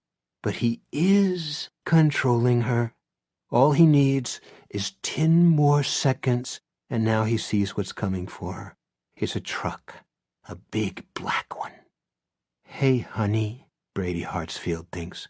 Your ride is here. 8. Barbara stands on the curb, watching the truck approach, timing it, but just as she flexes her knees, hands grab her from behind. "Hey, girl, what's up?" She struggles, but the grip on her shoulders is strong, and the truck passes by in a blare of ghost-face killer. She whirls around, pulling free, and faces a skinny boy about her own age, wearing a Todd Hunter high leather jacket. He's tall, maybe 6.5 feet, so she has to look up. He has a tight cap of brown curls and a goatee. Around his neck is a thin gold chain. He's smiling. His eyes are green and full of fun. "You good looking. That's a fact as well as a compliment. But not from around here, correct? Not dressed like that. And hey, didn't your mom ever tell you not to jaywalk the block?" "Leave me alone!" She's not scared. She's furious. He laughs. "And tough. I like a tough girl. Want a slice and a Coke?" "I don't want anything from you." Her friend has left, probably disgusted with her. It's not my fault, she thinks. It's this boy's fault. This lout. Lout. A blackish word if ever there was one. She feels her face heat up and drops her gaze to the fish on the Zappit screen. They will comfort her. They always do. To think she almost threw the game console away after that man gave it to her. Before she found the fish. The fish always take her away, and sometimes they bring her friend. But she only gets a momentary look before the console vanishes. Poof, gone. The lout has got it in his long-fingered hands and is staring down at the screen, fascinated. "Whoa, this is old school." "It's mine," Barbara shouts. "Give it back." Across the street, a woman laughs and yells in a whiskey voice, "Tell him, sister. Bring down that high neck." Barbara grabs for the Zappit. Tall boy holds it over his head, smiling at her. "Give it back," I said. "Stop being a prick." More people are watching now, and Tall boy plays to the audience. He jinks left, then stutter steps to the right. Probably a move he uses all the time on the basketball court, never losing that indulgent smile. His green eyes sparkle and dance. Every girl at Todd Hunter is probably in love with those eyes, and Barbara is no longer thinking about suicide or being blackish or what a socially unconscious bag of waste she is. Right now she's only mad, and him being cute makes her madder. She plays varsity soccer at Chapel Ridge, and now she hoiks her best penalty kick into Tall Boy's shin. He yells in pain, but it's somehow amused pain, which infuriates her even more because that was a really hard kick, and bends over to grab his ouchie. It brings him down to her level, and Barbara snatches the precious rectangle of yellow plastic. She wheels, skirt flaring, and runs into the street. "Honey, look out!" the whiskey-voiced woman screams. Barbara hears a shriek of brakes and smells hot rubber. She looks to her left and sees a panel truck bearing down on her, the front end heeling to the left as the driver stamps on the brake. Behind the dirty windshield, his face is all dismayed eyes and open mouth. She throws up her hands, dropping the Zappit. All at once, the last thing in the world Barbara Robinson wants is to die. But here she is, in the street, after all, and it's too late. She thinks, my ride is here. 9. Brady shuts down the Zappit and looks up at Babineau with a wide smile. "Got her," he says. His words are clear, not the slightest bit mushy. Let's see how Hodges and the Harvard Jungle Bunny like that. Babineau has a good idea who she is, and he supposes he should care, but he doesn't. What he cares about is his own skin. How did he ever allow Brady to pull him into this? When did he stop having a choice? "It's Hodges I'm here about. I'm quite sure he's on his way right now to see you."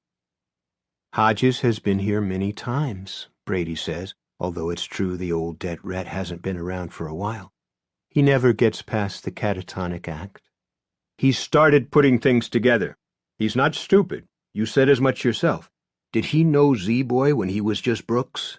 He must have seen him around here when he came to visit you." "No idea." Brady is wrung out, sated. What he really wants now is to savor the death of the Robinson girl then take a nap. There's a lot to be done.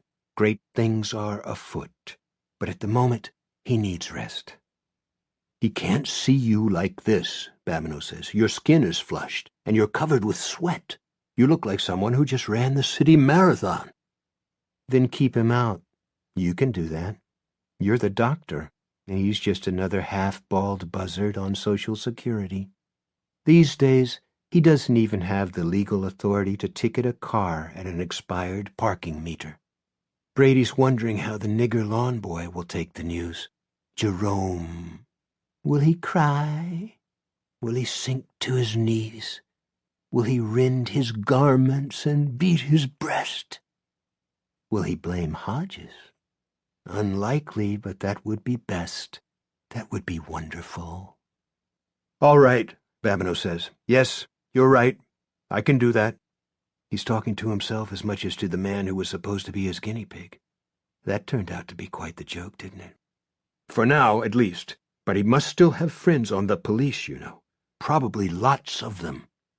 I'm not afraid of them, and I'm not afraid of him.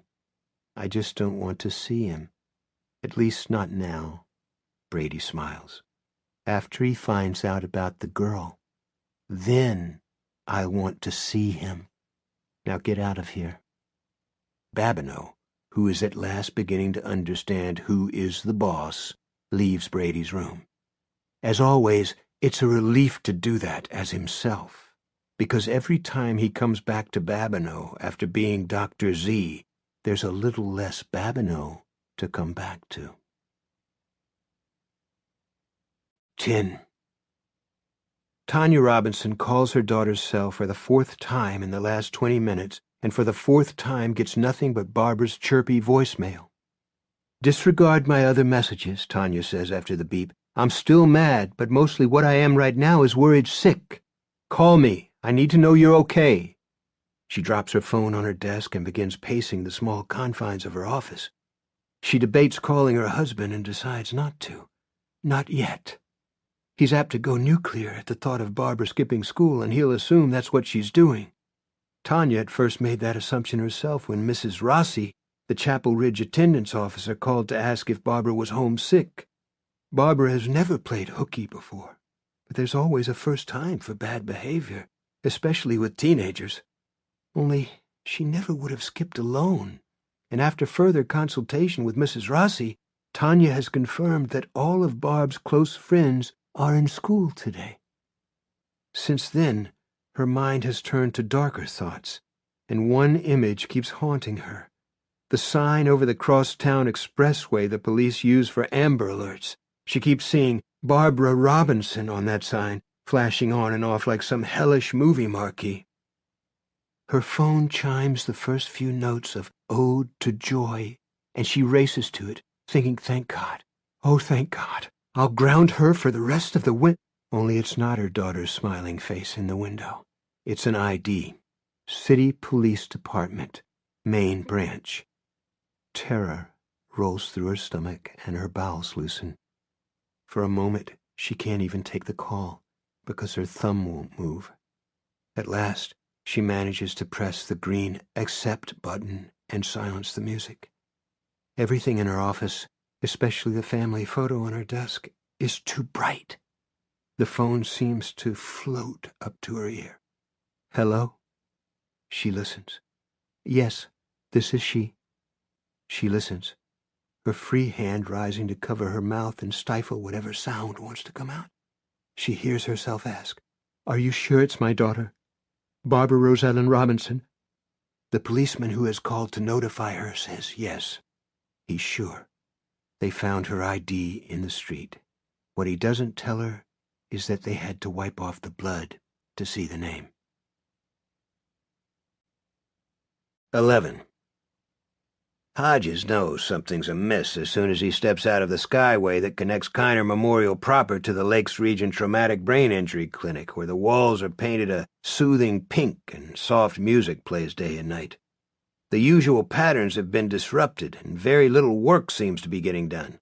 Lunch carts stand marooned, filled with congealing plates of noodly stuff that might once have been the cafeteria's idea of Chinese. Nurses cluster, murmuring in low tones. One appears to be crying. 2 interns have their heads together by the water fountain. An orderly is talking on his cell phone, which is technically cause for suspension, but Hodges thinks he's safe enough. No one is paying him any mind. At least Ruth Scapelli is nowhere in sight, which might improve his chances of getting in to see Hartsfield. It's Norma Wilmer at the duty desk, and along with Becky Helmington, Norma was his source for all things Brady before Hodges quit visiting room 217. The bad news is that Hartsfield's doctor is also at the duty desk. Hodges has never been able to establish a rapport with him, although God knows he's tried. He ambles down to the water fountain, hoping Babineau hasn't spotted him and will soon be off to look at PET scans or something, leaving Wilmer alone and approachable. He gets a drink, wincing and placing a hand to his side as he straightens up, then speaks to the interns. Is something going on here? The place seems a little riled up. They hesitate and glance at each other. Can't talk about it, says intern 1. He still has the remains of his adolescent acne and looks about 17.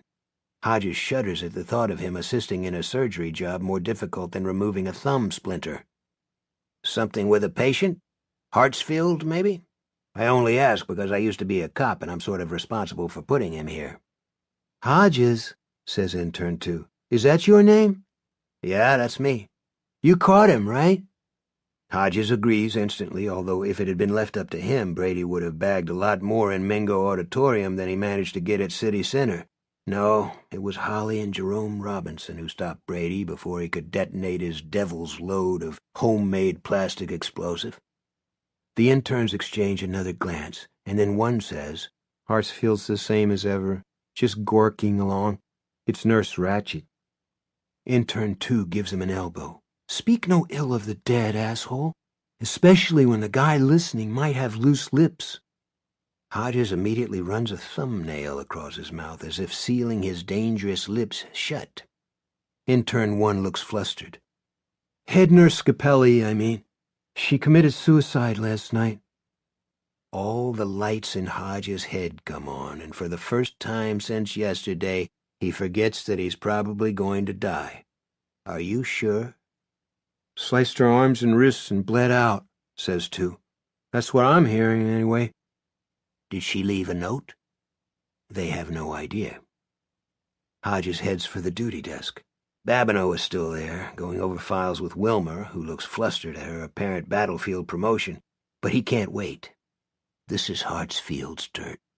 He doesn't know how that can be, but it has Brady written all over it, the fucking suicide prince. He almost calls Nurse Wilmer by her first name, but instinct makes him shy from that at the last moment. Nurse Wilmer, I'm Bill Hodges, a thing she knows very well. I worked both the City Center case and the Mingo Auditorium thing. I need to see Mr. Hartsfield. She opens her mouth, but Babineau is there ahead of her. Out of the question. Even if Mr. Hartsfield were allowed visitors, which he is not by order of the district attorney's office, he wouldn't be allowed to see you. He needs peace and calm. Each of your previous unauthorized visits has shattered that. News to me, Hodges says mildly. Every time I've been to see him, he just sits there, bland as a bowl of oatmeal. Norma Wilmer's head goes back and forth. She's like a woman watching a tennis match. You don't see what we see after you've left. Color is rising in Babineau's stubble-flecked cheeks, and there are dark circles under his eyes. Hodges remembers a cartoon from his Sunday school Living with Jesus workbook back in the prehistoric era when cars had fins and girls wore bobby socks. Brady's doc has the same look as the guy in the cartoon, but Hodges doubts if he's a chronic masturbator. On the other hand, he remembers Becky telling him that the neuro doctors are often crazier than the patients. And what would that be? Hodges asks. Little psychic tantrums? Do things have a way of falling over after I'm gone? The toilet in his bathroom flushes by itself, maybe? Ridiculous. What you leave is psychic wreckage, Mr. Hodges. He's not so brain damaged that he doesn't know you're obsessed with him. Malevolently so. I want you to leave. We've had a tragedy, and many of the patients are upset. Hodges sees Wilmer's eyes widen slightly at this and knows that the patients capable of cognition, many here in the bucket or not, have no idea that the head nurse has offed herself. I only have a few questions for him, and then I'll be out of your hair." Babineau leans forward. The eyes behind his gold-rimmed glasses are threaded with snaps of red. "Listen closely, Mr. Hodges. 1. Mr. Hartsfield is not capable of answering your questions. If he could answer questions, he would have been brought to trial for his crimes by now. 2. You have no official standing. 3. If you don't leave now, I will call security and have you escorted from the premises." Hodges says, "Pardon me for asking, but are you all right?" Babineau draws back as if Hodges has brandished a fist in his face. "Get out!" The little clusters of medical personnel stop talking and look around. "Gotcha," Hodges says. "Going. All good?" There's a snack alcove near the entrance to the Skyway. Intern 2 is leaning there, hands in pockets. "Ooh, baby," he says. "You been schooled." So it would seem. Hodges studies the wares in the nibble-a-bit machine. He sees nothing in there that won't set his guts on fire, but that's okay. He's not hungry. "Young man," he says, without turning around, "if you would like to make $50 for doing a simple errand that will cause you no trouble, then get with me." Intern 2, a fellow who looks like he might actually attain adulthood at some point in the not-too-distant future, joins him at the nibble-a-bit. "What's the errand?" Hodges keeps his pad in his back pocket, just as he did when he was a detective first class. He scribbles 2 words, "Call me," and adds his cell number. "Give this to Norma Wilmer once Smaug spreads his wings and flies away." Intern 2 takes the note and folds it into the breast pocket of his scrubs. Then he looks expectant. Hodges takes out his wallet. 50 is a lot for delivering a note, but he has discovered at least one good thing about terminal cancer. You can toss your budget out the window. 12. Jerome Robinson is balancing boards on his shoulder under the hot Arizona sun when his cell phone rings. The houses they are building, the first 2 already framed, are in a low-income but respectable neighborhood on the southern outskirts of Phoenix. He puts the boards across the top of a handy wheelbarrow and plucks his phone from his belt, thinking it will be Hector Alonso, the job foreman. This morning, one of the workmen, a workwoman actually, tripped and fell into a stack of rebar. She broke her collarbone and suffered an ugly facial laceration. Alonso took her to the St. Luke's ER, appointing Jerome temporary foreman in his absence. It's not Alonso's name he sees in the little window, but Holly Gibney's face. It's a photo he took himself, catching her in one of her rare smiles. "Hey, Holly, how are you? I have to call you back in a few. It's been a crazy morning here, but—" "I need you to come home," Holly says. She sounds calm, but Jerome knows her of old, and in just those 6 words he can sense strong emotions held in check, fear chief among them. Holly is still a very fearful person. Jerome's mother, who loves her dearly, once called fear Holly's default setting. Home? Why? What's wrong? His own fear suddenly grips him. Is it my dad? Mom? Is it Barbie? "It's Bill," she says. "He has cancer. A very bad cancer. Pancreatic. If he doesn't get treatment, he'll die. He'll probably die anyway, but he could have time, and he told me it was just a little ulcer because... She takes a great ragged breath that makes Jerome wince. Because of Brady fracking Hartsfield. Jerome has no idea what connection Brady Hartsfield can have to Bill's terrible diagnosis, but he knows what he's seeing right now. Trouble. On the far side of the building site, 2 hard-hatted young men, Habitat for Humanity college volunteers like Jerome himself, are giving a beeping, backing cement truck conflicting directions. Disaster looms. "Holly, give me 5 minutes and I'll call you back." "But you'll come, won't you? Say you'll come, because I don't think I can talk to him about this on my own, and he has to get into treatment right away." 5 minutes, he says, and kills the call. His thoughts are spinning so fast that he's afraid the friction will catch his brains on fire, and the blaring sun isn't helping. Bill? With cancer? On one hand, it doesn't seem possible, but on the other, it seems completely possible. He was in top form during the Pete Saubers business, where Jerome and Holly partnered with him, but he'll be 70 soon, and the last time Jerome saw him before leaving for Arizona in October, Bill didn't look all that well. Too thin, too pale. But Jerome can't go anywhere until Hector gets back. It would be like leaving the inmates to run the asylum, and knowing the Phoenix hospitals, where the ERs are overrun 24 hours a day, he may be stuck here until quitting time.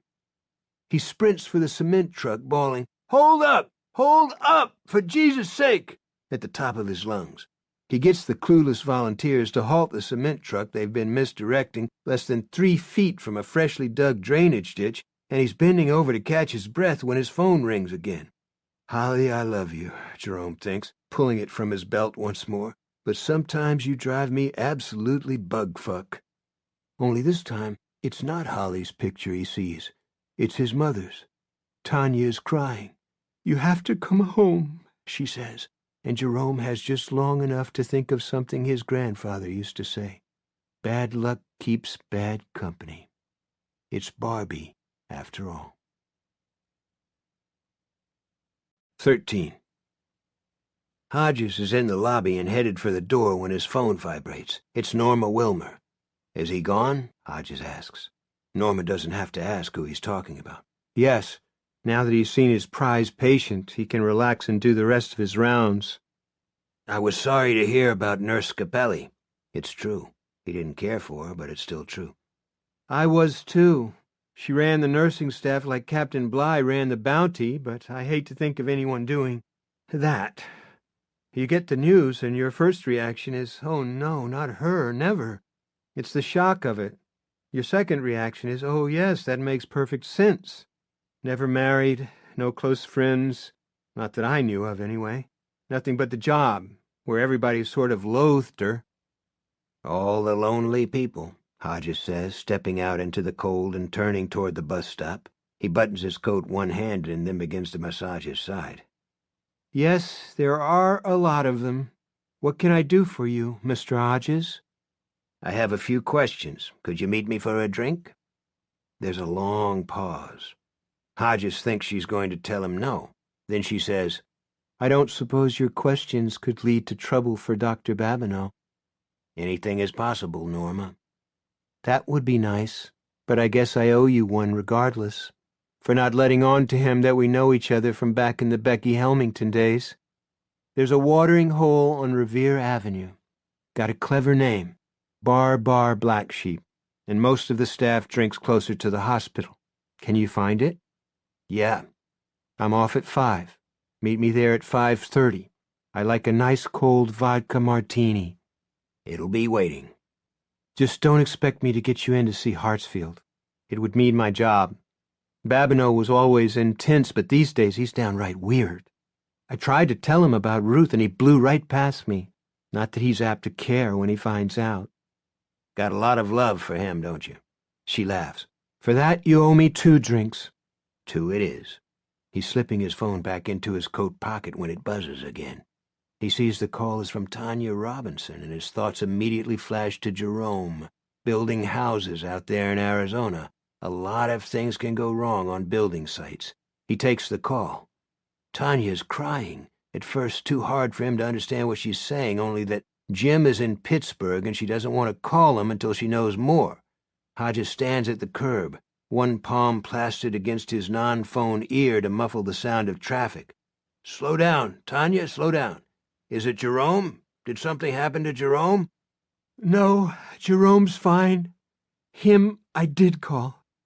It's Barbara. She was in Lowtown." "What in God's name was she doing in Lowtown and on a school day?" "I don't know. All I know is that some boy pushed her into the street and a truck hit her. They're taking her to Kiner Memorial. I'm on my way there now." "Are you driving?" "Yes, what does that have to do with—" "Get off the phone, Tanya, and slow down. I'm at Kiner now. I'll meet you in the ER." He hangs up and heads back to the hospital, breaking into a clumsy trot. He thinks, This goddamn place is like the mafia. Every time I think I'm out, it pulls me back in. 14. An ambulance with its lights flashing is just backing into one of the ER bays. Hodges goes to meet it, pulling out the police ID he still keeps in his wallet. When the paramedic and the EMT pull the stretcher out of the back, he flashes the ID with his thumb placed over the red retired stamp. Technically speaking, this is a felony crime, impersonating an officer, and consequently it's a fiddle he uses sparingly, but this time it seems absolutely appropriate. Barbara is medicated but conscious. When she sees Hodges, she grasps his hand tightly. Bill, how did you get here so fast? Did Mom call you? Yeah, how are you? I'm okay. They gave me something for the pain. They say I have a broken leg. I'm going to miss the basketball season, and I guess it doesn't matter because Mom will ground me until I'm, 25. Tears begin to leak from her eyes. He doesn't have long with her, so questions about what she was doing on MLK Avenue, where there are sometimes as many as 4 drive-by shootings a week, will have to wait. There's something more important. Barb, do you know the name of the boy who pushed you in front of the truck? Her eyes widen. Or get a good look at him. Could you describe him? Pushed? Oh, no, Bill. No, that's wrong. Officer, we gotta go, the paramedic says. You can question her later. Wait! Barbara shouts and tries to sit up. The EMT pushes her gently back down, and she's grimacing with pain, but Hodges is heartened by that shout. It was good and strong. What is it, Barb? He only pushed me after I ran into the street. He pushed me out of the way. I think he might have saved my life, and I'm glad. She's crying hard now, but Hodges doesn't believe for a minute it's because of her broken leg. I don't want to die, after all. I don't know what was wrong with me. We really have to get her in an exam room, Chief, the paramedic says. She needs an X-ray. Don't let them do anything to that boy, Barbara calls as the AMBO guys roll her through the double doors. He's tall. He's got green eyes and a goatee. He goes to Todd Hunter. She's gone, the doors clapping back and forth behind her. Hodges walks outside, where he can use his cell phone without being scolded, and calls Tanya back. I don't know where you are, but slow down and don't run any red lights getting here. They just took her in and she's wide awake. She has a broken leg. That's all? Thank God. What about internal injuries? That's for the doctors to say, but she was pretty lively. I think maybe the truck just grazed her. I need to call Jerome. I'm sure I scared the hell out of him. And Jim needs to know. Call them when you get here. For now, get off your phone. You can call them, Bill. No, Tanya, I can't. I have to call someone else. He stands there, breathing out plumes of white vapor, the tips of his ears going numb. He doesn't want the someone else to be Pete because Pete is a tad pissed at him right now, and that goes double for Izzy James. He thinks about his other choices, but there's only one, Cassandra Sheen. He partnered up with her several times when Pete was on vacation, and on one occasion when Pete took 6 weeks of unexplained personal time. That was shortly after Pete's divorce, and Hodges surmised he was in a spin-dry center, but never asked, and Pete never volunteered the information. He doesn't have Cassie's cell number, so he calls Detective Division and asks to be connected, hoping she's not in the field. He's in luck. After less than 10 seconds of McGruff the crime dog, she's in his ear. Is this Cassie Sheen, the Botox queen? Billy Hodges, you old whore. I thought you were dead. Soon enough, Cassie, he thinks. I'd love to bullshit with you, hon, but I need a favor. They haven't closed the Strike Avenue station yet, have they? Nope, it's on the docket for next year, though, which makes perfect sense. Crime in Lowtown? What crime, right? Yeah, safest part of the city. They may have a kid in for booking, and if my information is right, he deserves a medal instead. Got a name? No, but I know what he looks like. Tall, green eyes, goatee. He replays what Barbara said and adds, he could be wearing a Todd Hunter high jacket. The arresting officers probably have him for pushing a girl in front of a truck. He actually pushed her out of the way, so she only got clipped instead of mashed. You know this for a fact? Yeah. This isn't quite the truth, but he believes Barbara. Find out his name and ask the cops to hold him, okay? I want to talk to him. I think I can do that. Thanks, Cassie. I owe you one. He ends the call and looks at his watch. If he means to talk to the Todd Hunter kid and still keep his appointment with Norma, time is too tight to be messing around with the city bus service. One thing Barbara said keeps replaying in his mind. I don't want to die after all. I don't know what was wrong with me. He calls Holly. 15.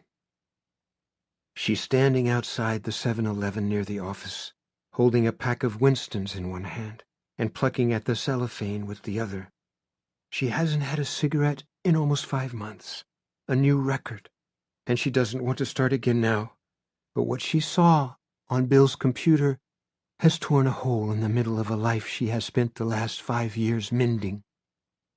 Bill Hodges is her touchstone, the way she measures her ability to interact with the world, which is only another way of saying that he is the way she measures her sanity.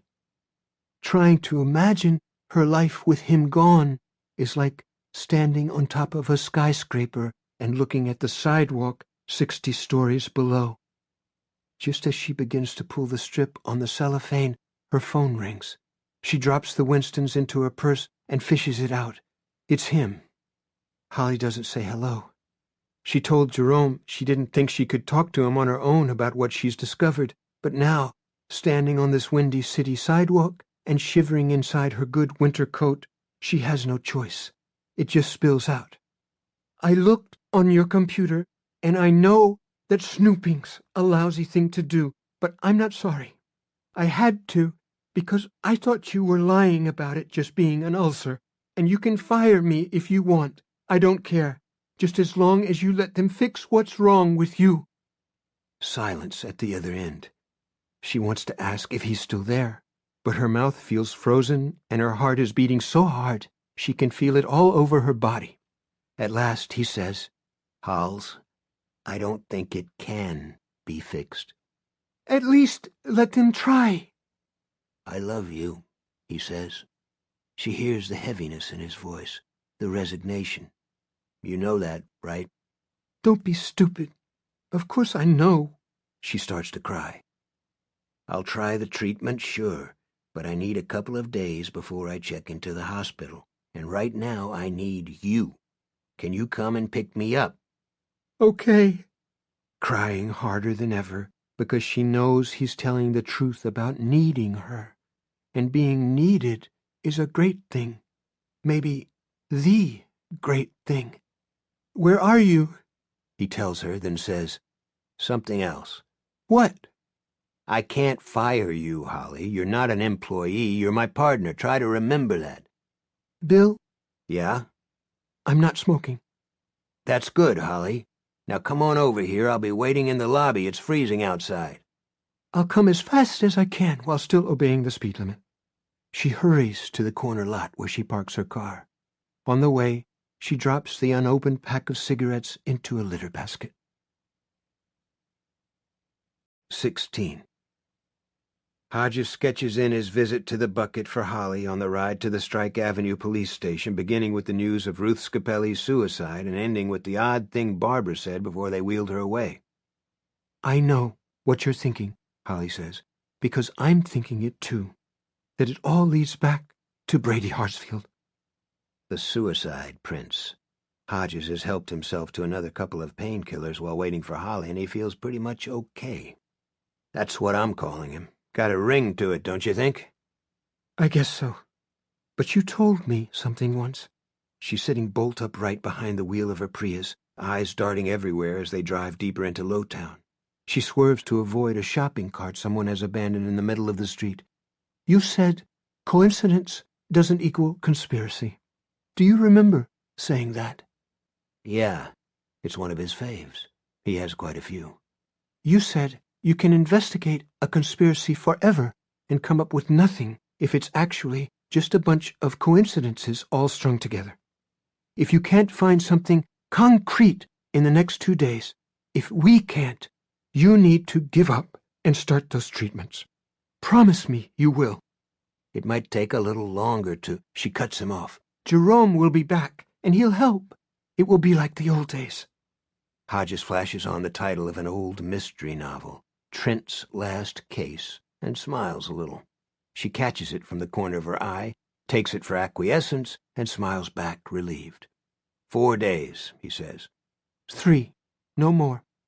Because every day you don't do something about what's going on inside you, the odds get longer. And they're long already. So don't start your poopy bargaining stuff, Bill. You're too good at it. Okay, he says. 3 days, if Jerome will help.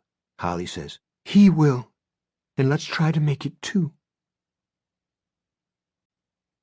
17. The Strike Avenue cop shop looks like a medieval castle in a country where the king has fallen and anarchy rules. The windows are heavily barred. The motor pool is protected by chain-link fencing and concrete barriers. Cameras bristle in every direction, covering all angles of approach, and still the gray stone building has been gang-tagged, and one of the globes hanging over the main doors has been shattered. Hodges and Holly empty the contents of their pockets and Holly's purse into plastic baskets and go through a metal detector that beeps reproachfully at Hodges' metal watchband. Holly sits on a bench in the main lobby, which is also being scanned by multiple cameras, and opens her iPad. Hodges goes to the desk, states his business, and after a few moments is met by a slim, gray-haired detective who looks a little like Lester Freeman on The Wire, the only cop show Hodges can watch without wanting to throw up. Jack Higgins, the detective says, offering his hand. Like the book writer, only not white. Hodges shakes with him and introduces Holly, who gives a little wave and her usual muttered hello before returning her attention to her iPad. I think I remember you, Hodges says. You used to be at Marlborough Street Station, didn't you, when you were in uniform? A long time ago, when I was young and randy. I remember you, too. You caught the guy who killed those 2 women in McCarran Park. That was a group effort, Detective Higgins.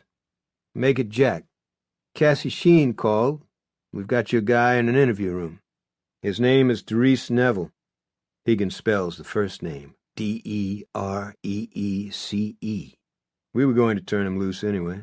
Several people who saw the incident corroborate his story. He was jiving around with a girl. She took offense and ran into the street. Neville saw the truck coming, ran after her, tried to push her out of the way, mostly succeeded. Plus, practically everyone down here knows this kid.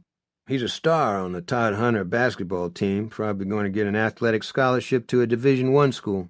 Great grades, honor student. What was Mr. Great Grades doing on the street in the middle of a school day? They were all out. Heating system at the high school shit the bed again. 3rd time this winter, and it's only January. The mayor says everything's cool down here in the low. Lots of jobs, lots of prosperity, shiny, happy people. We'll see him when he runs for re-election, riding in that armored SUV of his. Was the Neville kid hurt? Scraped palms and nothing else. According to a lady across the street, she was closest to the scene, he pushed the girl and then, I quote, went flying over the top of her like a big-ass bird. Does he understand he's free to go? He does, and agreed to stay. Wants to know if the girl's okay. Come on. Have your little chat with him, and then we'll send him on his way, unless you see some reason not to. Hodges smiles. I'm just following up for Miss Robinson. Let me ask him a couple of questions, and we're both out of your hair. 18. The interview room is small and stifling hot, the overhead heating pipes clanking away. Still, it's probably the nicest one they've got because there's a little sofa and no perp table with a cuff bolt sticking out of it like a steel knuckle. The sofa has been mended with tape in a couple of places, and that makes Hodges think of the man Nancy Alderson says she saw on Hilltop Court, the one with the mended coat. Therese Neville is sitting on the sofa. In his chino pants and white button-up shirt, he looks neat and squared away. His goatee and gold neck chain are the only real dashes of style. His school jacket is folded over one arm of the sofa. He stands when Hodges and Higgins come in and offers a long-fingered hand that looks designed expressly for working with a basketball. The pad of the palm has been painted with orange antiseptic. Hodges shakes with him carefully, mindful of the scrapes, and introduces himself. You're in absolutely no trouble here, Mr. Neville. In fact, Barbara Robinson sent me to say thanks and make sure you were okay. She and her family are longtime friends of mine. Is she okay? Broken leg, Hodges says, pulling over a chair. His hand creeps to his side and presses her. It could have been a lot worse. I'm betting she'll be back on the soccer field next year. Sit down, sit down. When the Neville boy sits, his knees seem to come almost up to his jawline. It was my fault, in a way. I shouldn't have been goofing with her, but she was just so pretty and all. Still, I ain't blind. He pauses, corrects himself. Not blind. What was she on? Do you know? Hodges frowns. The idea that Barbara might have been high hasn't crossed his mind, although it should have. She's a teenager, after all, and those years are the age of experimentation. But he has dinner with the Robinsons 3 or 4 times a month, and he's never seen anything in her that registered as drug use. Maybe he's just too close. Or too old. What makes you think she was on something? Just her being down here, for one thing. Those were Chapel Ridge duds she was wearing. I know because we play 'em twice every year. Blow 'em out, too. And she was like in a daze, standing there on the curb near Mama Star's, that fortune-telling place, looking like she was going to walk right out into traffic. He shrugs. So I chatted her up, teased her about jaywalking. She got mad, went all Kitty Pryde on my ass. I thought that was cute, so then... He looks at Higgins, then back at Hodges. This is the fault part, and I'm being straight with you about it, okay? Okay, Hodges says. Well, look, I grabbed her game. Just for a joke, you know? Held it up over my head. I never meant to keep it. So then she kicked me. Good hard kick for a girl. And grabbed it back. She sure didn't look stoned then. How did she look, Doris? The switch to the boy's first name is automatic. Oh, man, mad. But also scared. Like she just figured out where she was on a street where girls like her, ones in private school uniforms, don't go, especially by themselves. MLK Avenue? Come on, bitch, please. He leans forward, long-fingered hands clasped between his knees, face earnest. She didn't know I was just playing, you see what I mean? She was like in a panic. Get me? I do, Hodges says, and although he sounds engaged, at least he hopes so, he's on autopilot for the moment, stuck on what Neville has just said. I grabbed her game. Part of him thinks it can't be connected to Ellerton and Stover. Most of him thinks it must be. It's a perfect fit. That must have made you feel bad. Neville raises his scratched palms toward the ceiling in a philosophical gesture that says, "What can you do? It's this place, man. It's the low. She stopped being on Cloud 9 and realized where she was is all. Me, I'm getting out as soon as I can. While I can. Gonna play Div 1, keep my grades up so I can get a good job afterward if I aren't good enough to go pro. Then I'm getting my family out. It's just me and my mom and my 2 brothers. My mom's the only reason I've got as far as I have. She ain't never let none of us play in the dirt." He replays what he just said and laughs. She heard me say ain't never, she'd be in my face. Hodges thinks, kid's too good to be true. Except he is. Hodges is sure of it, and doesn't like to think what might have happened to Jerome's kid sister if Doris Neville had been in school today. Higgins says, "You were wrong to be teasing that girl, but I have to say you made it right. Will you think about what almost happened if you get an urge to do something like that again?" "Yes, sir, I sure will." Higgins holds a hand up. Rather than slap it, Neville taps it gently with a slightly sarcastic smile. He's a good kid, but this is still Lowtown, and Higgins is still Popo. Higgins stands. "Are we good to go, Detective Hodges?" Hodges nods his appreciation at the use of his old title, but he isn't quite finished. "Almost. What kind of game was it, Doris?" "Old school." No hesitation. "Like a Game Boy. But my little brother had one of those. Mom got it in a rumble sale, or whatever they call those things. And the one the girl had wasn't the same. It was bright yellow. I know that. Not the kind of color you'd expect a girl to like. Not the ones I know, at least." "Did you happen to see the screen?" "Just a glance. It was a bunch of fish swimming around." "Thanks, Doris. How sure are you that she was high on a scale of 1 to 10, 10 being absolutely positive?" "Well, say 5. I would have said 10 when I walked up to her, because she acted like she was going to walk right out into the street. There was a big-ass truck coming, a lot bigger than the panel job that come along behind and whumped her. I was thinking not coke or meth or Molly, more something mellow, like ecstasy or pot. But when you started goofing with her, when you took her game, Doris Neville rolls his eyes. Man, she woke up fast. Okay, Hodges says. All set. And thank you. Higgins adds his thanks, then he and Hodges start toward the door. Detective Hodges. Neville is on his feet again, and Hodges practically has to crane his neck to look at him. You think if I wrote down my number, you could give it to her? Hodges thinks it over, then takes his pen from his breast pocket and hands it to the tall boy who probably saved Barbara Robinson's life. 19. Holly drives him back to Lower Marlborough Street. He tells her about his conversation with Doris Neville on the way. In a movie, they'd fall in love, Holly says when he finishes. She sounds wistful. Life is not a movie, Holly. He stops himself from saying Hollyberry at the last second. This is not a day for levity. I know, she says. That's why I go to them. I don't suppose you know if Zappit consoles came in yellow, do you? As is often the case, Holly has the facts at her fingertips. They came in 10 different colors, and yes, yellow was one of them. Are you thinking what I'm thinking? That there's a connection between what happened to Barbara and what happened to those women on Hilltop Court? I don't know what I'm thinking. I wish we could sit down with Jerome the way we did when Pete Saubers got into trouble. Just sit down and talk it all out. If Jerome gets here tonight, and if Barbara's really okay, maybe we can do that tomorrow. Tomorrow's your second day, she says as she pulls to the curb outside the parking lot they use.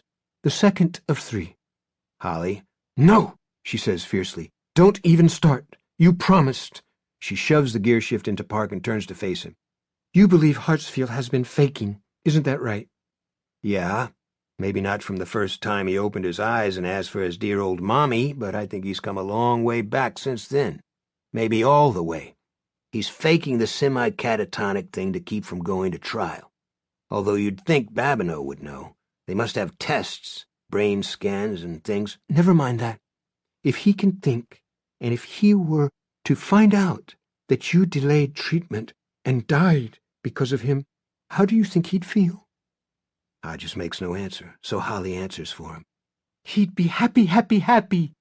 He'd be fracking delighted. Okay, Hodges says. I hear you. The rest of today and 2 more, but forget about my situation for a minute.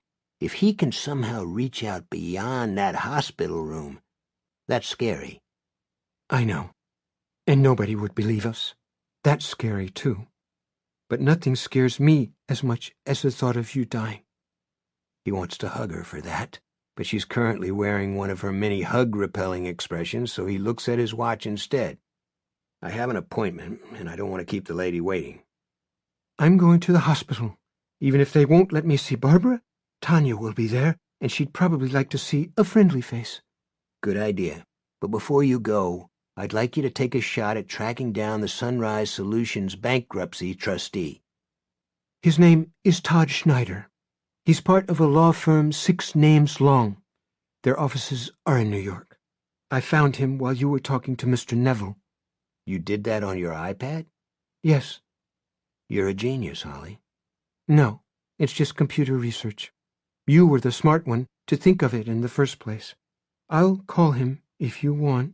Her face shows how much she dreads the prospect. You don't have to do that. Just call his office and see if you can make an appointment for me to talk to him. As early tomorrow as possible. She smiles. All right. Then her smile fades. She points to his midsection. Does it hurt? Only a little. For now, that's true. The heart attack was worse. That is true, too, but may not be for long. If you get in to see Barbara, say hi for me. I will. Holly watches him cross to his car, noting the way his left hand goes to his side after he turns up his collar. Seeing that makes her want to cry, or maybe howl with outrage. Life can be very unfair. She's known that ever since high school, when she was the butt of everyone's joke, but it still surprises her. It shouldn't, but it does. 20. Hodges drives back across town, fiddling with the radio, looking for some good hard rock and roll. He finds the Knack on BAM 100 singing My Sharona and cranks the volume. When the song ends, the DJ comes on, talking about a big storm moving east out of the Rockies. Hodges pays no attention. He's thinking about Brady and about the first time he saw one of those Zap-It game consoles. Library Al handed them out. What was Al's last name? He can't remember, if he ever knew it at all, that is. When he arrives at the watering hole with the amusing name, he finds Norma Wilmer seated at a table in back, far from the madding crowd of businessmen at the bar who are bellowing and backslapping as they jockey for drinks. Norma has ditched her nurse's uniform in favor of a dark green pantsuit and low heels. There's already a drink in front of her. "I was supposed to buy that," Hodges says, sitting down across from her. "Don't worry," she says. "I'm running a tab, which you will pay." "Indeed I will." "Babineau couldn't get me fired or even transferred if someone saw me talking to you here and reported back to him, but he could make my life difficult. Of course, I could make his a bit difficult, too." "Really?" "Really. I think he's been experimenting on your old friend, Brady Hartsfield, feeding him pills that contain God knows what, giving him shots as well, vitamins, he says." Hodges stares at her in surprise. "How long has this been going on?" "Years. It's one of the reasons Becky Helmington transferred. She didn't want to be the whitecap on ground zero if Babineau gave him the wrong vitamin and killed him." The waitress comes. Hodges orders a Coke with a cherry in it. Norma snorts. "A Coke? Really? Put on your big boy pants, why don't you?" "When it comes to booze, I spilled more than you'll ever drink, honey pie," Hodges says. "What the hell is Babineau up to?" She shrugs. "No idea. But he wouldn't be the first doc to experiment on someone the world doesn't give shit one about. Ever hear of the Tuskegee syphilis experiment? The U.S. government used 400 black men like lab rats. It went on for 40 years, and so far as I know, not a single one of them ran a car into a bunch of defenseless people." She gives Hodges a crooked smile. "Investigate Babineau. Get him in trouble. I dare you." "It's Hartsfield I'm interested in, but based on what you're saying, I wouldn't be surprised if Babineau turned out to be collateral damage." "Then hooray for collateral damage." It comes out collateral damage, and Hodges deduces she's not on her first drink. He is, after all, a trained investigator. When the waitress brings his Coke, Norma drains her glass and holds it up. "I'll have another, and since the gentleman's paying, you might as well make it a double." The waitress takes her glass and leaves. Norma turns her attention back to Hodges. "You said you have questions. Go ahead and ask while I can still answer. My mouth is a trifle numb and will soon be number." "Who is on Brady Hartsfield's visitors list?" Norma frowns at him. "Visitors list? Are you kidding? Who told you had a visitors list?" "The late Ruth Scapelli. This was just after she replaced Becky as head nurse. I offered her $50 for any rumors she heard about him, which was the going rate with Becky, and she acted like I just pissed on her shoes. Then she said, 'You're not even on his visitors list.'" "Huh." Then just today, Babineau said, "Some bullshit about the DA's office. I heard it, Bill. I was there." The waitress sets Norma's new drink in front of her, and Hodges knows he'd better finish up fast before Norma starts to bend his ear about everything from being underappreciated at work to her sad and loveless love life. When nurses drink, they have a tendency to go all in. They're like cops that way. "You've been working the bucket for as long as I've been coming there." "A lot longer. 12 years. "Years." She raises her glass in a toast and swallows half of her drink. "And now I have been promoted to head nurse, at least temporarily. Twice the responsibility at the same old salary, no doubt." "Seen anybody from the DA's office lately?" "Nope. There was a whole briefcase brigade at first, along with pet doctors just itching to declare the son of a bitch competent. But they went away discouraged once they saw him drooling and trying to pick up a spoon.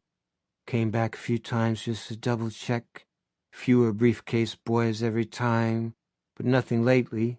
So far as they're concerned, he's a total gork. Bada boop, bada bang, over and out. So they don't care. And why would they? Except for the occasional retrospective on slow news days, interest in Brady Hartsfield has died down. There's always fresh roadkill to pick over.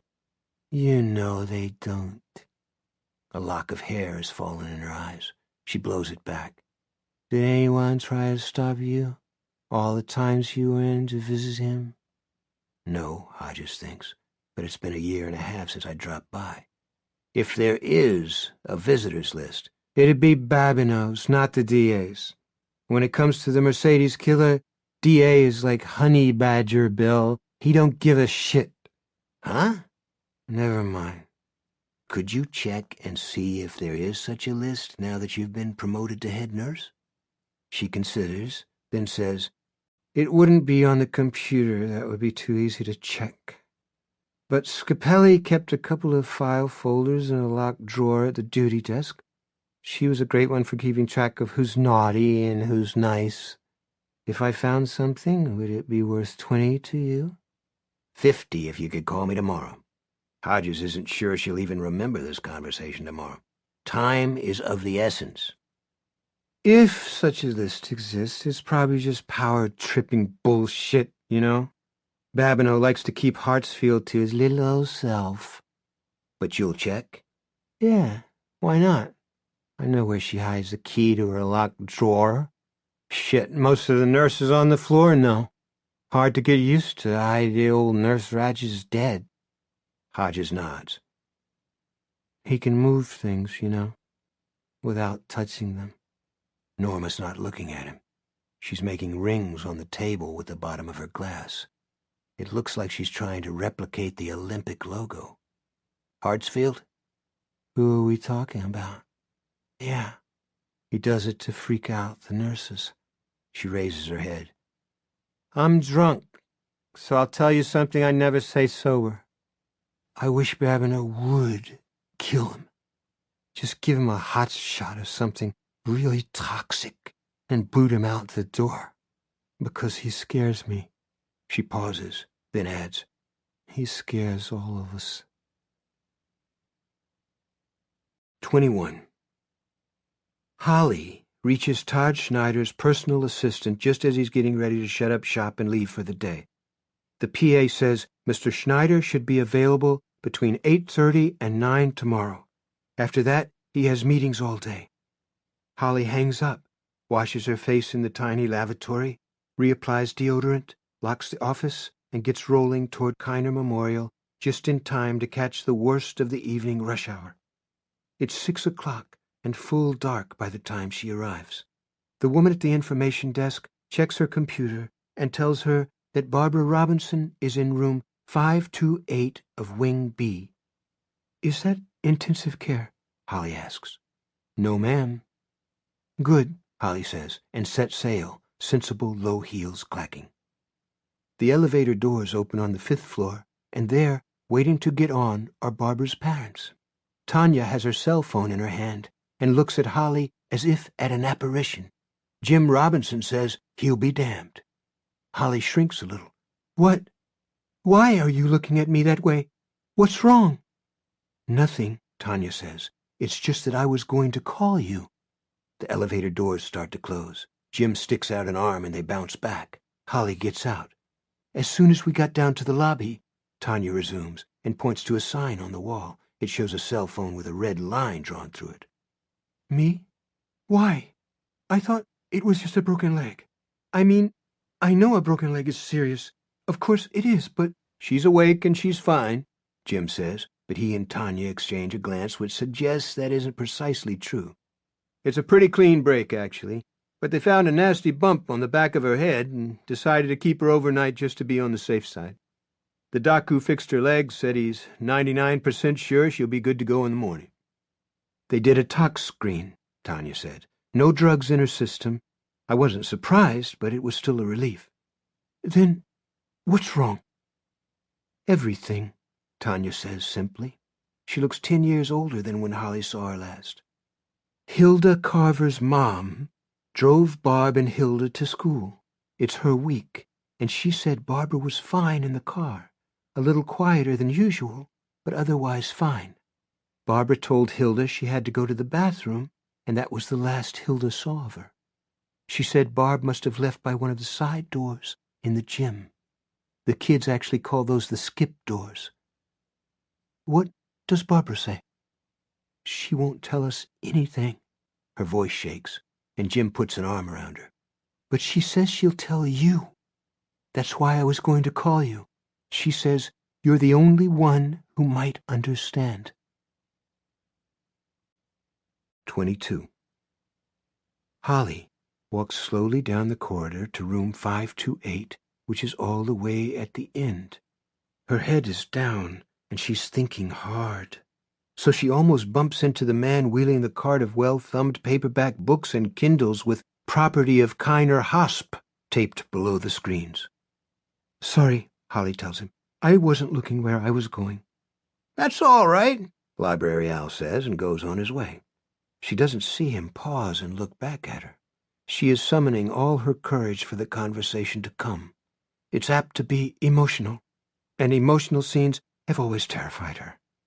It helps that she loves Barbara. Also, she's curious. She taps on the door, which is ajar, and peeps around it when there's no answer. Barbara? It's Holly. Can I come in? Barbara offers a wan smile and puts down the battered copy of Mockingjay she's been reading. Probably got it from the man with the cart, Holly thinks. She's cranked up in the bed, wearing pink pajamas instead of a hospital Johnny. Holly guesses her mother must have packed the PJs along with the ThinkPad she sees on Barb's night table. The pink top lends Barbara a bit of vivacity, but she still looks dazed. There's no bandage on her head, so the bump mustn't have been all that bad. Holly wonders if they are keeping Barbara overnight for some other reason. She can only think of one, and she'd like to believe it's ridiculous, but she can't quite get there. Holly! How did you get here so fast? I was coming to see you. Holly enters and closes the door behind her. When somebody's in the hospital, you go to see them if it's a friend. And we're friends. I met your parents at the elevator. They said you wanted to talk to me. Yes. How can I help, Barbara? Well, can I ask you something? It's pretty personal. Okay. Holly sits down in the chair next to the bed, gingerly, as if the seat might be wired for electricity. I know you had some bad times. You know, when you were younger, before you worked for Bill. Yes, Holly says. The overhead light isn't on, just the lamp on the night table. Its glow encloses them and gives them their own little place to be. Some very bad ones. Did you ever try to kill yourself? Barbara gives a small, nervous laugh. I told you it was personal. Twice, Holly says it without hesitation. She feels surprisingly calm. The first time, I was just about your age, because kids at school were mean to me and called me mean names. I couldn't cope, but I didn't try very hard. I just took a handful of aspirin and decongestant tablets. Did you try harder the second time? It's a tough question, and Holly thinks it over carefully. Yes and no. It was after I had some trouble with my boss, what they call sexual harassment now. Back then, they didn't call it much of anything. I was in my 20s. I took stronger pills, but still not enough to do the job, and part of me knew that. I was very unstable back then, but I wasn't stupid, and the part that wasn't stupid wanted to live. Partly because I knew Martin Scorsese would make some more movies, and I wanted to see them. Martin Scorsese is the best director alive. He makes long movies like novels. Most movies are only like short stories. Did your boss, attack you? I don't want to talk about it, and it doesn't matter. Holly doesn't want to look up either, but reminds herself that this is Barbara and forces herself to. because Barbara has been her friend, in spite of all of Holly's ticks and tocks, all of Holly's bells and whistles, and is now in trouble herself. The reasons never matter, because suicide goes against every human instinct, and that makes it insane. Except maybe in certain cases, she thinks, certain terminal cases. But Bill isn't terminal. I won't let him be terminal. I know what you mean, Barbara says. She turns her head from side to side on her pillow. In the lamplight, tear tracks gleam on her cheeks. I know. Is that why you were in Lowtown? To kill yourself? Barbara closes her eyes, but tears squeeze through the lashes. I don't think so. At least not at first. I went there because the voice told me to. My friend. She pauses, thinks. But he wasn't my friend, after all. A friend wouldn't want me to kill myself, would he? Holly takes Barbara's hand. Touching is ordinarily hard for her, but not tonight. Maybe it's because she feels they are enclosed in their own secret place. Maybe it's because this is Barbara. Maybe both. What friend is this? Barbara says, the one with the fish. The one inside the game. 23. It's Al Brooks who wheels the library cart through the hospital's main lobby, passing Mr. and Mrs. Robinson, who are waiting for Holly. And it's Al who takes another elevator up to the skyway that connects the main hospital to the traumatic brain injury clinic.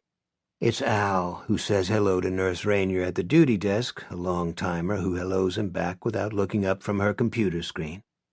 It's still Al, rolling his cart down the corridor, but when he leaves it in the hall and steps into room 217, Al Brooks disappears, and Z-Boy takes his place. Brady is in his chair with his Zappit in his lap. He doesn't look up from the screen.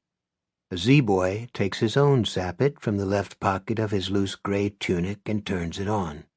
He taps the fishing hole icon, and on the starter screen, the fish begin to swim. Red ones, yellow ones, gold ones, every now and then a fast-moving pink one. The tune tinkles, and every now and then the console gives off a bright flash that paints his cheeks and turns his eyes into blue blanks. They remain that way for almost 5 minutes, one sitting and one standing, both staring at the swimming fish and listening to the tinkling melody. The blinds over Brady's window rattle restlessly. The coverlet on his bed snaps down, then back up again. Once or twice, Z-Boy nods his understanding. Then Brady's hands loosen and let go of the game console. It slides down his wasted legs, then between them, and clatters to the floor. His mouth falls open. His eyelids drop to half-mast. The rise and fall of his chest, inside his checked shirt, becomes imperceptible. Z-Boy's shoulders straighten. He gives himself a little shake, clicks off his Zappit, and drops it back into the pocket from which it came. From his right pocket, he takes an iPhone. A person with considerable computer skills has modified it with several state-of-the-art security devices, and the built-in GPS has been turned off. There are no names in the contacts folder, only a few initials. Z-Boy taps FL. The phone rings twice, and FL answers in a fake Russian accent. This is Agent Zippity-Doodah, comrade. I await your commands. You haven't been paid to make bad jokes. Silence then. All right, no jokes. We're moving ahead. We'll move ahead when I get the rest of my money. You'll have it tonight, and you'll go to work immediately. Roger Dodger, FL says. Give me something hard next time. There's not going to be a next time, Z-Boy thinks. Don't screw this up. I won't, but I don't work until I see the green. You'll see it. Z-Boy breaks the connection, drops the phone into his pocket, and leaves Brady's room. He heads back past the duty desk and Nurse Rainier, who is still absorbed in her computer. He leaves the cart in the snack alcove and crosses the skyway. He walks with a spring in his step, like a much younger man. In an hour or two, Rainier or one of the other nurses will find Brady Hartsfield either slumped in his chair or sprawled on the floor on top of his zappet. There won't be much concern. He has slipped into total unconsciousness many times before and always comes out of it. Dr. Babineau says it's part of the rebooting process, that each time Hartsfield returns, he's slightly improved. Our boy is getting well, Babineau says. You might not believe it to look at him, but our boy is really getting well. You don't know the half of it, thinks the mind now occupying Library Al's body. You don't know the fucking half of it. But you're starting to, Dr. B, aren't you? Better late than never. 24. That man who yelled at me on the street was wrong, Barbara says. I believed him because the voice told me to believe him, but he was wrong. Holly wants to know about the voice from the game, but Barbara may not be ready to talk about that yet. So she asks who the man was and what he yelled. He called me blackish, like on that TV show.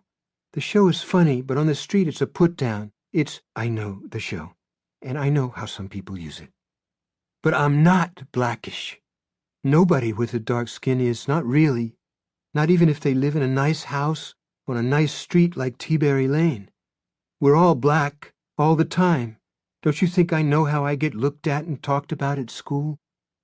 Of course you do, says Holly, who has been looked at and talked about plenty in her own time. Her high school nickname was Jibba Jibba. The teachers talk about gender equality and racial equality. They have a zero-tolerance policy, and they mean it. At least most of them do, I guess. But anyone can walk through the halls when the classes are changing and pick out the black kids and the Chinese transfer students and the Muslim girl, because there's only 24 of us, and we're like a few grains of pepper that somehow got into the salt shaker. She's picking up steam now, her voice outraged and indignant, but also weary. I get invited to parties, but there are a lot of parties I don't get invited to, and I've only been asked out on dates twice. One of the boys who asked me was white, and everyone looked at us when we went into the movies, and someone threw popcorn at the back of our heads. I guess at the AMC 12, racial equality stops when the lights go down. And one time when I was playing soccer, here I go, dribbling the ball up the sideline, got a clear shot, and this white dad in a golf shirt tells his daughter, "Guard that jig." I pretended I didn't hear it. The girl kind of smirked. I wanted to knock her over right there where he could see it, but I didn't. I swallowed it. And once, when I was a freshman, I left my English book on the bleachers at lunch, and when I went back to get it, someone had put a note in it that said, "Buckwheat's girlfriend." I swallowed that, too. For days it can be good, weeks even, and then there's something to swallow. It's the same with Mom and Dad, I know it is. Maybe it's different for Jerome at Harvard, but I bet sometimes even he has to swallow it. Holly squeezes her hand, but says nothing. I'm not blackish, but the voice said I was, just because I didn't grow up in a tenement with an abusive dad and a drug addict mom, because I never ate a collard green or even knew exactly what it was, because I say pork chop instead of poke chop, because they're poor down there in the low, and we're doing just fine on Teaberry Lane. I have my cash card and my nice school, and Jer goes to Harvard, but don't you see, Holly, don't you see that You never had a choice about those things, Holly says. You were born where you were, and what you were, the same as me. The same as all of us, really. And at 16, you've never been asked to change anything but your clothes. Yes, and I know I shouldn't be ashamed, but the voice made me ashamed. It made me feel like a useless parasite, and it's still not all gone. It's like it left a trail of slime inside my head, because I never had been in Lowtown before, and it's horrible down there. And compared to them, I really am blackish, and I'm afraid that voice may never go away, and my life will be spoiled. You have to strangle it. Holly speaks with dry, detached certainty. Barbara looks at her in surprise. Holly nods. Yes, you have to choke that voice until it's dead. It's the first job. If you don't take care of yourself, you can't get better. And if you can't get better, you can't make anything else better. Barbara says, I can't just go back to school and pretend Lowtown doesn't exist. If I'm going to live, I have to do something.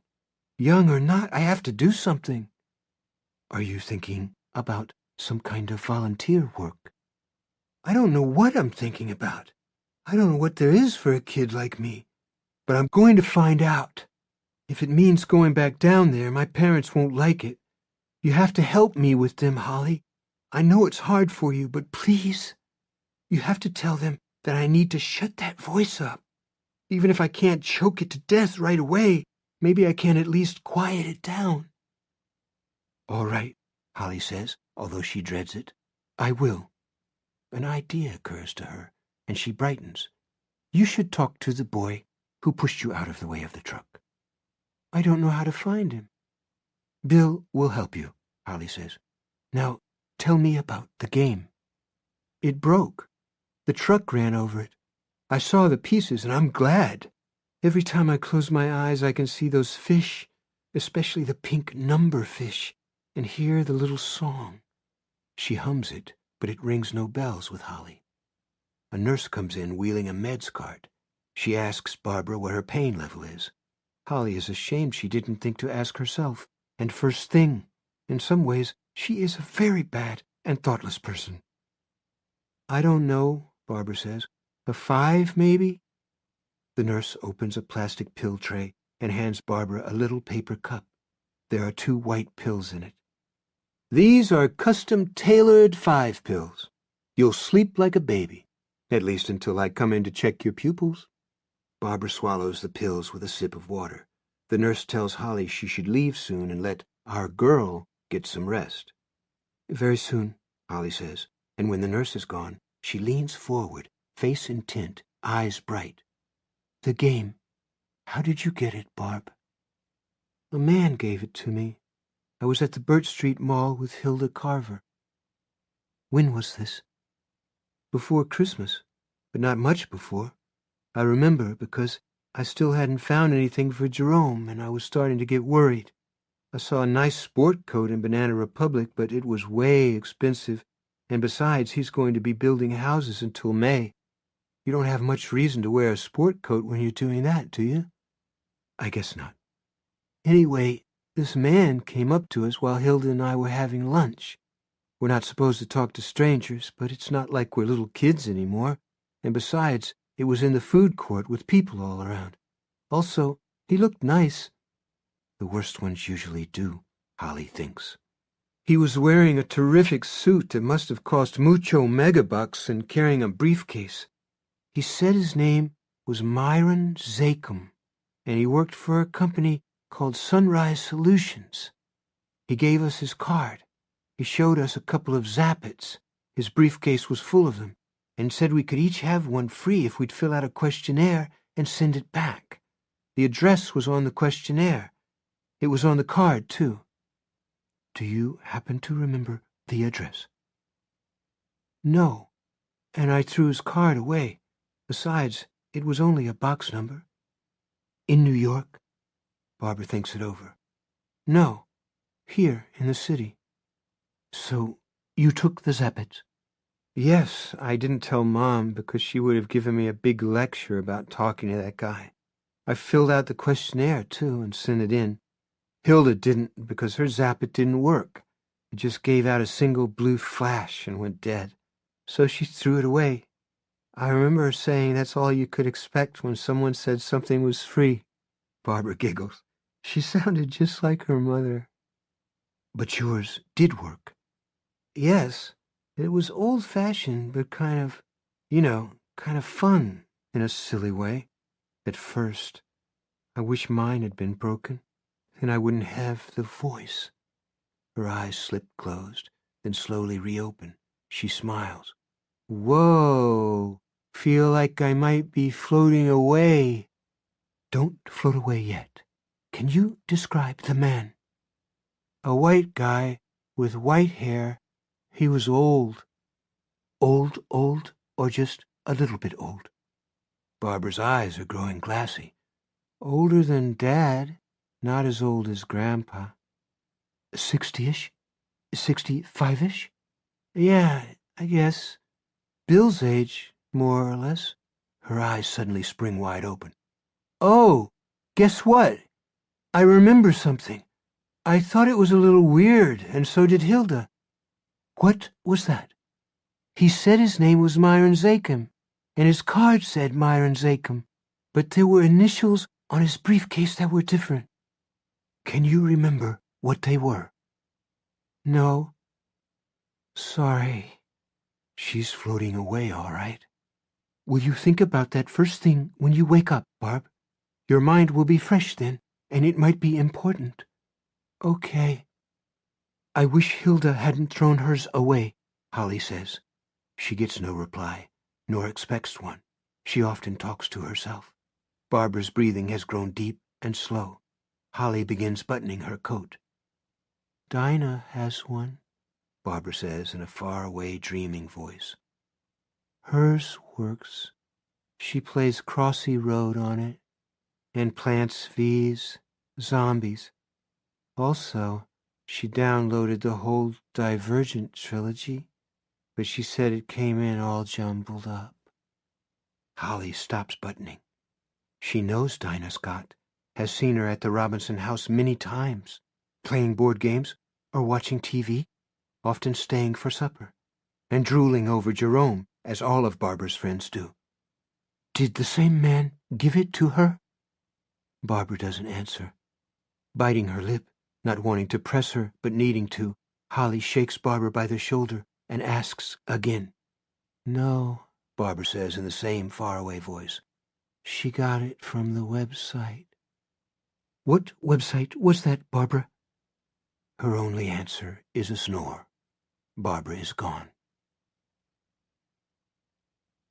25. Holly knows that the Robinsons will be waiting for her in the lobby, so she hurries into the gift shop, lurks behind a display of teddy bears. Holly is an accomplished lurker and calls Bill.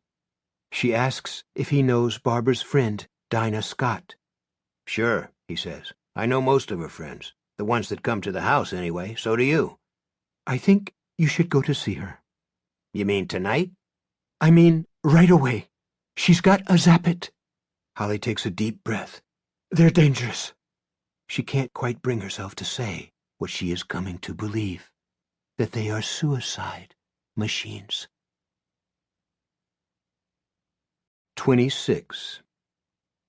In room 217, orderlies Norm Richard and Kelly Pelham lift Brady back into bed while Mavis Rainier supervises. Norm picks up the Zappit console from the floor and stares at the swimming fish on the screen. Why doesn't he just catch pneumonia and die like the rest of the Gorks? Kelly asks. This one's too ornery to die, Mavis says, then notices Norm staring down at the swimming fish. His eyes are wide, and his mouth is hung ajar. Wake up, Splendor in the grass, she says, and snatches the gadget away.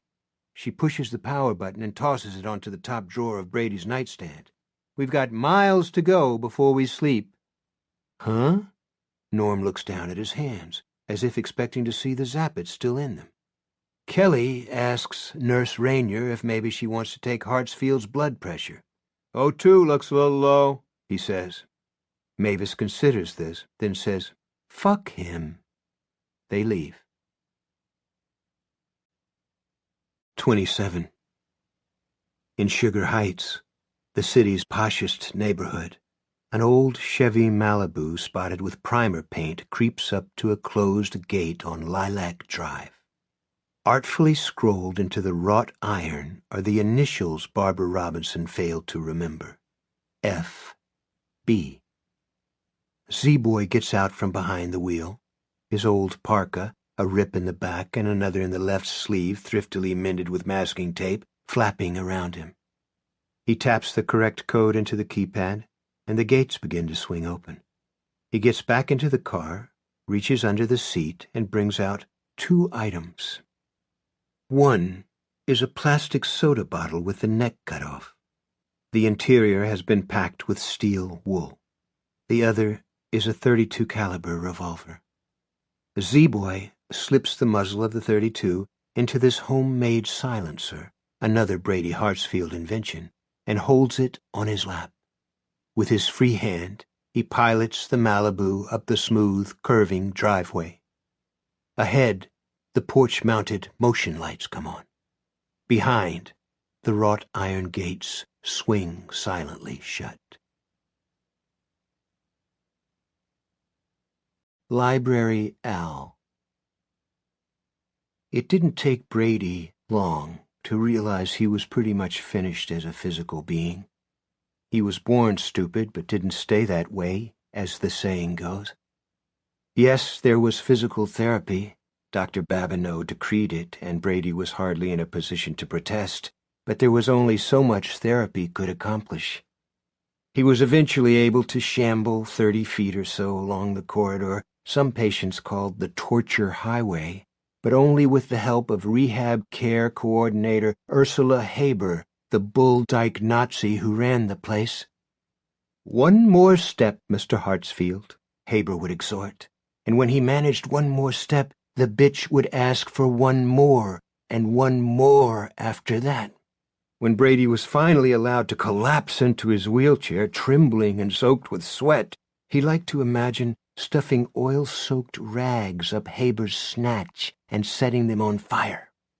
"Good job," she'd cry. "Good job, Mr. Hartsfield."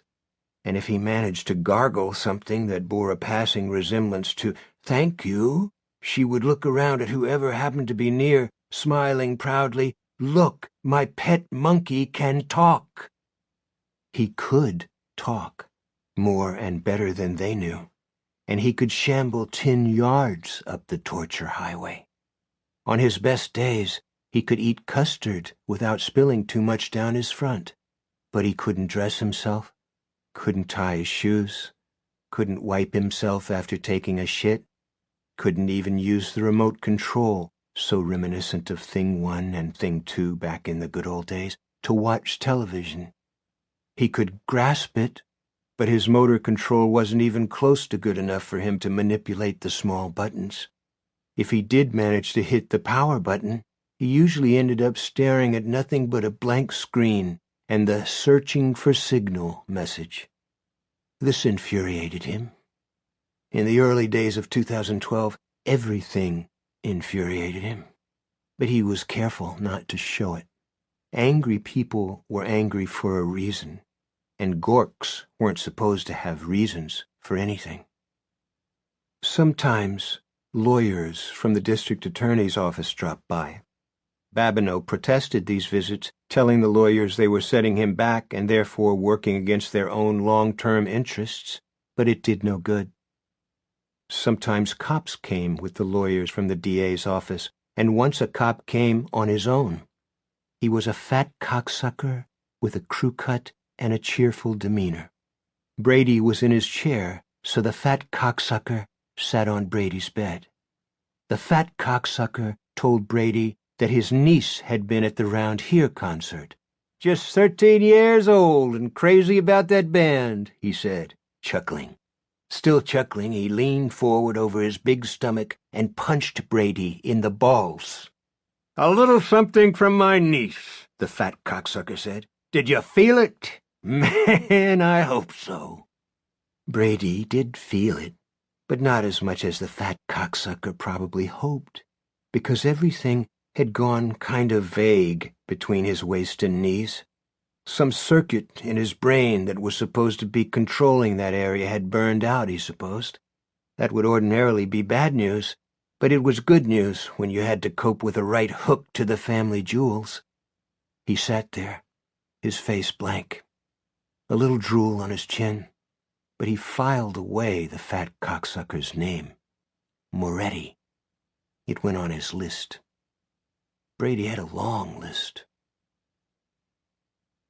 He retained a thin hold over Sadie MacDonald by virtue of that first wholly accidental safari into her brain.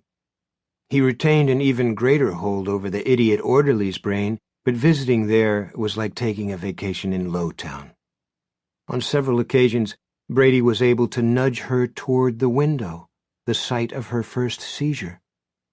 Usually, she only glanced out and then went about her work, which was frustrating. But one day, in June of 2012, she had another of those mini-seizures. Brady found himself looking out through her eyes once more, but this time he was not content to stay on the passenger side, just watching the scenery. This time he wanted to drive. Sadie reached up and caressed her breasts, squeezed them.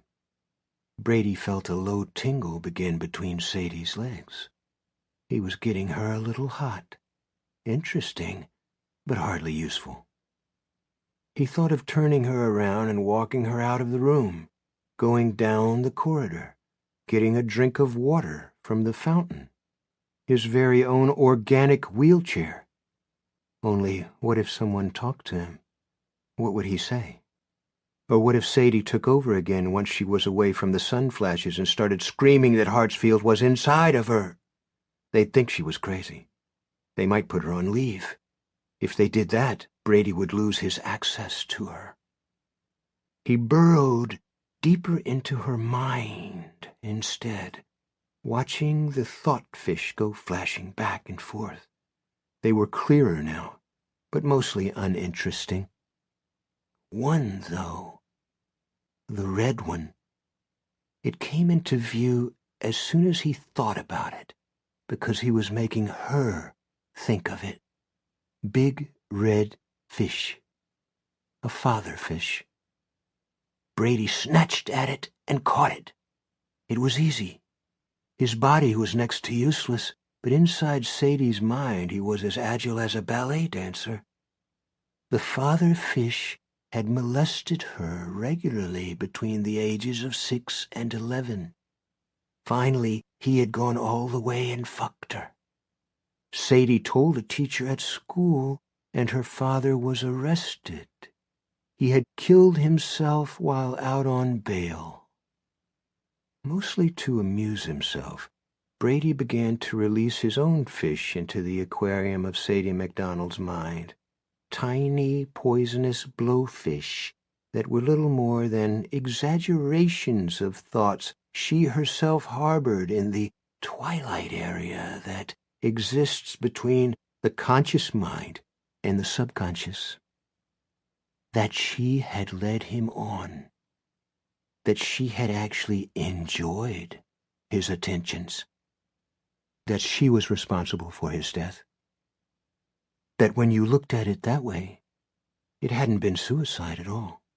When you looked at it that way, she had murdered him. Sadie jerked violently, hands flying up to the sides of her head, and turned away from the window. Brady felt that moment of nauseating, tumbling vertigo as he was ejected from her mind. She looked at him, her face pale and dismayed. "I think I passed out for a second or two," she said, then laughed shakily. "But you won't tell, will you, Brady?" Of course not. And after that he found it easier and easier to get into her head. She no longer had to look at the sunlight on the windshields across the way. All she had to do was come into the room. She was losing weight. Her vague prettiness was disappearing. Sometimes her uniform was dirty, and sometimes her stockings were torn. Brady continued to plant his depth charges. You led him on. You enjoyed it. You were responsible. You don't deserve to live. Hell, it was something to do. Sometimes the hospital got freebies, and in September of 2012, it received a dozen Zappit game consoles, either from the company that made them or from some charity organization. Admin shipped them to the tiny library next to the hospital's non-denominational chapel. There, an orderly unpacked them, looked them over, decided they were stupid and outdated, and stuck them on a back shelf. It was there that Library Al Brooks found them in November and took one for himself. Al enjoyed a few of the games, like the one where you had to get Pitfall Harry safely past the crevices and poisonous snakes, but what he enjoyed most was Fishin' Hole. Not the game itself, which was stupid, but the demo screen. He supposed people would laugh, but it was no joke to Al. When he was upset about something, his brother yelling at him about not putting out the garbage for Thursday morning pickup, or a crabby call from his daughter in Oklahoma City, those slowly gliding fish and the little tune always mellowed him out. Sometimes he lost all track of time. It was amazing. On an evening not long before 2012 became 2013, Al had an inspiration. Hartsfield in 217 was incapable of reading and had shown no interest in books or music on CD. If someone put earphones on his head, he clawed at them until he got them off, as if he found them confining. He would also be incapable of manipulating the small buttons below the Zappit screen, but he could look at the Fishin' Hole demo. Maybe he'd like it, or some of the other demo screens. If he did, maybe some of the other patients, to his credit Al never thought of them as gorks, would too, and that would be a good thing, because a few of the brain-damaged patients in the bucket were occasionally violent. If the demo screens calmed them down, the docs, nurses, and orderlies, even the janitors, would have an easier time. He might even get a bonus. It probably wouldn't happen, but a man could dream. He entered room 217 one afternoon in early December of 2012, shortly after Hartsfield's only regular visitor had left. This was an ex-detective named Hodges, who had been instrumental in Hartsfield's capture, although he hadn't been the one who had actually smacked his head and damaged his brain. Hodges' visits upset Hartsfield. After he was gone, things fell over in 217.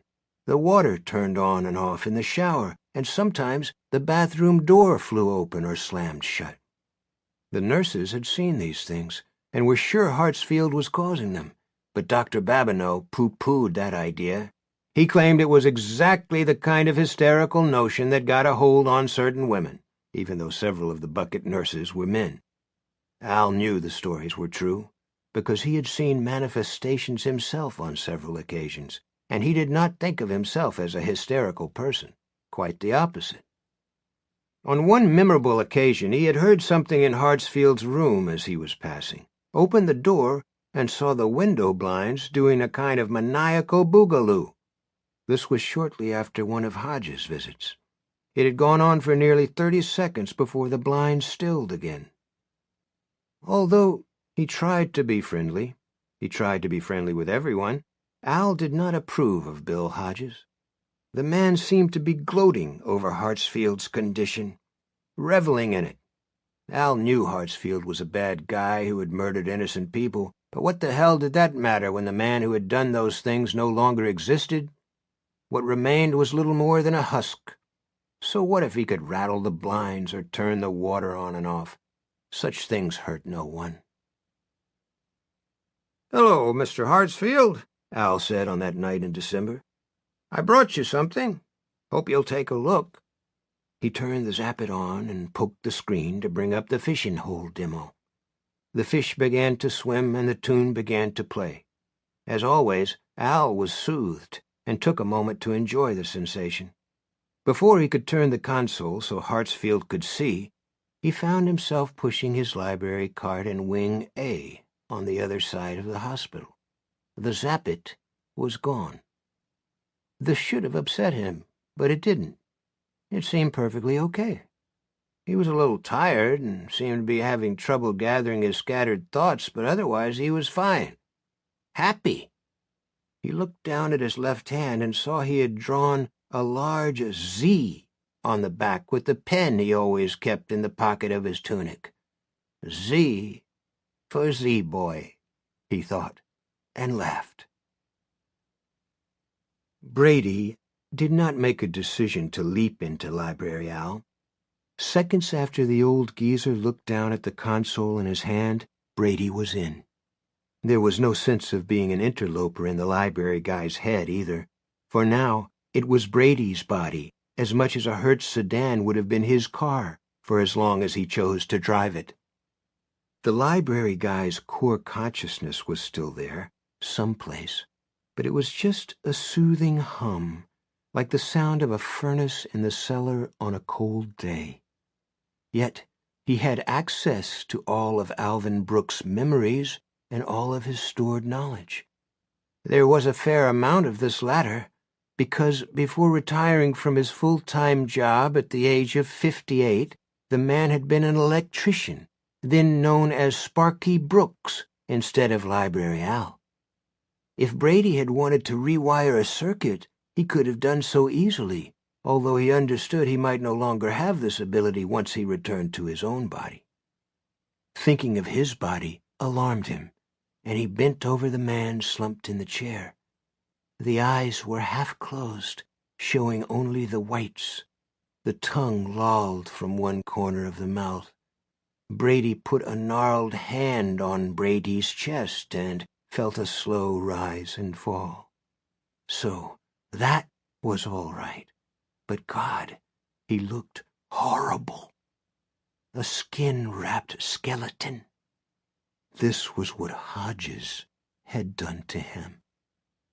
He left the room and toured the hospital, feeling a species of mad exhilaration. He smiled at everyone. He couldn't help it. With Sadie MacDonald, he had been afraid of fucking up. He still was, but not so much. This was better. He was wearing Library Al like a tight glove. When he passed Anna Corey, the A-Wing head housekeeper, he asked how her husband was bearing up with those radiation treatments.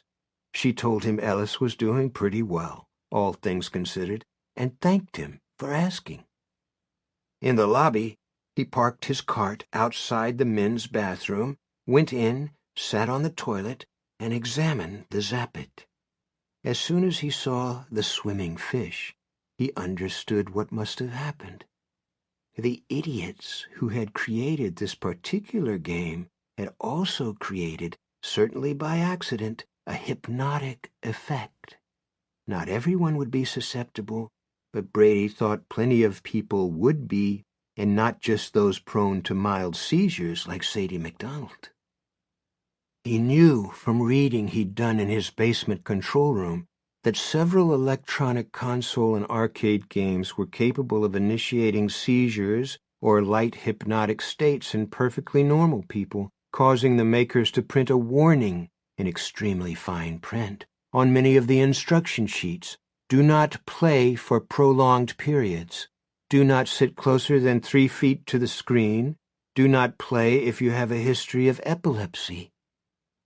The effect wasn't restricted to video games either.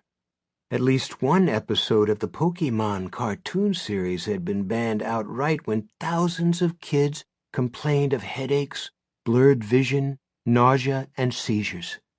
The culprit was believed to be a sequence in the episode where a series of missiles were set off, causing a strobe effect. Some combination of the swimming fish and the little tune worked the same way. Brady was surprised the company that made the Zappit consoles hadn't been deluged with complaints. He found out later that there had been complaints, but not many. He came to believe that there were 2 reasons for that. First, the dumb shit fishing hole game itself did not have the same effect. Second, hardly anybody bought the Zappit game consoles to begin with. In the jargon of computer commerce, it was a brick. Still pushing his cart, the man wearing Library Al's body returned to room 217 and placed the Zappit on the table by the bed. It merited further study and thought. Then, and not without regret, Brady left Library Al Brooks. There was that moment of vertigo, and then he was looking up instead of down. He was curious to see what would happen next. At first, Library Al just stood there, a piece of furniture that looked like a human being. Brady reached out to him with his invisible left hand and patted his cheek. Then he reached for Al's mind with his own, expecting to find it shut to him as Nurse MacDonald's had been when she came out of her fugue state. But the door was wide open. Al's core consciousness had returned, but there was a bit less now. Brady suspected that some of it had been smothered by his presence. So what? People killed off brain cells when they drank too much, but they had plenty of spares. The same was true of Al, at least for now. Brady saw the Z he had drawn on the back of Al's hand, for no reason, just because he could, and spoke without opening his mouth. "Hey there, Z-boy. Go on now. Get out. Head over to A-Wing. But you won't talk about this, will you?" "Talk about what?" Al asked, looking puzzled. Brady nodded as well as he could nod, and smiled as well as he could smile. He was already wishing to be an Al again. Al's body was old, but at least it worked. "That's right," he told Z-Boy. "Talk about what?" 2012 became 2013. Brady lost interest in trying to strengthen his telekinetic muscles. There was really no point, now that he had Al. Each time he got inside, his grip was stronger, his control better. Running Al was like running one of those drones the military used to keep an eye on the ragheads in Afghanistan, and then to bomb the living shit out of their bosses. Lovely, really. Once, he had Z-Boy show the old Det Ret one of the Zappets, hoping Hodges would become fascinated by the fishing hole demo. Being inside Hodges would be wonderful. Brady would make it his first priority to pick up a pencil and poke out the old Det Ret's eyes. But Hodges only glanced at the screen and handed it back to Library Al. Brady tried again a few days later, this time with Denise Woods, the PT associate who came into his room twice a week to exercise his arms and legs. She took the console when Z-Boy handed it to her and looked at the swimming fish quite a bit longer than Hodges had. Something happened, but it wasn't quite enough. Trying to enter her was like pushing against a firm rubber diaphragm. It gave a little, enough for him to glimpse her feeding her young son scrambled eggs in his high chair, but then it pushed him back out. She handed the Zappet back to Z-Boy and said, "You're right, they're pretty fish. Now why don't you go hand out some books, Al, and let Brady and me work on those pesky knees of his?" So there it was. He didn't have the same instantaneous access to others that he'd had to Al, and a little thought was all it took for Brady to understand why. Al had been preconditioned to the fishin' hole demo, had watched it dozens of times before bringing his Zappet to Brady. That was a crucial difference and a crushing disappointment. Brady had imagined having dozens of drones among whom he could pick and choose, but that wasn't going to happen unless there was a way to re-rig the Zappet and enhance the hypnotic effect. Might there be such a way? As someone who had modified all sorts of gadgets in his time, Thing 1 and Thing 2, for instance, Brady believed there was. The Zappet was Wi-Fi equipped after all, and Wi-Fi was the hacker's best friend. Suppose, for instance, he were to program in a flashing light, a kind of strobe, like the one that had buzzed the brains of those kids exposed to the missile firing sequence in the Pokemon episode. The strobe could serve another purpose as well. While taking a community college course called Computing the Future, this was just before he dropped out of school for good, Brady's class had been assigned a long CIA report, published in 1995 and declassified shortly after 9/11. It was called The Operational Potential of Subliminal Perception, and explained how computers could be programmed to transmit messages so rapidly that the brain recognized them not as messages per se, but as original thoughts. Suppose he were able to embed such a message inside the strobe flash. Sleep now, all okay, for instance, or maybe just relax. Brady thought those things, combined with the demo screen's existing hypnotics, would be pretty effective. Of course, he might be wrong, but he would have given his mostly useless right hand to find out. He doubted if he ever would, because there were two seemingly insurmountable problems. One was getting people to look at the demo screen long enough for the hypnotic effect to take hold. The other was even more basic.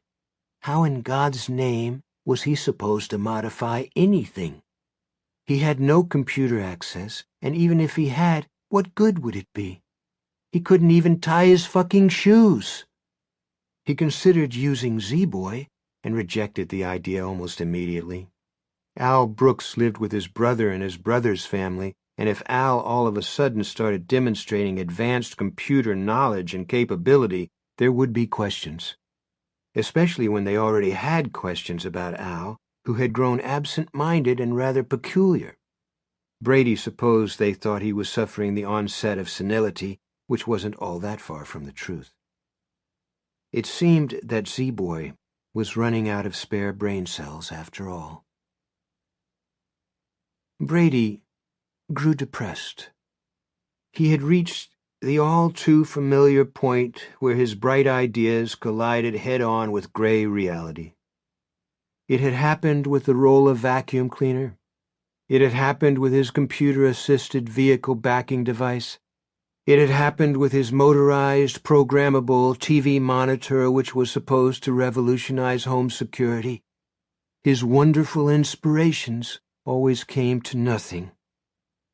Still, he had one human drone to hand, and after a particularly infuriating visit from Hodges, Brady decided he might cheer up if he put his drone to work. Accordingly, Z-Boy visited an internet cafe a block or two down from the hospital, and after 5 minutes on a computer, Brady was exhilarated to be sitting in front of a screen again. He discovered where Anthony Moretti, a.k.a. the fat testicle-punching cocksucker, lived. After leaving the internet cafe, Brady walked Z-Boy into an army surplus store and bought a hunting knife. The next day, when he left the house, Moretti found a dead dog stretched out on the welcome mat. Its throat had been cut. Written in dog blood on the windshield of his car was, "Your wife and kids are next." Doing this, being able to do this, cheered Brady up. Payback is a bitch, he thought, and I am that bitch. He sometimes fantasized about sending Z-Boy after Hodges and shooting him in the belly. How good it would be to stand over the debt rat, watching him shudder and moan as his life ran through his fingers. It would be great, but Brady would lose his drone, and once in custody, Al might point the police at him. There was something else as well, something even bigger. It wouldn't be enough. He owed Hodges more than a bullet in the belly, followed by 10 or 15 minutes of suffering. Much more. Hodges needed to live, breathing toxic air inside a bag of guilt from which there was no escape, until he could no longer stand it and killed himself. Which had been the original plan back in the good old days. No way, though, Brady thought. No way to do any of it. I've got Z-Boy, who'll be in an assisted living home if he keeps on the way he's going, and I can rattle the blinds with my phantom hand. That's it. That's the whole deal. But then, in the summer of 2013, the dark funk he'd been living in was pierced by a shaft of light. He had a visitor. A real one, not Hodges or a suit from the district attorney's office checking to see if he had magically improved enough to stand trial for a dozen different felony crimes, the list headed by 8 counts of willful murder at City Center. There was a perfunctory knock at the door, and Becky Helmington poked her head in. "Brady, there's a young woman here to see you. Says she used to work with you, and she's brought you something. Do you want to see her?" Brady could think of only one young woman that might be. He considered saying no, but his curiosity had come back along with his malice. Perhaps they were even the same thing. He gave one of his floppy nods and made an effort to brush his hair out of his eyes. His visitor entered timidly, as if there might be hidden mines under the floor. She was wearing a dress. Brady had never seen her in a dress, would have guessed she didn't even own one. But her hair was still cropped close to her skull in a half-assed crew cut, as it had been when they had worked together on the discount electronic cyber patrol, and she was still as flat as a board in front. He remembered some comedian's joke. If no tits count for shit, Cameron Diaz is going to be around for a long time. But she had put on a little powder to cover her pitted skin, amazing, and even a dash of lipstick, more amazing still. In one hand, she held a wrapped package. "Hey, man," Freddie Linklater said with unaccustomed shyness. "How are you doing?" This opened all sorts of possibilities. Brady did his best to smile. badconcert.com 1. Cora Babineau wipes the back of her neck with a monogrammed towel and frowns at the monitor in the basement exercise room. She has done only 4 of her 6 miles on the treadmill. She hates to be interrupted, and the weirdo is back. Cling-clong goes the doorbell, and she listens for her husband's footsteps above her, but there's nothing. On the monitor, the old man in the ratty parka, he looks like one of those bums you see standing at intersections holding up signs that say things like "hungry," "no job," "Army veteran," "please help," just stands there. "Damn it," she mutters, and pauses the treadmill. She climbs the stairs, opens the door to the back hallway, and shouts, "Felix! It's your weirdo friend! That Al!" No response. He's in his study again, possibly looking at the game thing he seems to have fallen in love with. The first few times she mentioned Felix's strange new obsession to her friends at the country club, it was a joke. It doesn't seem so funny now. He's 63, too old for kids' computer games and too young to have gotten so forgetful, and she's begun to wonder if he might not be suffering early-onset Alzheimer's. It has also crossed her mind that Felix's weirdo friend is some kind of drug pusher. But isn't the guy awfully old for that? And if her husband wants drugs, he can certainly supply himself. According to him, half the doctors at Kina are high at least half the time. Cling-clong goes the doorbell. "Jesus on a pony," she says, and goes to the door herself, growing more irritated with each long stride. She's a tall, gaunt woman whose female shape has been exercised nearly to oblivion. Her golf tan remains even in the depths of winter, only turning a pale shade of yellow that makes her look as if she's suffering chronic liver disease. She opens the door. The January night rushes in, chilling her sweaty face and arms. "I think I would like to know who you are," she says, "and what you and my husband are up to together. Would that be too much to ask?" "Not at all, Mrs. Babineau," he says. "Sometimes I'm Al. Sometimes I'm Z-Boy. Tonight I'm Brady. And boy, oh boy, it's nice to be out, even on such a cold night." She looks down at his hand. "What's in that jar?" "The end of all your troubles," says the man in the mended parka, and there's a muffled bang. The bottom of the soda bottle blows out in shards, along with scorched threads from the steel wool. They float in the air like milkweed fluff. Cora feels something hit her just below her shrunken left breast and thinks, "This weirdo son of a bitch just punched me." She tries to take a breath and at first can't.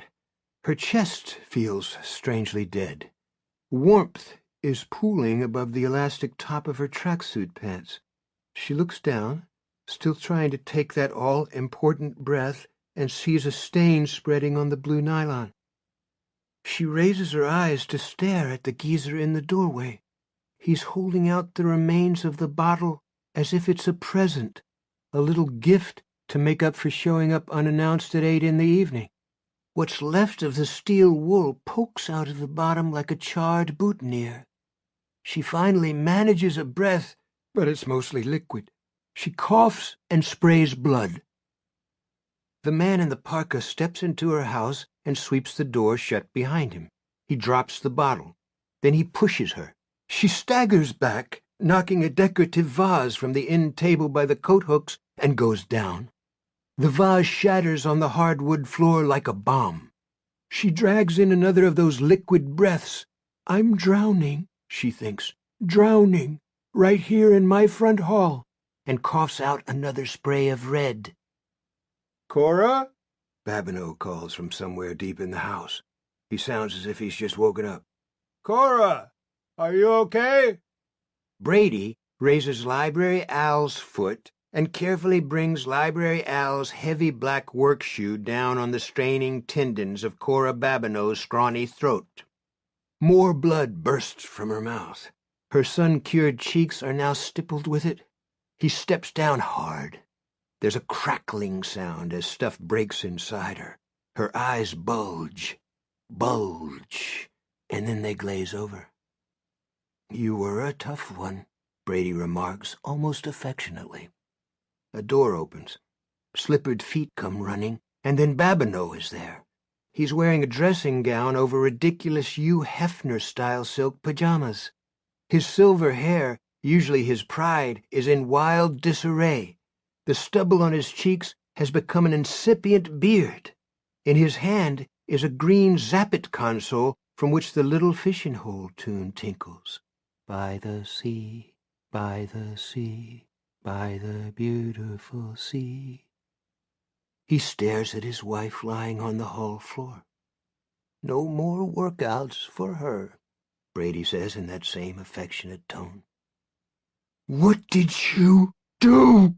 Babineau screams, as if it isn't obvious. He runs to Cora and tries to fall to his knees beside her, but Brady hooks him under the armpit and hauls him back up.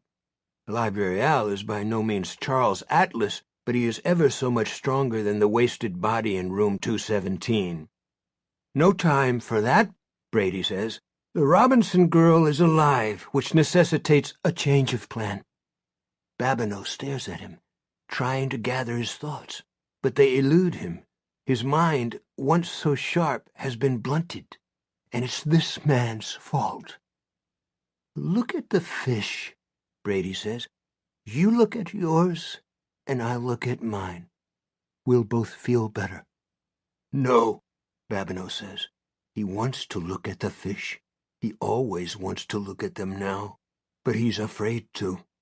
Brady wants to pour his mind into Babineau's head like some strange water, and each time that happens, less of his essential self remains afterward. "Yes," Brady says. "Tonight you need to be Dr. Z." "I refuse." "You're in no position to refuse. This is coming unraveled.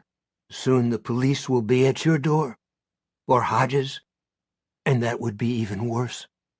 He won't read you your rights.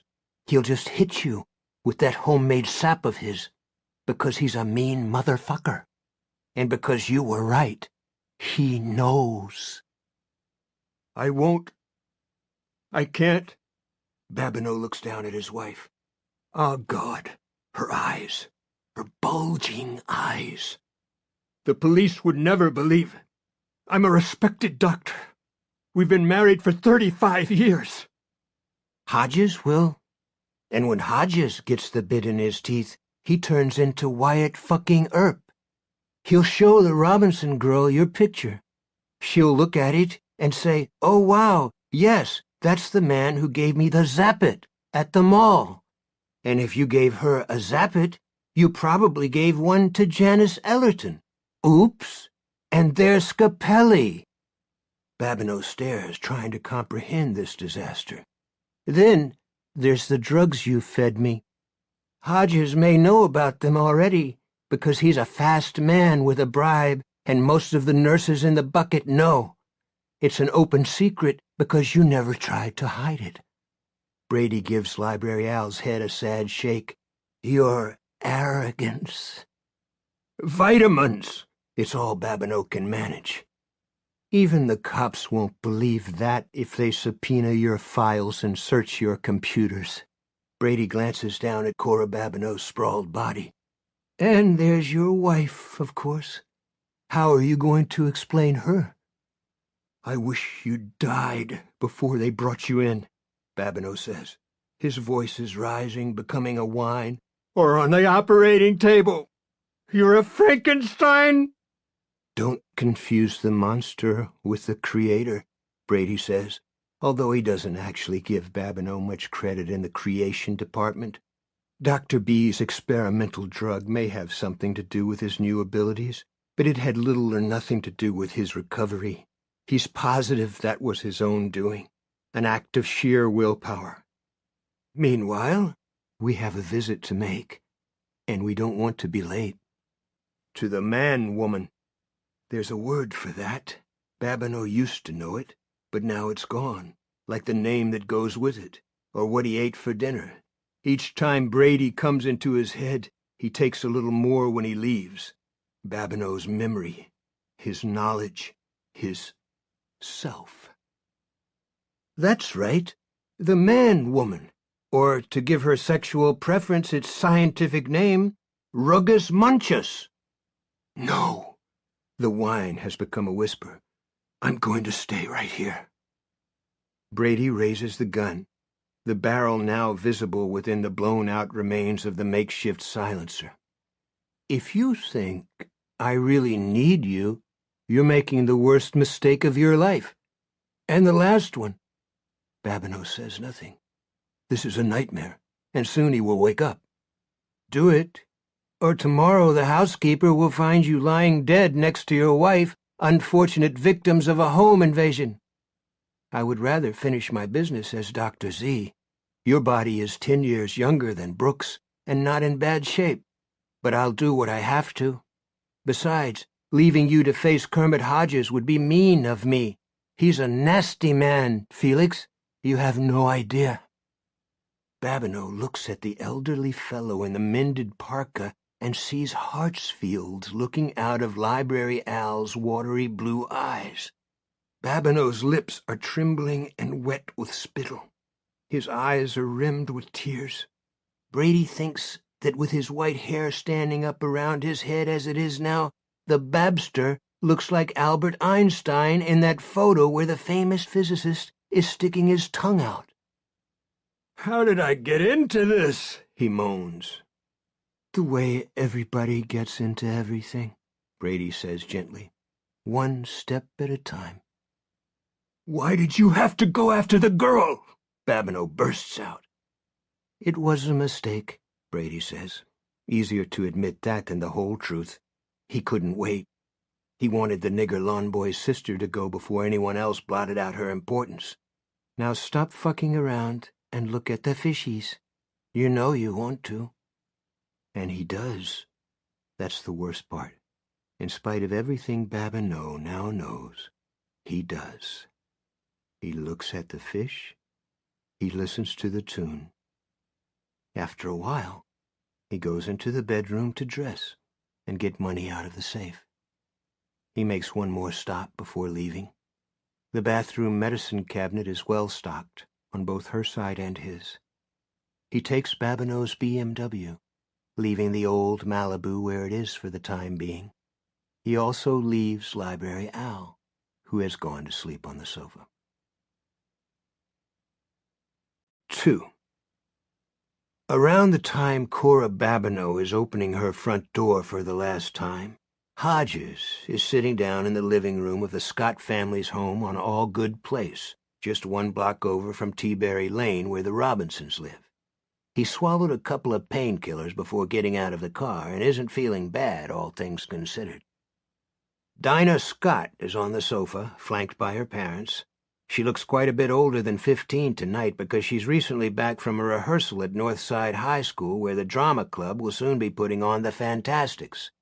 She has the role of Louisa, Angie Scott has told Hodges, a real plum. This causes Dinah to roll her eyes.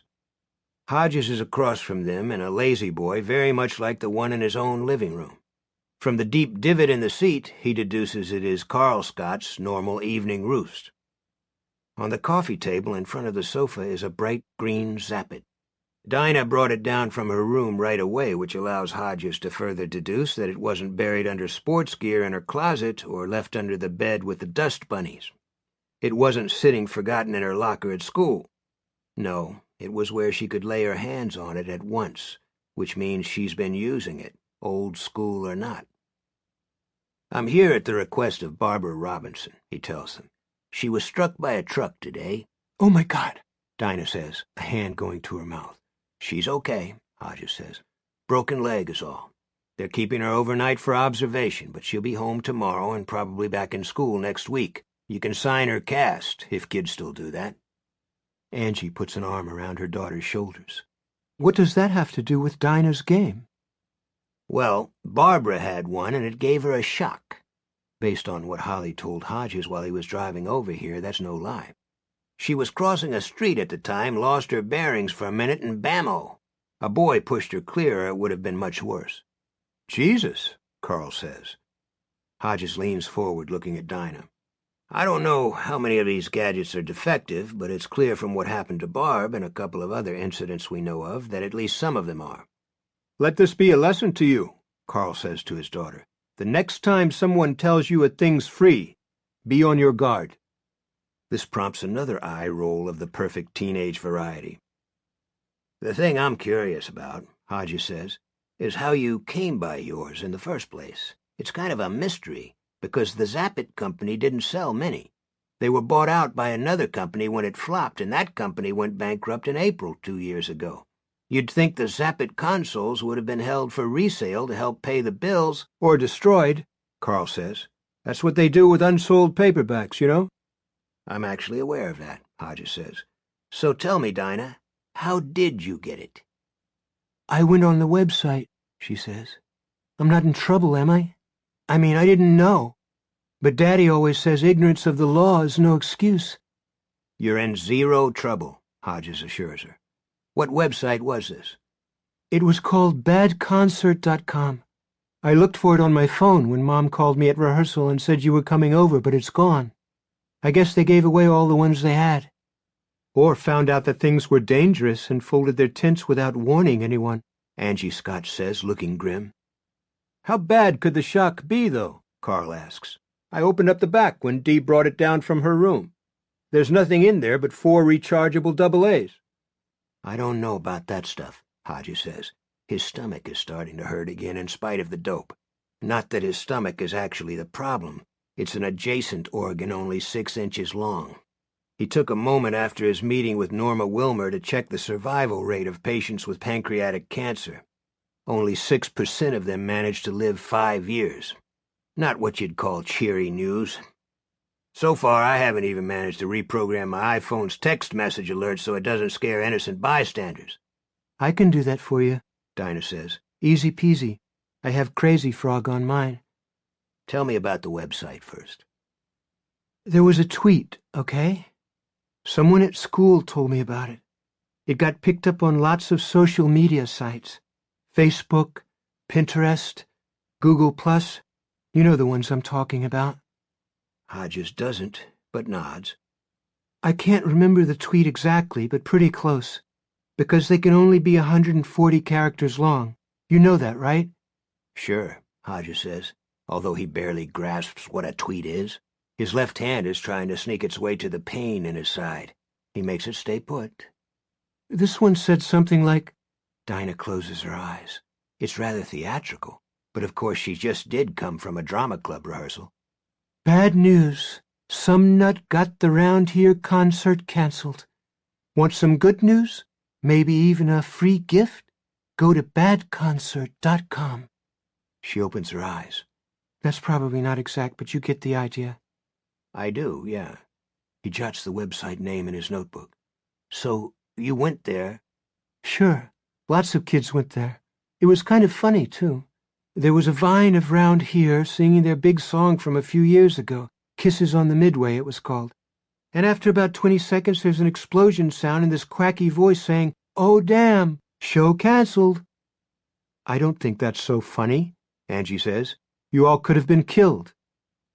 There must have been more to it than that, Hodges says. Sure. It said that there were like 2,000 kids there, a lot of them at their first concert, and they got screwed out of the experience of a lifetime. Although, screwed wasn't the word they used. I think we can fill in that blank, dear one, Carl says. And then it said that Round Here's corporate sponsor had received a whole bunch of Zap-It game consoles, and they wanted to give them away to, kind of make up for the concert. Even though that was almost 6 years ago? Angie looks incredulous. Yeah, kind of weird when you think of it. But you didn't, Carl said. Think of it? Dinah shrugs, looking petulant. I did, but it seemed okay. Famous last words, her father says. So you just... What? Hodges asks.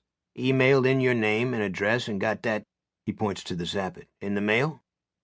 There was a little more to it than that, Dinah says.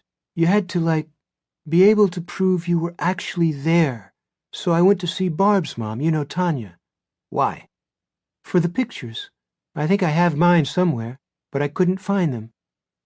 Her room, Angie says, and this time she's the one with the eye roll. Hodges' side has picked up a slow, steady throb. What pictures, Dinah? Okay, it was Tanya, she doesn't mind if we call her that, who took us to the concert, see? There was Barb, me, Hilda Carver, and Betsy. Betsy would be Betsy DeWitt, Angie says. The deal was the moms drew straws to see who would take the girls. Tanya lost.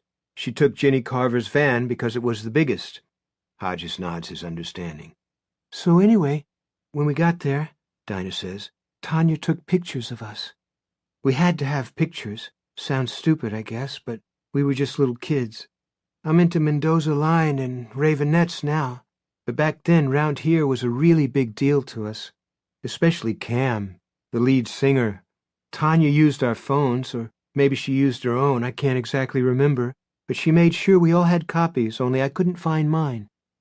You had to send a picture to the website as proof of attendance. Right, by email. I was afraid the pics would only show us standing in front of Mrs. Carver's van, and that wouldn't be enough, but there were two that showed the Mingo Auditorium in the background with all the people lined up.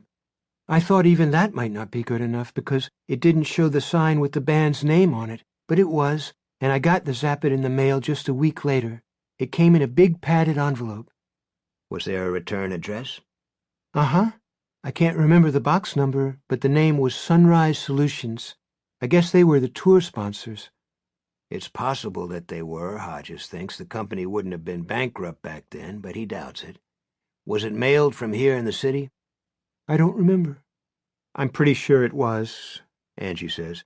I picked the envelope up off the floor and tossed it in the trash. I'm the French maid around here. She shoots her daughter a look.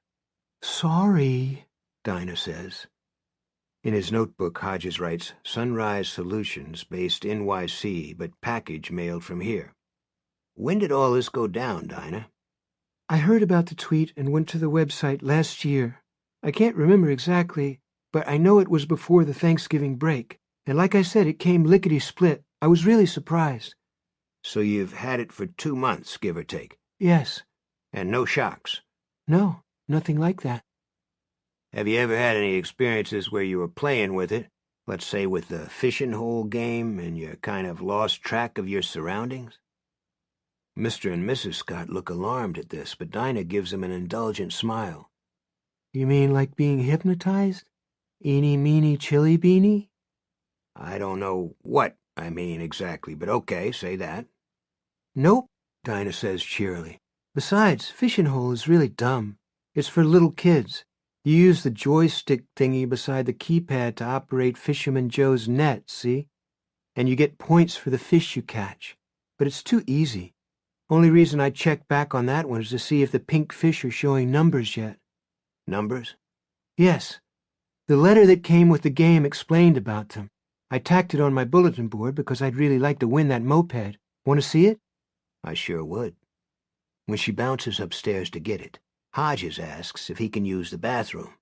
Once in there, he unbuttons his shirt and looks at his throbbing left side. It seems a little swollen and feels a little hot to the touch, but he supposes both of those things could be his imagination. He flushes the toilet and takes 2 more of the white pills. "Okay," he asks, his throbbing side. "Can you just shut up a while and let me finish here?" Dinah has scrubbed off most of her stage makeup, and now it's easy for Hodges to imagine her and the other 3 girls at 9 or 10 going to their first concert and as excited as Mexican jumping beans in a microwave. She hands him the letter that came with the game. At the top of the sheet is a rising sun with the words Sunrise Solutions bent over it in an arc. Pretty much what you'd expect, only it doesn't look like any corporate logo Hodges has ever seen. It's strangely amateurish, as if the original was drawn by hand. It's a form letter with the girl's name plugged in to give it a more personal feel. Not that anybody's apt to be fooled by that in this day and age, Hodges thinks, when even mass mailings from insurance companies and ambulance-chasing lawyers come personalized. Dear Dinah Scott, congratulations! We hope you will enjoy your Zap-It game console, which comes preloaded with 65 fun and challenging games. It is also Wi-Fi equipped, so you can visit your favorite internet sites and download books as a member of the Sunrise Readers Circle. You are receiving this free gift to make up for the concert you missed. But of course, we hope you will tell all your friends about your wonderful Zap-It experience. And there's more. Keep checking the Fishin' Hole demo screen and keep tapping those pink fish, because someday, you won't know when until it happens, you will tap them and they will turn into numbers. If the fish you tap add up to one of the numbers below, you will win a great prize. But the numbers will only be visible for a short time, so keep checking. Add to the fun by staying in touch with others in the Zap-It Club by going to ztheend.com, where you can also claim your prize if you are one of the lucky ones. Thanks from all of us at Sunrise Solutions and the whole Zap-It team. There was an unreadable signature, hardly more than a scribble. Below that, lucky numbers for Dinah Scott. 1034 equals $25 gift certificate at Deb. 1781 equals $40 gift card at Atom Arcade. 1946 equals $50 gift certificate at Carmike Cinemas. 7459 equals Wave 50cc moped scooter, grand prize. You actually believed this bullshit? Carl Scott asks. Although the question is delivered with a smile, Dinah tears up. All right, I'm stupid, so shoot me. Carl hugs her, kisses her temple. Know what? I would have swallowed it at your age, too. Have you been checking the pink fish, Dinah? Hodges asks. Yes, once or twice a day. That's actually harder than the game because the pink ones are fast. You have to concentrate. Of course you do, Hodges thinks. He likes this less and less. But no numbers, huh? Not so far. Can I take that? He asks, pointing to the Zap-It. He thinks about telling her he'll give it back later, but doesn't. He doubts if he will. And the letter? On one condition, she says. Hodges, pain now subsiding, is able to smile. Name it, kiddo. Keep checking the pink fish, and if one of my numbers comes up, I get the prize. It's a deal, Hodges says, thinking someone wants to give you a prize, Dinah, but I doubt very much if it's a moped or a cinema gift certificate. He takes the Zap-It and the letter and stands up. I want to thank you all very much for your time. Welcome, Carl says. And when you figure out just what the hell this is all about, will you tell us? You got it, Hodges says. One more question, Dinah, and if I sound stupid, remember that I'm pushing 70. She smiles. At school, Mr. Morton says the only stupid question is the one you don't ask, yeah. I've always felt that way myself, so here it comes. Everybody at Northside High knows about this, right? The free consoles, the number fish, and the prizes? Not just our school. All the other ones, too. Twitter, Facebook, Pinterest, Yik Yak. That's how they work. And if you were at the concert and you could prove it, you were eligible to get one of these? Uh-huh. What about Betsy DeWitt? Did she get one? Dinah frowns. No, and that's kind of funny, because she still had her pictures from that night, and she sent one to the website. But she didn't do it as soon as I did. She's an awful procrastinator, so maybe they were all out. If you snooze, you lose type of thing.